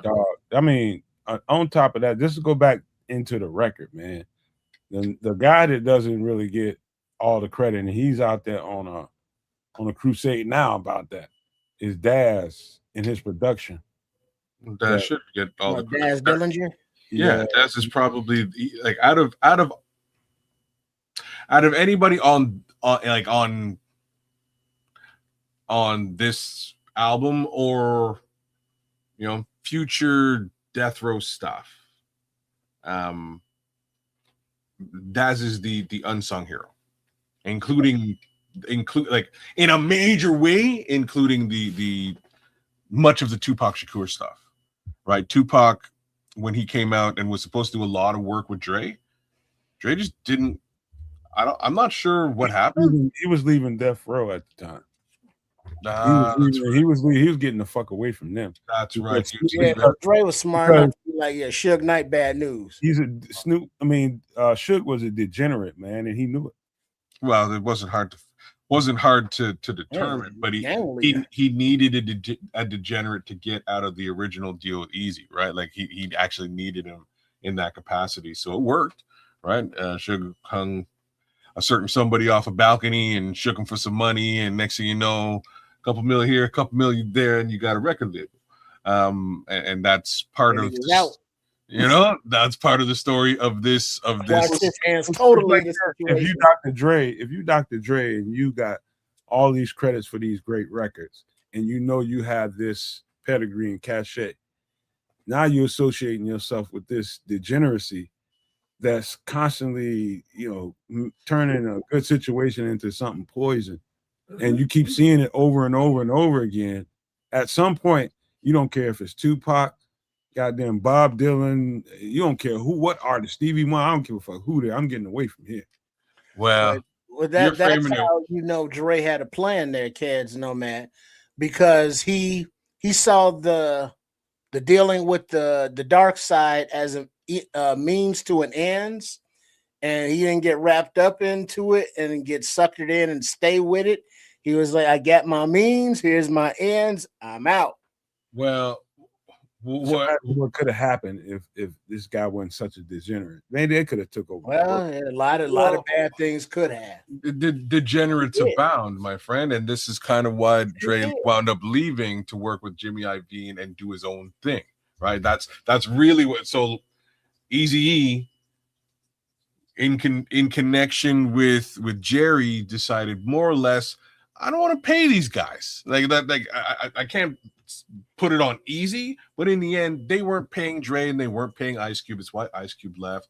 That was the issue. So they leave that label, form their own label, and then the exact same thing happens, but this time it's Suge, because Suge is doing dumb shit, going to jail and having to pay bail at exorbitant amounts of money. This doesn't help the record label, right? A lot of that money went to just absolute BS.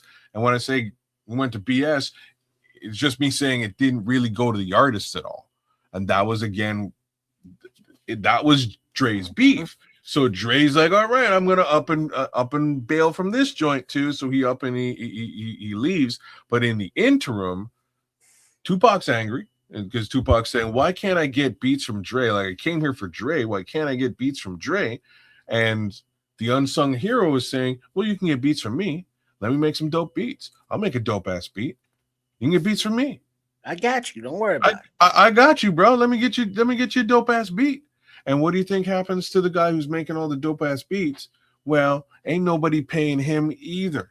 Right? If they weren't paying Dr. Dre, they sure as hell ain't paying Daz Dillinger. So Daz Dillinger actually had to go to bat for himself and sue the label many years later. He was smart as fuck. Not only did he do that, but he embedded himself into the situation where he was in control of the studio time for other people, and with not only himself but with other people, and that gives you. This is at the time when they're doing reel to reels and shit like that, and you got to splice tape and all that kind of stuff to make the sounds come together and all that.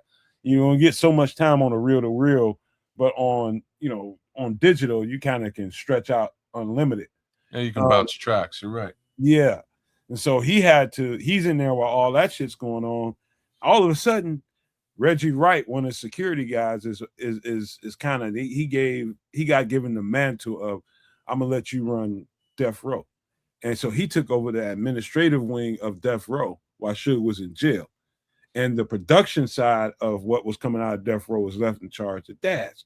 Daz is in charge of all that music that's down there in vaults and safes and all that. And when the feds ran in there, Daz kind of saw it coming.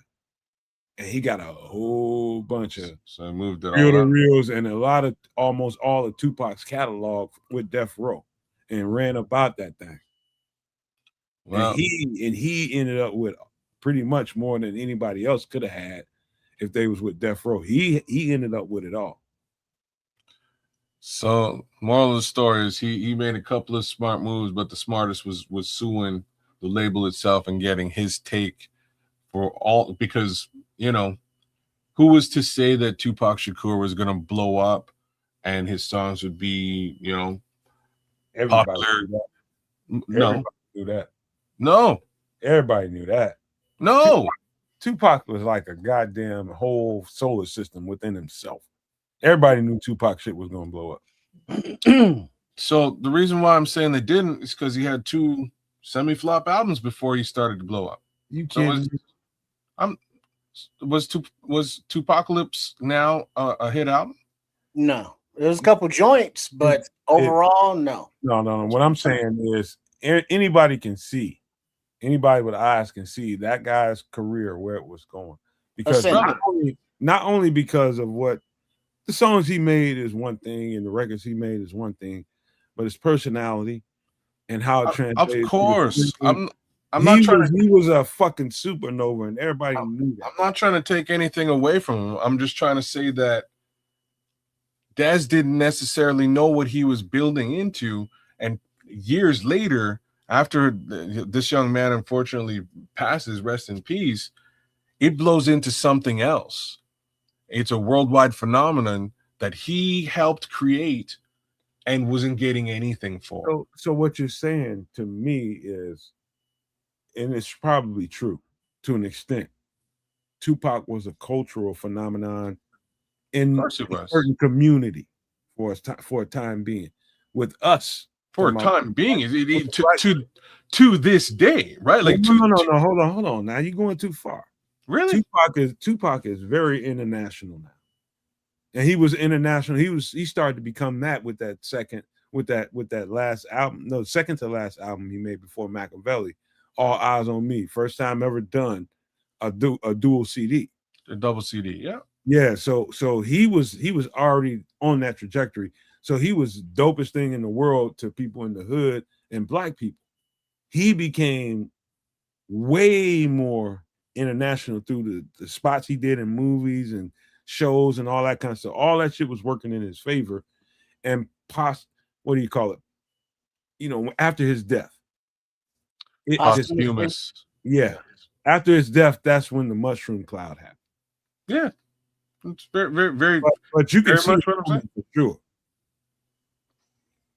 Very much what I'm saying. Like I listened to the early albums because I was a Digital Underground fan. To be honest with you, I thought they were okay, but there was they weren't anything super special. But when you get towards in and around when his acting career sort of started to take off, he really became a cultural icon and a cultural phenomenon. But really, well, you know why, kids?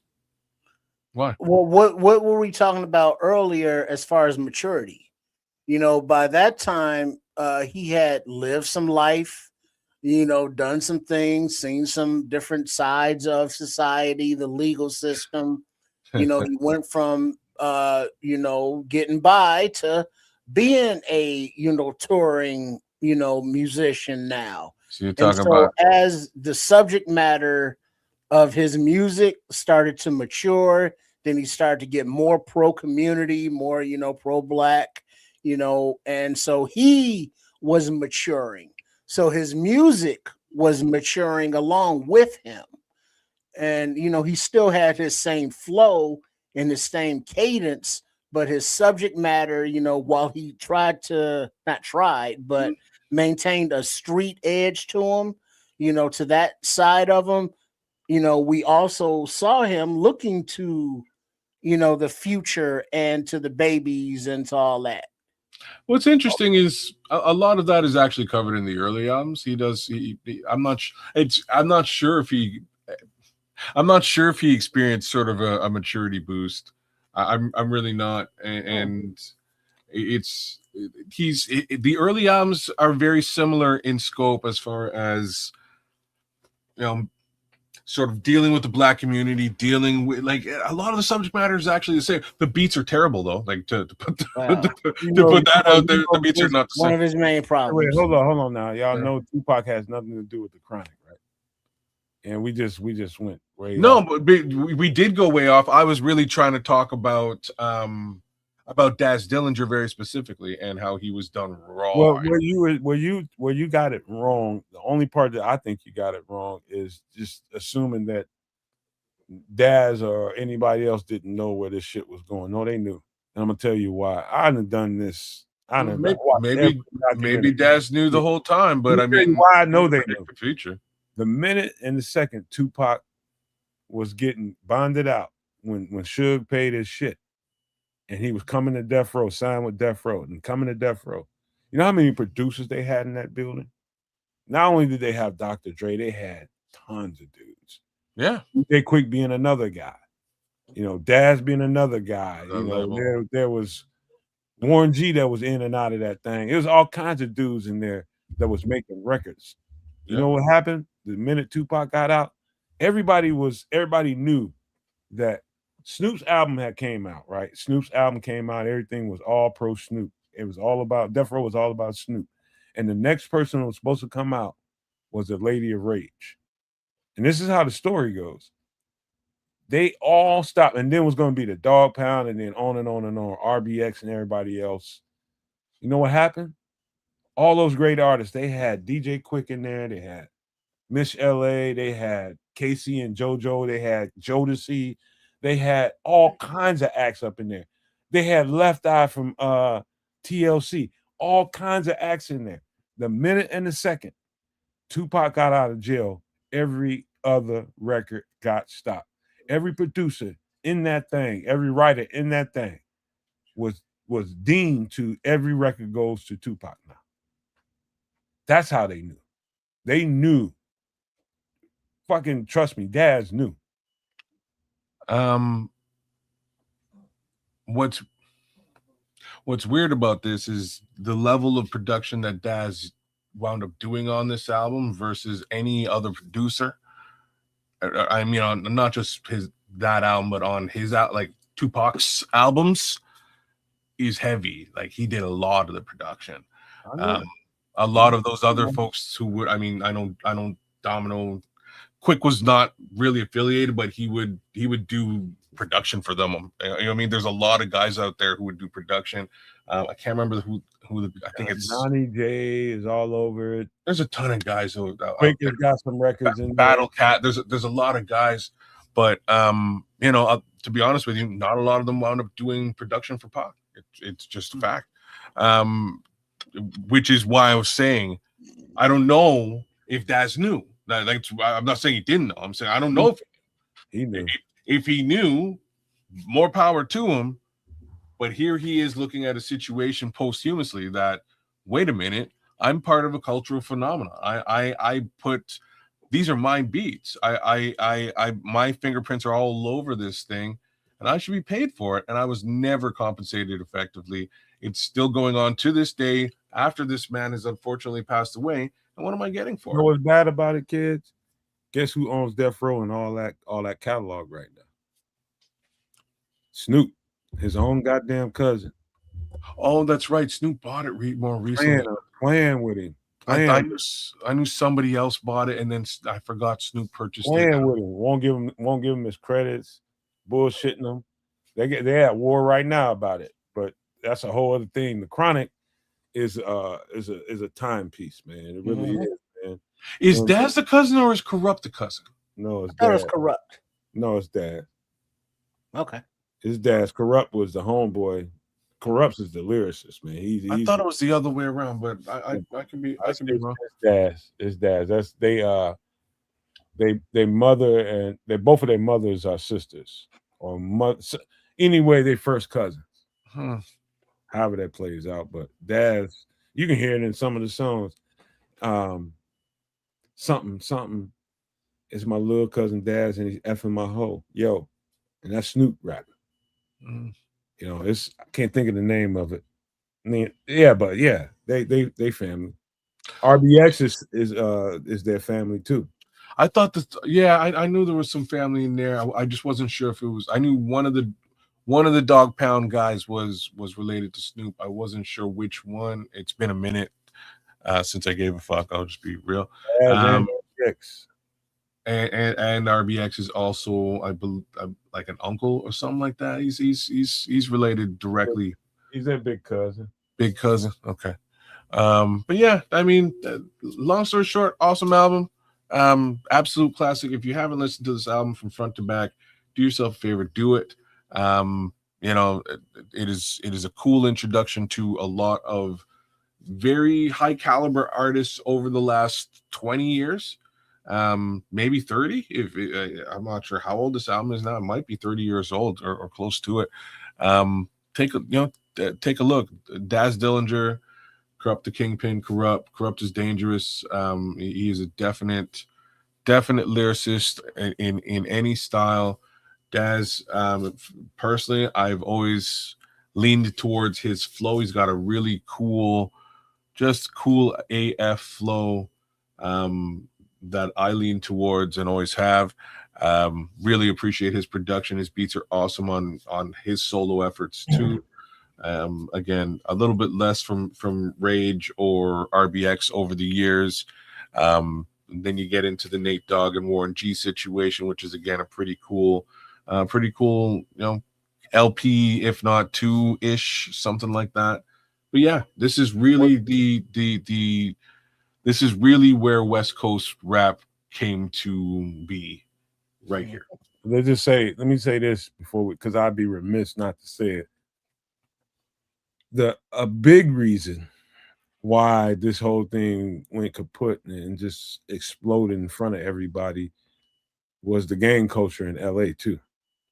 You know, the blue and the red, you know, flaming red against the blues. And you got Suge, who's running the entire thing, and all his, you know, bringing all his street stuff up in there, and the people that he know who are Bloods, and pretty much every artist there, everybody that had anything to do with the Chronic blowing up was all blue, all Crips. And you had that dichotomy going on while all this stuff was being produced. So you had fights in there, you had shootouts, you had all kinds of wild shit going on up in there. The stories are endless. Mm-hmm. So you want to talk about a recipe for disaster? It's that shit. Is that you talk? Suge was the dumbest, most gangster, but dumb, man. He's dumb. At some point, you had to know that this shit has to stop in order for this thing to keep growing.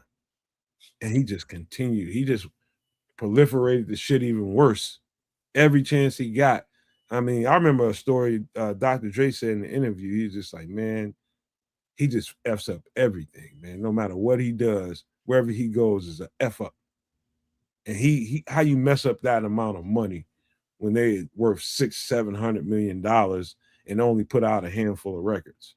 Well, that's not that hard. He's not a. I mean, it's not that hard, man. That's you talk about generational wealth. I'll tell you why it's not that hard. He's not a money guy. Yeah. You know what I mean? Suge Knight's a football player. He's an ex-football player. He's an ex-bodyguard. He's not a money genius. He made his money again in small note being a bodyguard, in small note being a football player, in large note bodyguarding for looks like Prince, etc. Dr. Dre is not a money guy, but he's worth billions at this point. You know why? That's where that shit goes to fly. No. He's a money. That means somebody was wise enough to slow the fuck down and start doing some shit. No, Dre's the money guy. No, he's not a money guy. Hold on a minute. Dre got with a money guy. Exactly. That's what happened. Money people. If you remember the story, Dre got fucked over, left the label, got fucked over, left the label. The third time he leaves a label, he gets his own label, but from a money guy. Right. And the money guy is the guy who said, "Hey, Dre, I'm talking to Beats right now. I'm talking to Apple." What do you think? Suge didn't have those same connects? No. Suge wasn't about no licensing deal. He wouldn't even have a record without Jimmy Iovine. Who? Without who? Jimmy Iovine. Who wouldn't have a record without Jimmy? Suge. Jimmy Iovine was the one that pushed this all through.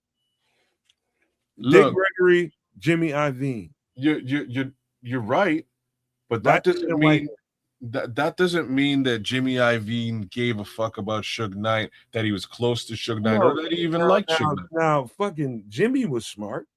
And Jimmy is a money guy. And you see how much he attached himself licensing deal got? He attached himself to what he thought was the host, which he was right, and that's Dr. Dre. Well, yeah, but that licensing deal, Suge Knight, they were about the street life. They weren't about, future investments and long-term licensing and, NIL deals at the time. That wasn't Suge's lane. No. They was about the street business, but not long-term business. You kind of nailed it, Nomad, because Suge was more of like how it's spun is Suge was more of a guy who could sort of keep some of that blue and red beef at bay. Because of his stature, because of his affiliations, he also had a connection to a very powerful Crip that folks don't really talk about. I believe he's an older gentleman. He was in a wheelchair, but he got shot up in a blood Crip situation. But he was a very powerful Crip, and he used to funnel money to this guy to keep the blues at bay.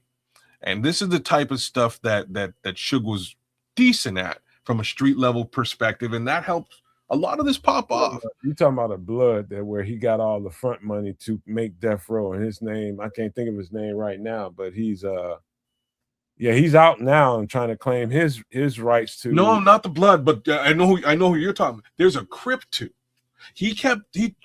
Snoop. Suge tried to keep he tried to keep game cool as best as he could on both sides. Is he affiliated with Pyru? Absolutely, that's his side. But there's another guy who that he had to pay off to keep shit straight. And he that I wish I could remember this guy's name, man. But it probably had to be Michael Concepcion. That I know this whole story. That might be the name, actually. I think it is. But anyways, that's part of how things popped off. And in the end, just facts of the matter, given all the money he had, given all the money Easy had, Easy at least had the ear of a money guy. I'll give him that. I don't think Suge ever did. Suge just happened to get money. Suge would have never been where he's at without having the ear of money people. So he had it. He just squandered it, is all. That might be a great way of looking at it, but what I'm trying to say is that Dre was in a position and was connected enough to the money guy for the money guy to call him and say, "Hey, look, I'm going to invest in this thing. Do you want a piece of it?"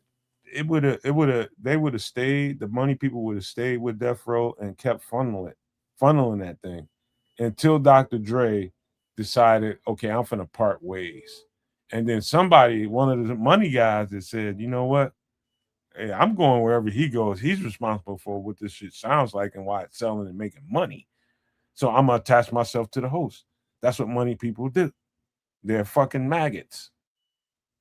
Well, that's what they're good at, attaching themselves to the host. That's a really mean thing to call Jimmy, because Jimmy's the guy. He's a maggot. I disagree with that. He's a maggot. Hold on. Would you call Clive Davis a good person? Be cool. All right, man. There's a reason why we gotta close the show, but we do. I'm just saying. No credit they don't deserve. I'm only giving him this much credit now, and just follow me. I'm just saying, he went back and made a deal with Dre that put Dre in a position to be the guy he is now, right? Like that's where I'm giving Jimmy a little. Billionaire gives off some crumbs and made somebody a billionaire. Yeah. Okay, great. Let's move on. But remember, this is the guy that he hooked up and helped was the guy who got fucked over by two other guys who were supposed to talented people who should have the super billions just get crumbs. Most of the time. Yeah, okay. You and I are both aware of this. I don't like that frame. I'm in full agreement with you there. So, hey man, last thoughts about Trips. Any last thoughts about the Chronic cultural phenomenon and the impact it had on music? I think you can't talk. It's iconic. You know, when it dropped, it was like, oh shit, this sound, you know, West Coast, a lot of other, you know, work spawned from it. So yeah, it's you know, Dr. Dre, the Chronic. You know, and I like the simplicity of the album, just Dre looking at you, his name and the title, and that's it. You had to imagine having come from an NWA background, Eazy-E, Ice Cube, all that surrounding, and the phenomenon that it was by itself, and having the chutzpah to separate yourself from it because you had to, because you weren't getting the money you was supposed to get, and going to making another record label and having the confidence in your name. That's he was proud enough of his name and what the cachet that it brought.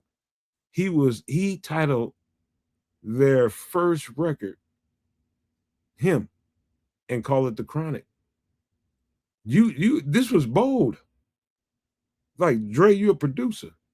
Why would you name your record Dr. Dre, the Chronic? Why would you name it something else? And you know, he was the most notable person. And so likely that's probably the best thing they could have done, and it worked. Even though the record really had nothing to do with him vocally, as you know, for the most part, it had everything to do with everybody else, but putting him, his face, his name on it, sold that record, and everybody else was accepted because he was involved. That's how dope of a producer he was. Absolutely. No arguments there. That's just crazy, man. But hey, man, I enjoyed this night. I was not ready for what was going to happen tonight because, again, I told y'all, man, I was real pushed for time, and I just kind of threw some stuff together so we can have conversations in here. But I enjoyed it, man. It was fun. It was a good conversation all over the place too. The food scene from Chef Trips, great, man. He got me thinking. About some shit, man. He had us talking about it afterwards. But without further ado, man, let's go and pass this thing around the kids, and let's go on around the horn and close this thing out the right way. Well, thanks again for kicking it with us on a Wednesday night for some extra sauce. Be here next week, Wednesday, when we do it all over again. And at the same time, check us out on Sunday for Nomad at Night. Give a like, share, subscribe right here at the Nomad Network, at Keds the Canuck, and at Sports Chicago Style, my guy down beneath me there. Give us a little bit of love. We would appreciate that. Like, share, subscribe, and maybe a comment or two. All that to say, you know, proof is in the pudding when it comes to this Bears season, but I think we are all excited and have interesting expectations. I think great things will happen, and I can't wait to see them transpire. Outside of that, I'm not dying of hunger right now, and I really thought I would be a crotchety jerk this entire show, and so far I've been all right. So I need some water, and I'll drink it, and I'll go to sleep. And I suggest you do the same. Hey, right on. By the way, though, before you go, man, people that have not subscribed to the channel that's watching the show, watching all these channels, Kids Canuck, Sports Chicago Style, Chef Trips, and the Nomad Network, what are y'all doing? Y'all better hurry up and subscribe to these channels. You know what? Before Get the hell out of here before I kick your little ass. Damn. Hurry up. Hit the You know, subscribe. I was thinking, man, a bacon cheeseburger crunch wrap or a Italian sausage and beef combo crunch wrap. Crunch wraps are just very versatile, very versatile.